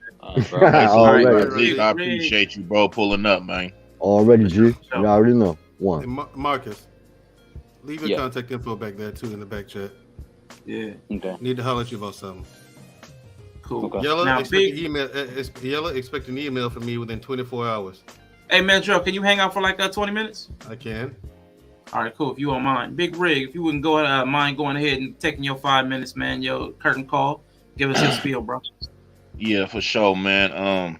I just want to give a shout out, man, to all the brothers, bro. Like, this is what I be on, man. I don't really pull up to a lot of panels, you know what I'm saying? But these are the type of panels I like fucking with. I like to build, you know what I'm saying? I like good conversation. You know what I mean? I don't like arguments. And this was a perfect display of that. And I really appreciate you, Arshawn. Everything I said about you coming back to YouTube, bro. You know what I mean? I appreciate you. This was a dope ass stream. But yeah, man, y'all can check me out, man. Big Rig, you feel me? I also go by Ragtop Delta. You know that my Instagram is Ragtop Delta on my car page. I go to a lot of car shows, do a lot of car things. You feel me? So if you into old schools and you know that type of action, you know, check that page out. I'm also a music producer. You feel me? I do the music thing and I go real hard at it. And you can check me out at Big Rig Slaps, you know what I'm saying, on Instagram. My YouTube channel is Big Rig Slaps also. You feel me? I'm going to have a lot of things going on that. A lot of conversations, man. I'm going to go ahead and put myself out there too. You feel me? So stay tuned for that so you know what the fuck it is with Big Rig Slaps. You know what I'm saying? I'm going to go ahead and let y'all in a little bit on my life. So, but yeah, that's about it, man. I appreciate all y'all, man. This was a good stream, man. And shout out to everyone, man. Hey. Man, appreciate you, Brody, man. And make sure you check out Big Rig Slaps and Be Easy That Dude on Easily Rigged on Knowledge and Relationships on Tuesday, man. We come with that real spill. Please pull up on us, Arshawn. I would love for you to pull up one day, man. You know you always got a spot on the panel. Everybody up here, you know what I'm saying? Y'all pull up, man. Come check us out. Yeah, right, I know y'all West Coast, man. Y'all be on a different time. I'll be trying to get out by when y'all be starting, but I'm gonna make it a point, man. Y'all show love. I like showing love back, man, for sure. Y'all always been supportive, so I'm definitely going to pull up. But I appreciate you taking your time. Now we going to the resident Marcus, the resident critically sober. Appreciate y'all. Go ahead and take your 5 minutes of fame, if you don't mind, please. Last call. Yeah, I may not even need all 5 minutes. I'm critically sober. I don't need to be drunk. I do appreciate you, man, letting us up in the panel. This is what networking is about. This is what communication is about. This is what community is about, and extending that extra hand. This is a reminder too to some people because there's people that we have lost that aren't here anymore. Obviously, recently, like you said earlier, Coolio passed away, so rest in peace, condolences.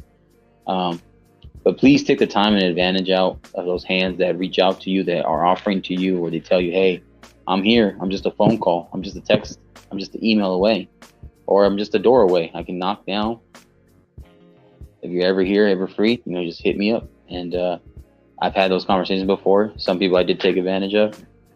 I took advantage of that free wisdom and knowledge that they can give me.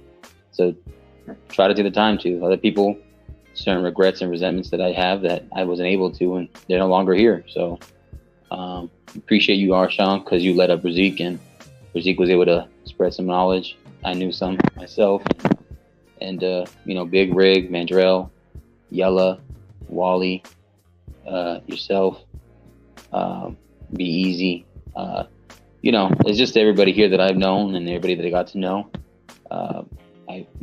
Also, I forgot to say, congratulations, Yella. Your Bears won again, but not for long. Also, yeah, man, just hit me up when you can find me on Jay Takashi's stream. Chill out sessions there. Have any type of conversations. It could be educational. It could be just for fun. It could just be just to, hey, go vent. If you need to talk something about it, whether it's mental health, whether it's physical, whether it's education, whether it's sports, etc.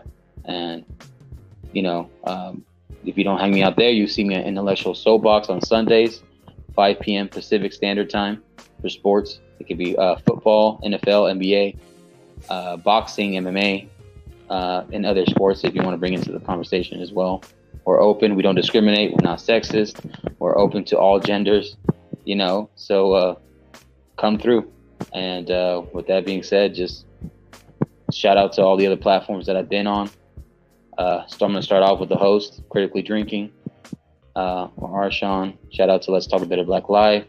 Shout out to Wednesdays, Unapologetic with Mandrill and Shushu. And also make sure shout out to the Intellectual Soapbox, Knowledge and Relationships, Yellow Pill Coffee Company. I'm still trying to get my flavor, but someone wants to be cheap, bastard. And then, you know, also shout out to the Great Pill Podcast. Shout out to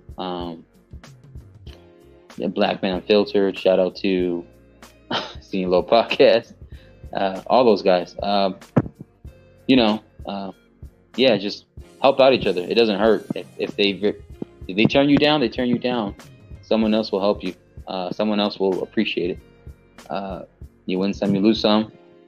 It is what it is. Much love and respect. That's it. Man, appreciate you, Marcus. Man, definitely appreciate you. And I went ahead and took your email, man. Oh, my bad. I forgot. I forgot real quick. Hit the link, like, share, and subscribe. Leave a comment. Hit the Cash App. Do the PayPal. Anything you can for Arshawn, Critically Drinking. Man, I definitely appreciate you, man. Definitely appreciate you. Now it's time to hit up Wally. And again, I was saying, Marcus, I did grab your information, man. So I'll probably be reaching out to you about something. But we'll talk. Wale, and the other guy, whoever the other guy is, Wally and Walter. I'm gonna call you Walter, like Walter White. That little like that sort of like that. You know, we'll talk about the name. Not Breaking Bad. You're not gonna call him that white guy. Like you're definitely gonna call me that. But we'll talk about it. But look, all right. But look, Wally, go ahead, take your time, Playboy. Right. So all in all, my closing call is this, man.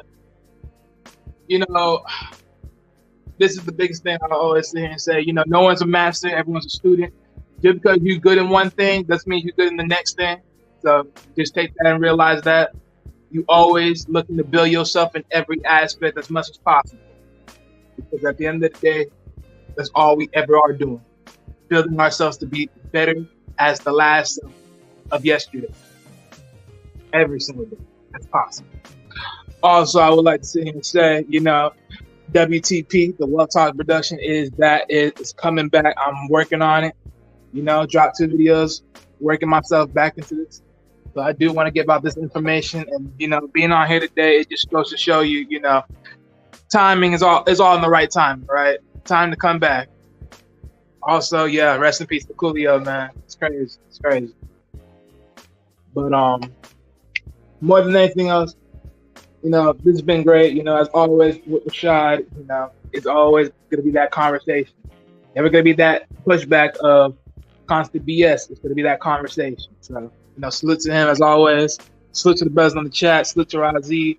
Razi, just let you know, bro. I just send you I just follow you on both of your on social media under that same name, Well Talk Production. So just make sure if you look at that, you see that's me, bro. Also, Big Rich Slats, and I just went to your IG as well. If you doing your channel on that, you know I'm coming through, bro. I'm coming through. Salute to all y'all. All right, man. Well, appreciate you, Wally, man. Definitely appreciate you. And Mandrill, that's a bot. I just turned that bot on today, so I'm not sure why it's saying that. No idea. That's kind of Darth Vader post. Yeah, that's why. Yeah. See, that's what happens. Probably. Rashad, you're doing with Nightbot. So what you need to do is you need to go back in there, go in the spam, and close off all the spam, so then it doesn't. It's none of that. Yeah. Got you. Mandrill, by the way, did was I put emailed you, exclamation Mandrill. points. You emailed him. That's what he wanted. Lemonhead. All right, You know my email address, Marcus? We only been on the panel like 100 fucking times. Yeah, but that don't mean you remember shit. No one else apparently does. I have a better memory than you, motherfucker. You might. I know. I've had too many blows to the head. Oh shit. Well, go to your doctor. I do. They're more incompetent than I am. Ooh. Whose fault is that? It's them. They spent $175,000 on school to learn nothing. See, this is what I get. See, now Arshawn, Yella, you know what I gotta deal with? This guy, motherfucker, just complains all the fucking time, talking about how, oh, you can't help. Look at him. And now the doctors are broke and dumb. How about that? You paid to be dumb. Congratulations. You're an idiot. This is why I'm gonna divest from this conversation soon. Yeah, man. But yeah, man, Drill, man. Go ahead and get your shine, Playboy. Let us know what's on your mind. Give us your closing thoughts. Closing thoughts to this. Well, Arshawn, I do. It could be about anything. It doesn't have to be about what you heard today. It could be about anything. You just got 5 minutes of the floor. 5 minutes of the floor. Talk about anything I want to talk about? Oh, well, I don't know. I don't think people can see me. You finna get banned. A little blurry, Yeah, how am I about to get banned? There we go. See, technology. See? Yeah. Yeah, everybody, it pays to learn as much as you can. Take your time, figure out what you want to do in life.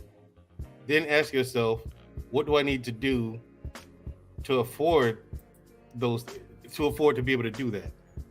Everyone should own their own business. I don't care if you're selling water on the corner of the street.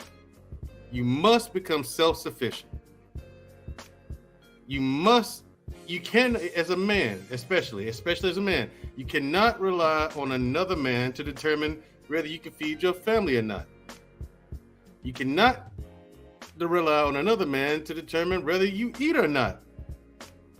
You must become self-sufficient, or as self-sufficient as you can possibly be.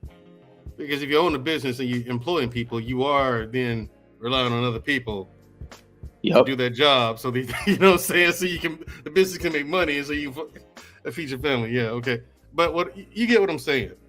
You know, working a 9 to 5, you got to do that for a while. Do it. Work 2 of them if you have to.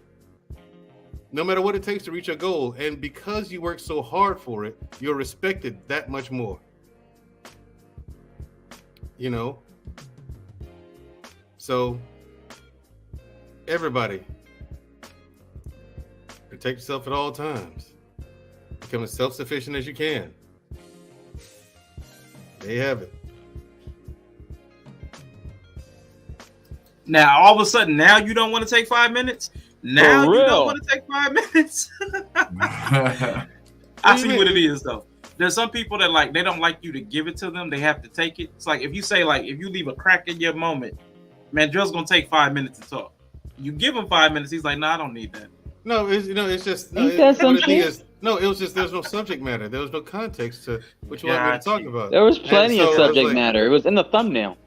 It wasn't. I don't know what the thumbnail says. I didn't even see his thumbnail. That's the problem. This dude just jumps in guns hot. Man, Drill must be stopped. You can't stop me. That's the problem. Everyone who tries has failed, Nova. Because I am that nigga. I am him. You just spelled out Razik's Razik. You've been hanging out at the white tables too much. Being too many raisins your potato salads. That's what's wrong with you. At least I can read, okay? Your people can't read English. Are you you can't sure? even speak it. Yes, you can't speak. You come over here in my country, Marcus. We're gonna go there. Come over here in my country, okay. Marcus, taking all the jobs. You don't speak the language. You got no respect for nothing, okay? Let's be honest. Dishwashers and hotel men are not your type of job. You want to reap the benefits of America, but you don't want to pay the dues like we have. Can you please lever your chair? Raise your chair up, because I can't even see you right now. No, see, Arshawn, this is what I'm talking about. Everybody wants the machine to work, but nobody wants to do the maintenance. You know what I'm saying? This is in everything, including all these bullshit relationship talks you hear going on the internet. Arshawn, is this part of his 5 minutes, or is he done? No, well, he gave up his 5 minutes, but he's getting overtime. Everybody had their 5 minutes. Everybody did. Are we gonna do something on the back chat? I mean, like after the broadcast. Yeah, I was You going mean to like the ask you post show? something. I was going to Okay, ask you go- something. yeah, I mean, yeah, but yeah. Marcus, yeah. But let me let me let Yella closing thoughts, man. I really appreciate you for spending the time up here today. Yes, Man, yes, Yella. Thank you. take you some time. Take you some time. All right. Congratulations, Bears fan. Yeah. Yeah, really, seriously. Lucky. Don't hate. Y'all gonna be some haters y'all whole life. You know what I'm saying? But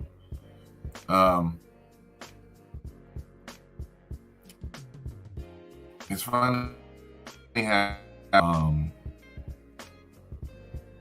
you can kind of have something going on and it will almost follow you around, right?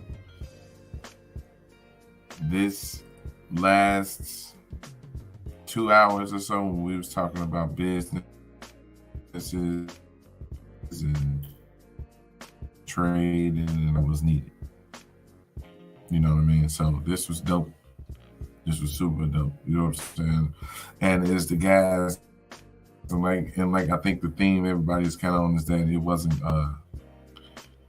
Nobody was trying to, man, I know better than the other, or overpower the chat with, you gotta do it like this, you gotta do it. Hey, you know, here goes some choices. Here goes some ways that you can go. So, you know, learn how to be flexible. I think it's like learn how to adapt. So, as far as where you can find me, that is a different story. That's a great question. Yeah, for the foreseeable future, I'll probably be stepping away from streaming. I'll probably pop in the chat every now and then.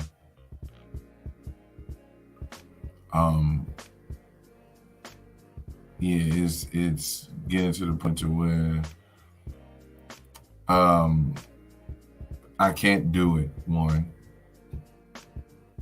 because of, you know, certain obligations, things I gotta take care of, all that other stuff. And two, it's I don't know, it's I have to lessen my grind right now.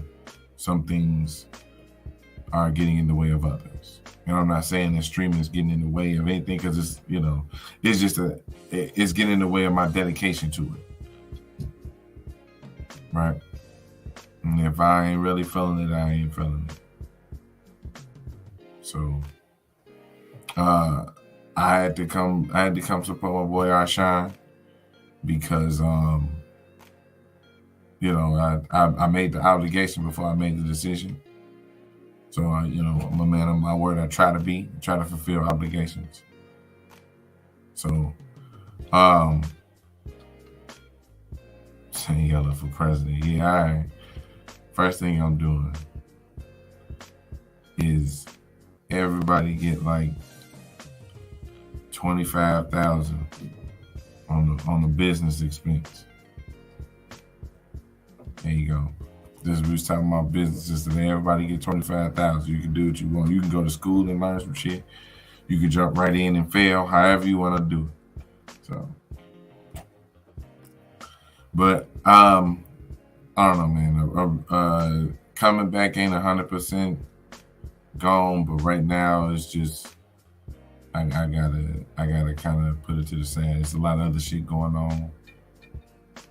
You know what I'm saying? So yeah, I'll be in and out of the chats. I might pop up on the panel, but as far as my channel and all that other shit, and if I do pop up on the panel, like I said, it's gonna be somebody within the crew. You know what I'm saying? Yellow Pill Coffee is the merch still available. You can go get the merch. You know, we'll look into other stuff, but right now, you know, we gotta go take care. We gotta go take care of some IRL business right now, and you know, streaming ain't gonna cut it right now. So that's what's up, Playboy. That's what's up. You know, we support you for sure. But you listen, everybody in the chat, I really appreciate y'all hanging out this late with me. We've been up here over 4 hours. Go ahead, Mentra. Go ahead. In regards to that, Yella, are you okay? That's all I needed to know.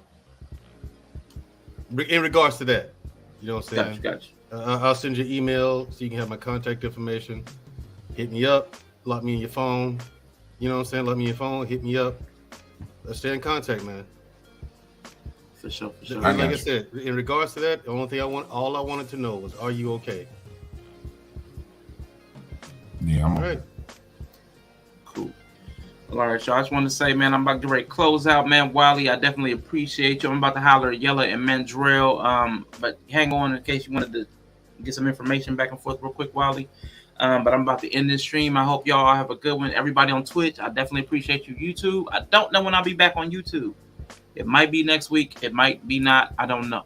But thank you all for coming.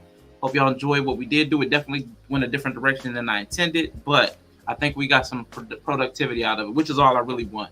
A lot of times productivity in one way or another, and I think we did that. So I hope y'all have a good evening and peace.